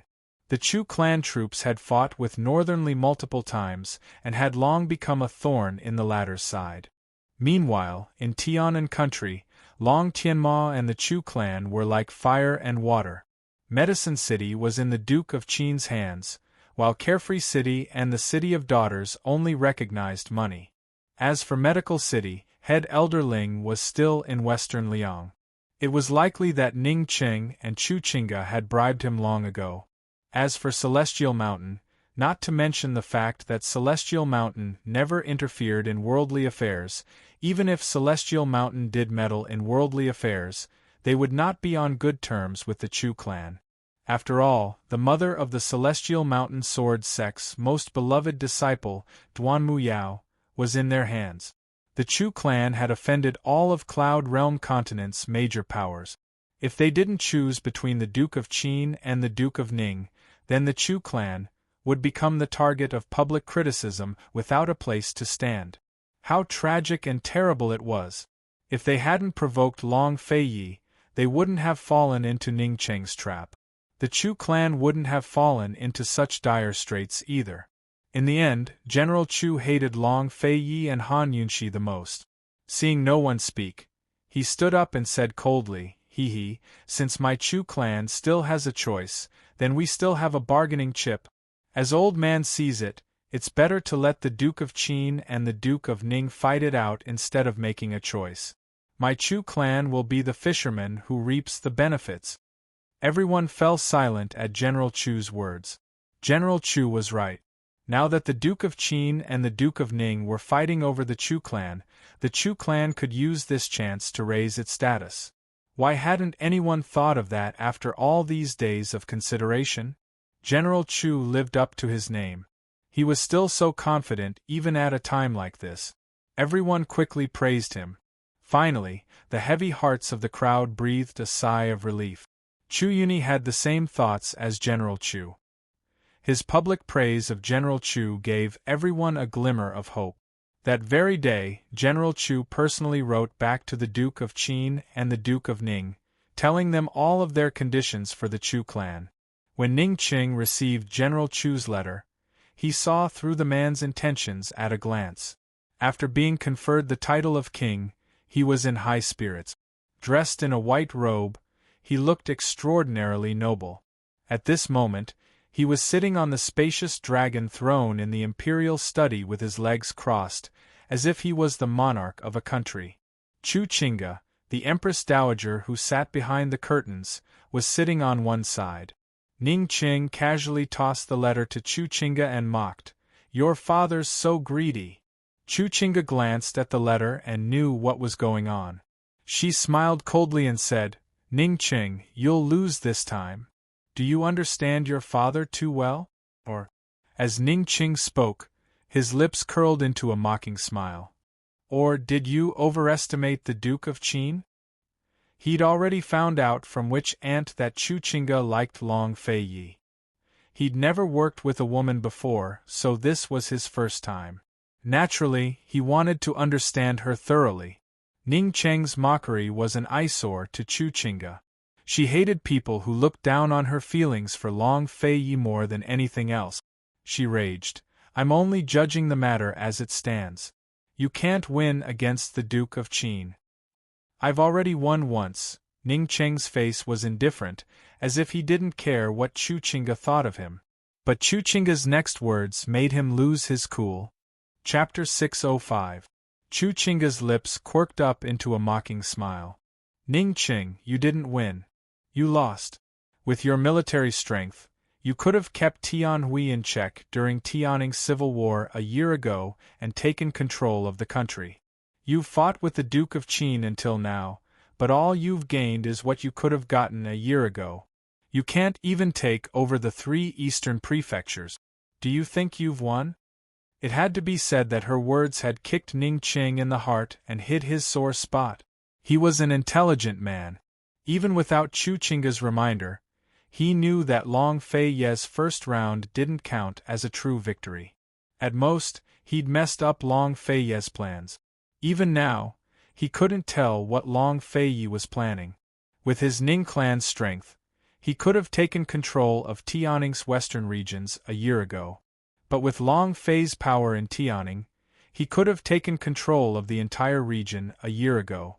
But Long Fei Ye hadn't done that. He hadn't even declared himself emperor in the south-central regions. Ning Qing couldn't figure out why. Annoyed by Chu Chinga's words, Ning Qing stood up and drew close to her with his tall, sturdy frame, giving Chu Chinga an oppressive feeling. "This time, your lordship is definitely taking over the Chu clan," Ning Qing said cold. "I don't care if you win or lose. In any case, don't forget what you promised me." Chu Chinga reminded him. "Rather than exchange Gu Beiwe for the Chu clan, you might as well exchange him for Han Yunxi.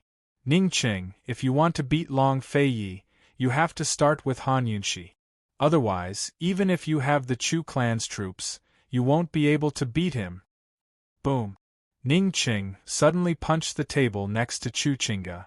"Don't be so absolute in front of your lordship. You won't be able to bear the consequences."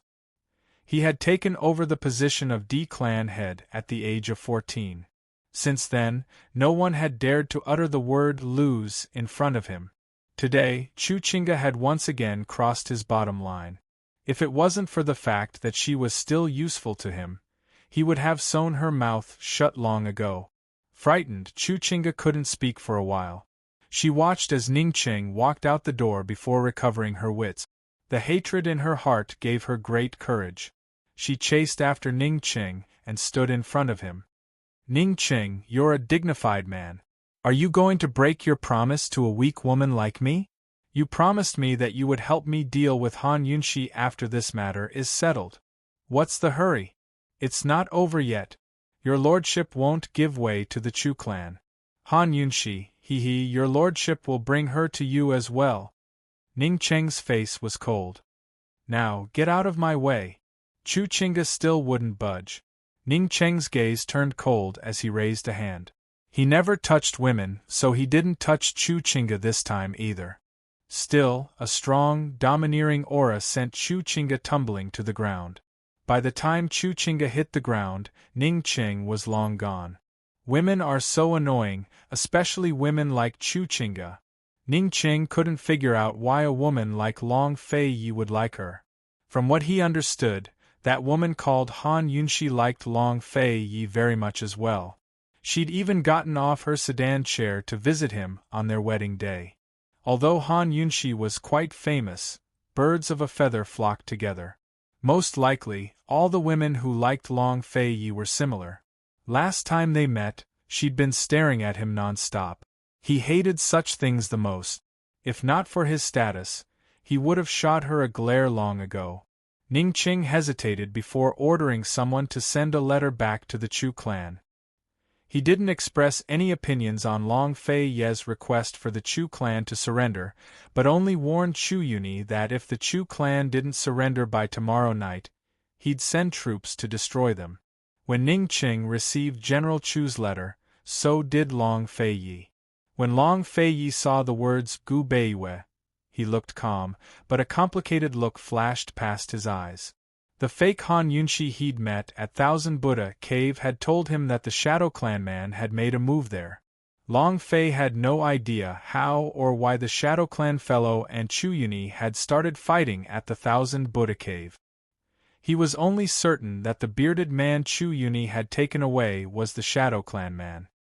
He'd always harbored suspicions about Gu Beiwe, but now Gu Beiwe had fallen into Ning Qing's hands. Could it be that Gu Beiwe was the Shadow Clan man? Did something happen between the Nether and D clans?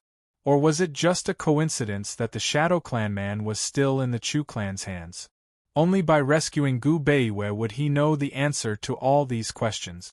If Gu Beiwei really was a member of the Shadow Clan, then he must have a motive for getting close to Han Yunshi. Long Fei Yi would never allow anyone who knew Han Yunshi's secrets to fall into the D clan's hands. No matter what, he'd save Gu Beiwei. Gu Beiwei, he muttered to himself. Currently, Han Yunshi was drinking tea. Her hand trembled at the name, causing the teacup to fall to the ground and shatter. Long Fei Yi looked down with furrowed brows. As a tea addict, he was very particular about his tea set. No matter where he went, he'd always bring a few sets with him. A tea set usually had 5 cups, but he always had 6. The extra one was a custom-made personal cup. He only had one custom-made cup, so even Tang Li had no use for it. It wasn't until Han Yunshi was by his side that he had an extra cup on his tea table.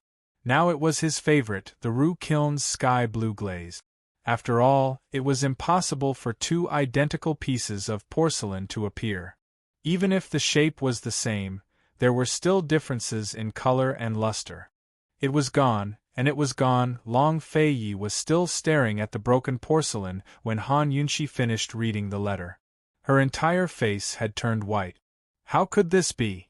When did Dr. Gu fall into their hands? Wasn't he at Pilfine Pharmacy's branch all this time? This is too much. What does it mean to make things difficult for a doctor who can't even truss up a chicken? Han Yunshi was extremely agitated. She never thought that Ning Cheng's group would make a move against Gu Beiwei. Long Fei Yi glanced at her, his displeasure written all over his face. But Han Yunshi was too preoccupied with Gu Beiwei to notice. Long Fei Yi didn't fuss over the cup, but said coldly, "When 2 armies are at war, it's common for hostages and prisoners of war to negotiate. What are you so anxious about?" Han Yunshi was indeed anxious. Of course she knew that hostages depended on one's skills. They had Chu Tianyin in their hands, didn't they? But Gu Beiwei was different. Gu Beiwei had nothing to do with this war.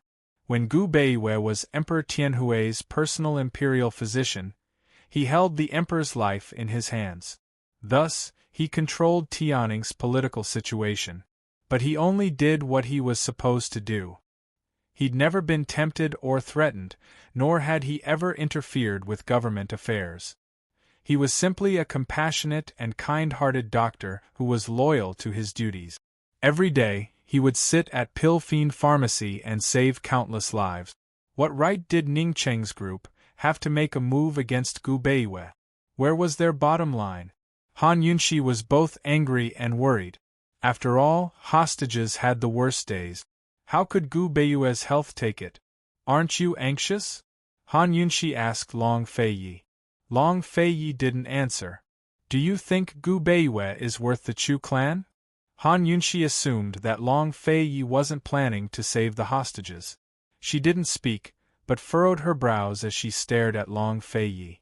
Long Fei Yi's gaze was originally cold, but after being stared at for a while, he actually averted his gaze. Some people's value is immeasurable. Long Fei Yi, Gu Beiwei doesn't owe us anything. We can't owe him anything either. Ning Cheng kidnapped him because he's a member of Pilfine Pharmacy and has a good relationship with us," Han Yunshi said seriously. Han Yunshi had always been clear about gratitude and grudges, love and hate. She never went back on her words.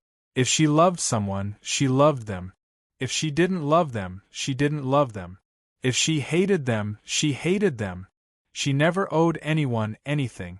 Mute Granny, whose condition was still unknown, was the first. She didn't want Gu Beiwei to become the second. "We don't owe him anything," Long Fei Yi muttered to himself. "We can't owe him anything," Han Yunshi said seriously. It wasn't that they didn't owe him anything, it was that they couldn't owe him anything. Long Fei Yi didn't know what he was thinking, but after a moment of silence, he generously agreed. "All right, we won't owe him anything. No one can touch a member of Pilfine Pharmacy. The Chu family wants to raise the price, right? I'll make sure the Chu family loses both their chickens and eggs. As for Ning Cheng, if he really thinks he's won, I don't mind teaching him what it means to have the last laugh." With Long Fei Ye's words, Han Yunshi finally felt relieved. Although Ning Qing had gained the upper hand this time, this matter wasn't over yet. She was looking forward to the day when she and Ning Qing would have a face-to-face confrontation. However, the most important thing right now was to deal with the Chu family. Long Feiyi didn't express any opinions on Ning Qing's request for the Chu family to surrender, nor did he mention Gu Beiwei. He only instructed his attendants, send a letter to the Chu family. If this prince doesn't see the Chu family raise a white flag of surrender before nightfall, this prince will mobilize all 3 armies to exterminate the Chu family. Hearing this, Han Yunshi knew that Long Feiyi planned to bypass the Chu family and directly negotiate with Ning Qing. That was the wisest choice.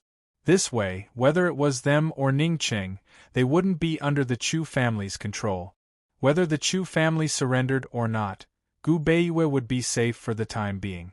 With the boulder in her heart temporarily lifted, Han Yunshi finally had the mood to seriously ponder over General Chu's letter. The letter only mentioned that Gu Beiwei was in Ning Qing's hands and that Ning Qing planned to exchange Gu Beiwei for Chu Tianyin. Nothing else was mentioned. Han Yunshi didn't understand. How did Gu Beiwei end up in Ning Qing's hands? There are so many people in Pill Fiend Pharmacy, so why did he choose Gu Beiwei? Han Yunshi asked seriously. Long Feiyi also wanted to know the truth. But before he figured out Gu Beiwei's intentions, he wouldn't tell Han Yunshi too much. Gu Beiwei must have run into Ning Qing's men when he was running around. Tang Li, who'd been silent all this time, interrupted. Before, Chu Shifeng asked him about induced labor, but couldn't find him in all of Pill Fiend Pharmacy's branches. It was only at the Binhai branch that we got news that Gu Beiwei took a leave of absence to search for medicine in Medicine City. Who knew something would happen? Tang Li wasn't lying, but he and Long Feiyi both saw Gu Beiwei's leave of absence as an excuse. Han Yunshi sighed softly and didn't say anything. Even if Gu Beiwei's safety was only temporary, soldiers were often cruel and ruthless. Ning Qing looked scholarly and refined, but he wasn't a scholarly general like Mu Qingwu. She just wanted to deal with the Chu clan as soon as possible so she could find a way to rescue Gu Beiwei. She didn't have a good impression of the Chu clan to begin with, but now she loathed them even more. Tomorrow was the last day of the 10-day deadline. She wanted to see what else the Chu clan could use to negotiate with Long Feiyi. Chapter 606. As soon as Han Yunshi left, Tang Li immediately scooted over. Big bro, there's no need to guess. That guy in the 1000 Buddha cave must be Gu Beiwei. Gu Beiwei must have fallen into the Chu clan's hands first, then Ning Qing's. Once Ning Qing got Gu Beiwei, he dug a hole for the Chu clan. That brat's too black-hearted. Long Feiyi didn't reply, so Tang Li continued. Big bro, what do you think happened in the 1000 Buddha cave? How did Gu Beiwei get hurt like that? If he can't beat them, he can always run. Who in the world can catch up to him? He couldn't have hurt Chu Yunyi's blind eye, could he? Long Feiyi still didn't speak. The more Tang Li thought about it, the stranger he felt. Does Ning Qing know about Gu Beiwei's identity? Could it be that Gu Beiwei and the Chu clan teamed up to trick both Ning Qing and us? Or perhaps, Gu Beiwei and Ning Qing are in cahoots? Tang Li muttered a bunch of guesses to himself. By the end, he was in disarray. He suddenly felt that Han Yunshi was quite lucky. She knew less and had fewer worries. She didn't have so many things she couldn't figure out. Big bro, what are you thinking? Tell me in secret, Tang Li begged. Unfortunately, Long Feiyi still ignored him. Ever since he was young, Tang Li hated Long Feiyi ignoring him the most. He coughed lightly a few times and slowly picked up the broken pieces of porcelain on the ground. Big bro, you'll definitely save Gu Beiwei. You were making sister-in-law anxious on purpose, weren't you? Despite Tang Li's words, Long Feiyi was still expressionless. A crafty look flashed past Tang Li's eyes as he muttered to himself, Big bro, the smell of jealousy is so strong. Tang Li assumed that Long Feiyi's stoic face would show some emotion, but Long Fei-yi was still expressionless. Still, he stood up and kicked Tang Li's chair to pieces. Before Tang Li could react, his butt hit the ground with a thump. He was 100% sure it was a flower. In any case, he'd been sleeping on his stomach all night. Chu Yuni and General Chu were eagerly anticipating Long Fei-yi and Ning Cheng's replies. They wanted to sit and watch the battle while Long Fei-yi and Ning Cheng fought it out. But when they received Long Fei-yi and Ning Cheng's replies at the same time, both of them lost all hope.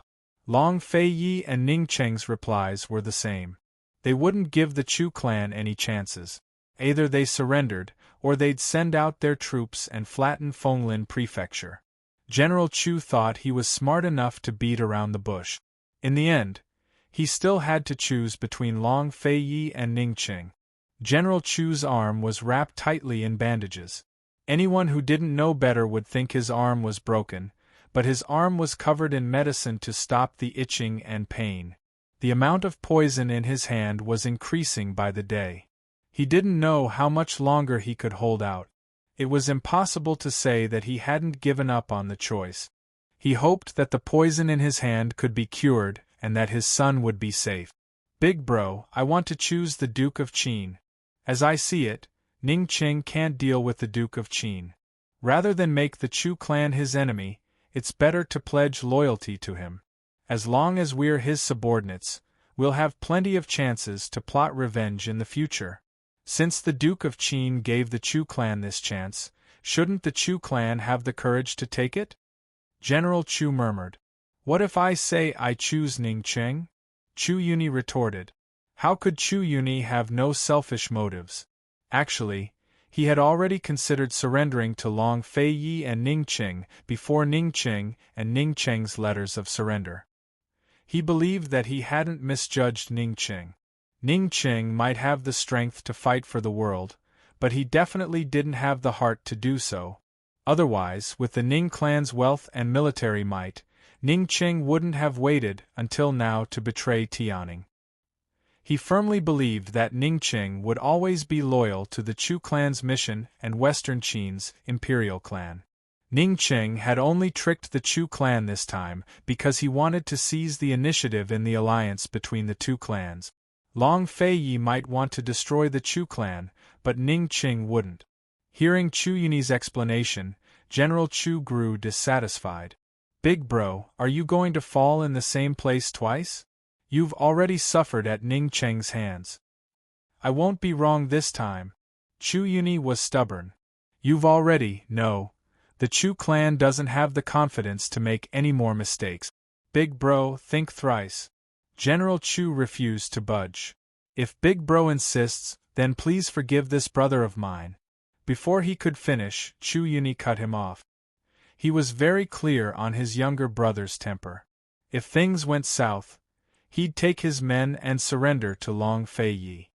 Since even I, the clan head, can't make the decision, then let the heavens decide, Chu Yuni said as he took out a gold coin. Heads, the Duke of Qin. Tails, Ning Cheng. How's that? General Chu hesitated for a long time before nodding his head. In the end, he didn't want to fall out with Chu Yuni.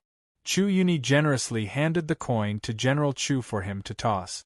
General Chu didn't decline, but tossed the coin high into the air before catching it in his palm and opening it in front of Chu Yuni's face.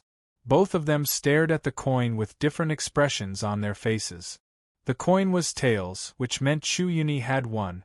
General Chu quickly flipped the coin over and saw that the other side was heads. There was nothing fishy about the coin at all. He'd lost. Such is the will of heaven, Chu Yuni said simply before taking the coin away. Actually, there was something fishy about the coin.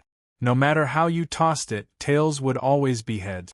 Unfortunately, General Chu wouldn't toss it a second time. While General Chu was disappointed, Chu Yuni patted him on the shoulder. Trust me, Long Fei-yi and Han Yunxi will never give up on Gu Beiwei. Tianyin will come back. General Chu had no choice but to write a letter to Ning Cheng immediately. Chu Yuni wanted to take the risk, but he couldn't afford it.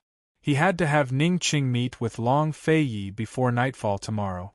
Otherwise, if the Long Fei Yi didn't get a reply from the Chu clan, he'd kill Tianyin in a fit of rage. Then General Chu would have no hope left for the rest of his life.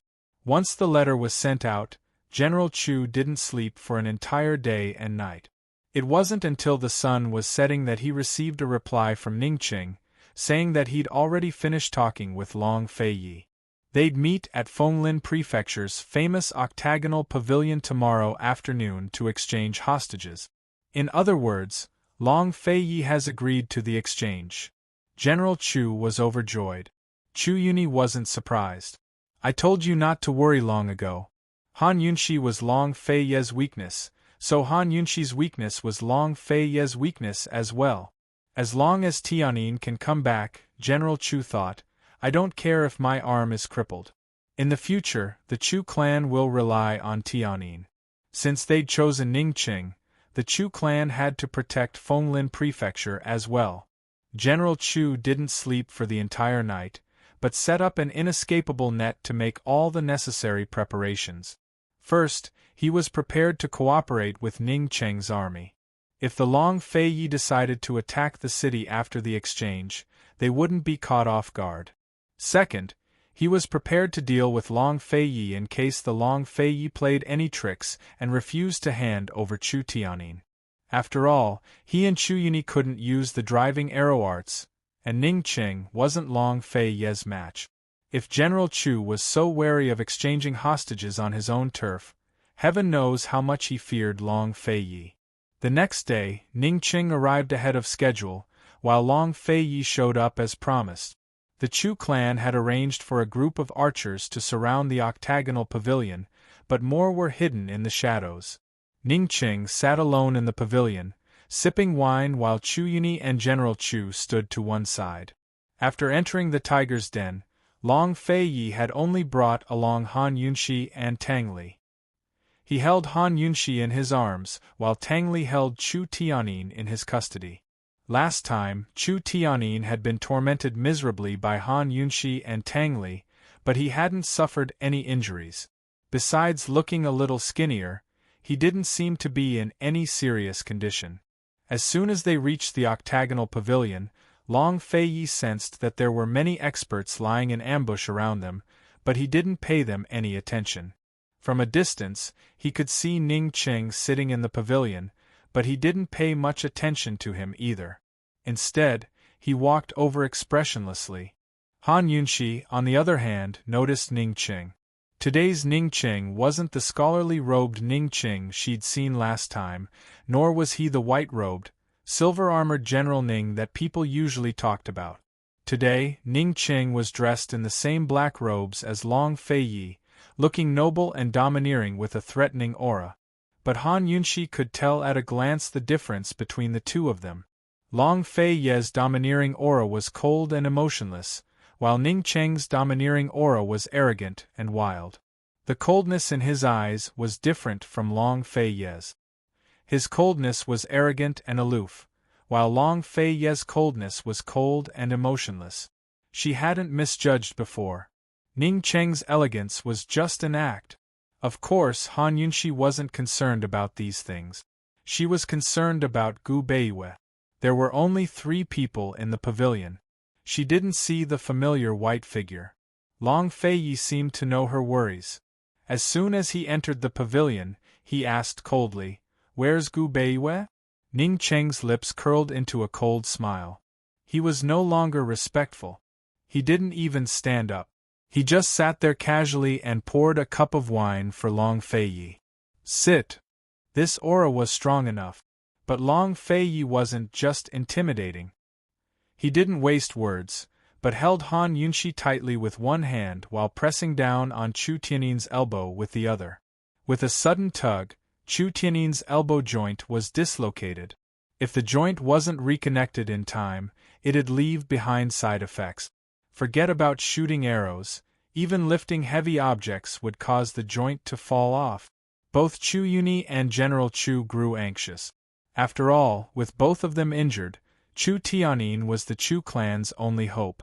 Before Long Fei Yi could ask any questions, General Chu quickly said, "Gu Beiyue's right in the woods." Duke of Qin, as long as you release Tianyin, old man will personally bring Gu Beiwei here. Neither General Chu nor anyone else in the Chu clan had the right to discuss terms with Long Feiyi. Long Feiyi wouldn't waste words with them either. He didn't even spare General Chu a glance, but grabbed Chu Tianyin's shoulder joint and dislocated it. At this time, Chu Tianyin, who had been keeping his head down all this time, finally couldn't take it anymore and let out a soft snort. Tianyin! General Chu panicked, but Chu Tianyin only glanced at him without a word. Chu Tianyin had no idea what was going on. He had no idea why Gu Beiwei had fallen into Ning Cheng's hands, or Ning Cheng's true identity. He was far more cautious than his father and uncle. When he didn't know the situation, the best thing to do was to keep his mouth shut. With his elbow dislocated, Chu Tianyin's hand hung limply by his side like a puppet without strings. After all, Chu Tianyin's hand was the future of the Chu clan. Without a word, General Chu turned to head back into the woods to bring Gu Beiwei back. Would Ning Qing stop him? Chapter 607. Of course Ning Qing would stop him. He'd left Gu Beiwei in the forest instead of bringing him here because he wanted to show Long Feiyi his strength. He might have won the battle of the three armies, but he hadn't won anything at all. This time, the Chu clan had chosen him, so he really did beat Long Feiyi and the Chu clan. He'd been in a good mood since receiving Chu Yunyi's letter, but as soon as he saw Long Fei, his joy vanished. That was because he couldn't see a single trace of a loser's disappointment or despondency. In fact, he couldn't even see Long Fei's emotions. This man was like a glacier, lofty and unshakable. He'd even shattered his initial show of strength without a word and told General Chu to obediently bring his men here. How could the proud Ning Qing accept this? He didn't stop General Chu directly, but lazily raised his wine cup with a chuckle. Someone come, break Gu Beiwei's elbow and shoulder joints for your lordship. General Chu naturally stopped in his tracks at these words. After all, they'd already surrendered to Ning Qing. Han Yunshi's heart thumped, but she didn't show it. She was anxious, but she didn't need to lose her sense of propriety. They were here to exchange hostages, but Ning Qing had hidden them away to make things difficult for them. If they gave way and let Ning Qing gain the upper hand, they'd lose for real. Han Yunshi grit her teeth and endured. Long Feiyi knew Ning Qing's intentions as well. He gave a cold snort and said, "Since you're not sincere, why waste time?" So speaking, he wrapped his arm around Han Yunshi and turned to leave. Tang Li and Chu Tianyin hurried to catch up. Ning Qing didn't think much of it. He drank as he watched Long Feiyi and the rest leave. Long Feiyi and the rest walked at a steady pace until they were far away, but Ning Qing didn't stop them. "Do you want to turn back?"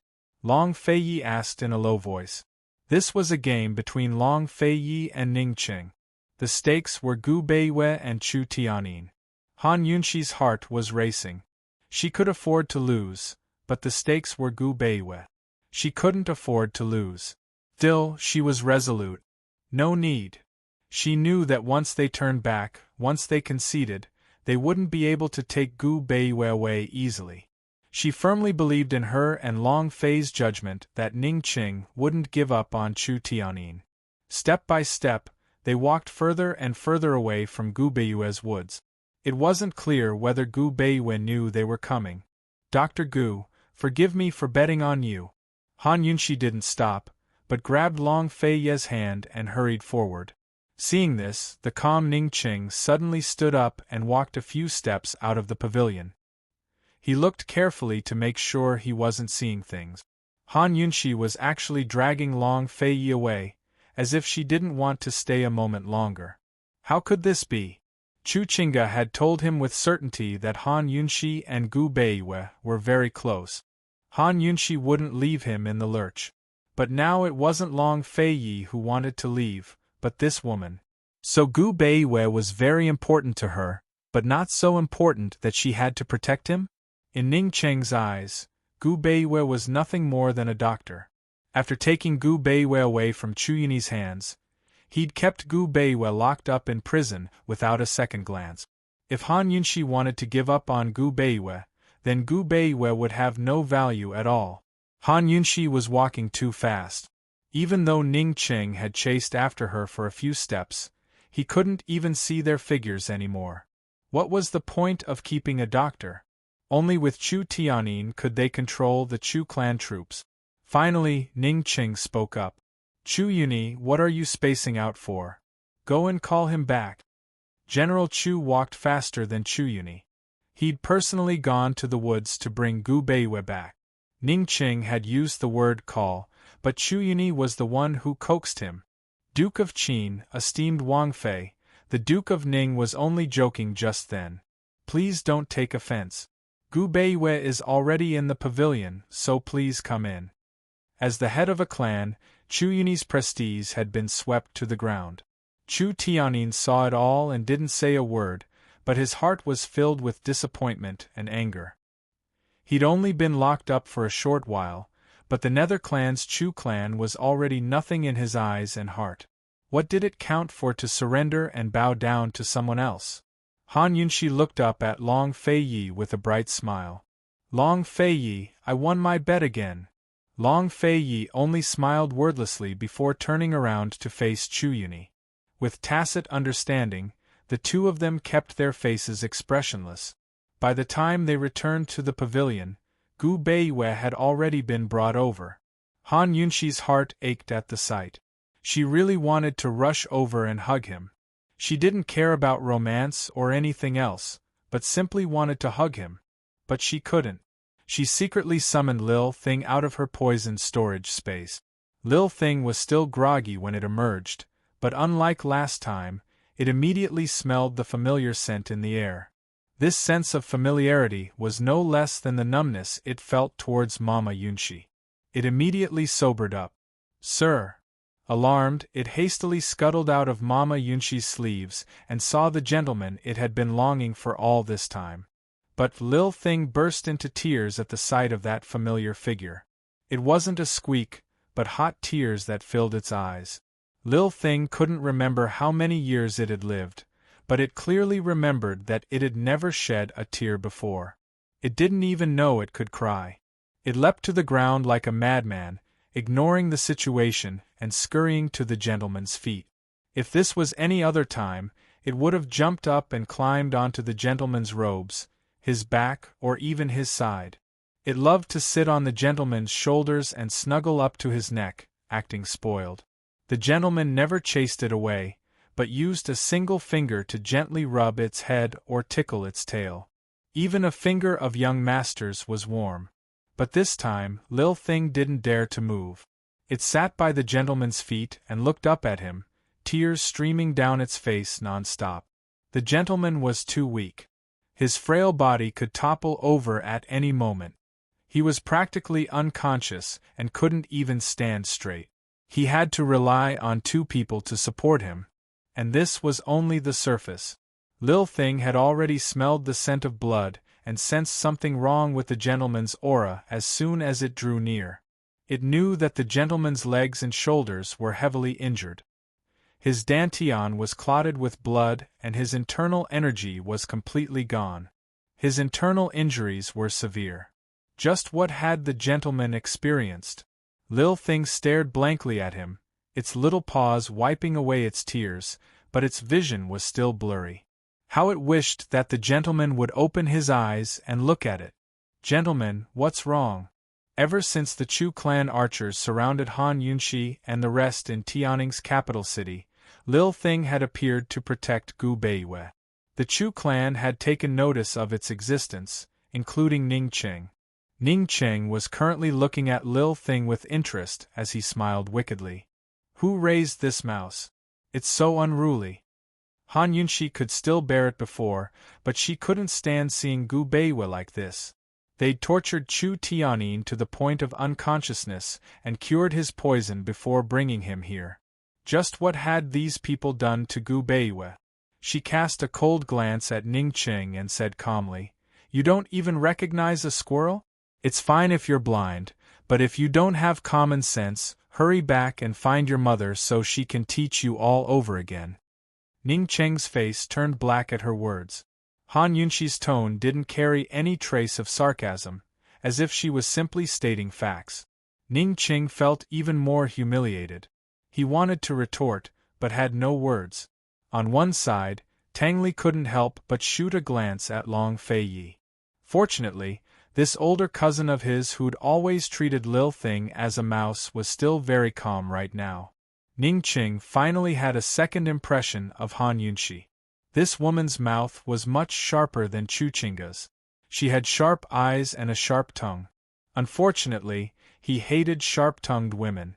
"Someone come, chase that thing away," he ordered coldly. A few attendants immediately surrounded them.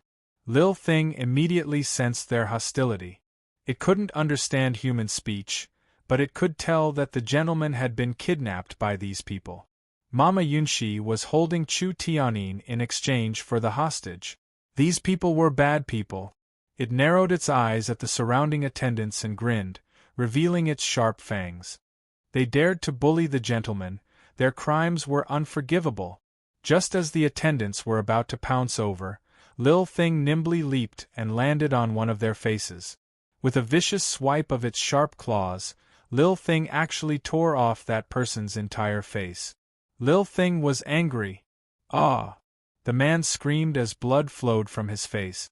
It was a ghastly sight, frightening everyone around them into backing away. The crowd had yet to recover from their shock. The little thing was extremely fast. Its figure flashed and stepped on the faces of the people who surrounded it. Its sharp claws accurately pierced into their eyes. Anyone who was pierced by it was completely blinded. Wails filled the air as Ning Ching rose to his feet in shock, staring at Lil Thing in disbelief. Lil Thing didn't even let go of the two guards supporting Gu Beiyue. As soon as they let go, Gu Beiyue toppled forward. Han Yunxi was about to rush over when Lil Thing scurried past. It was so small, only the size of a palm, but it used its claws to support Gu Beiyue's chest, taking all of his weight so he wouldn't hit the ground.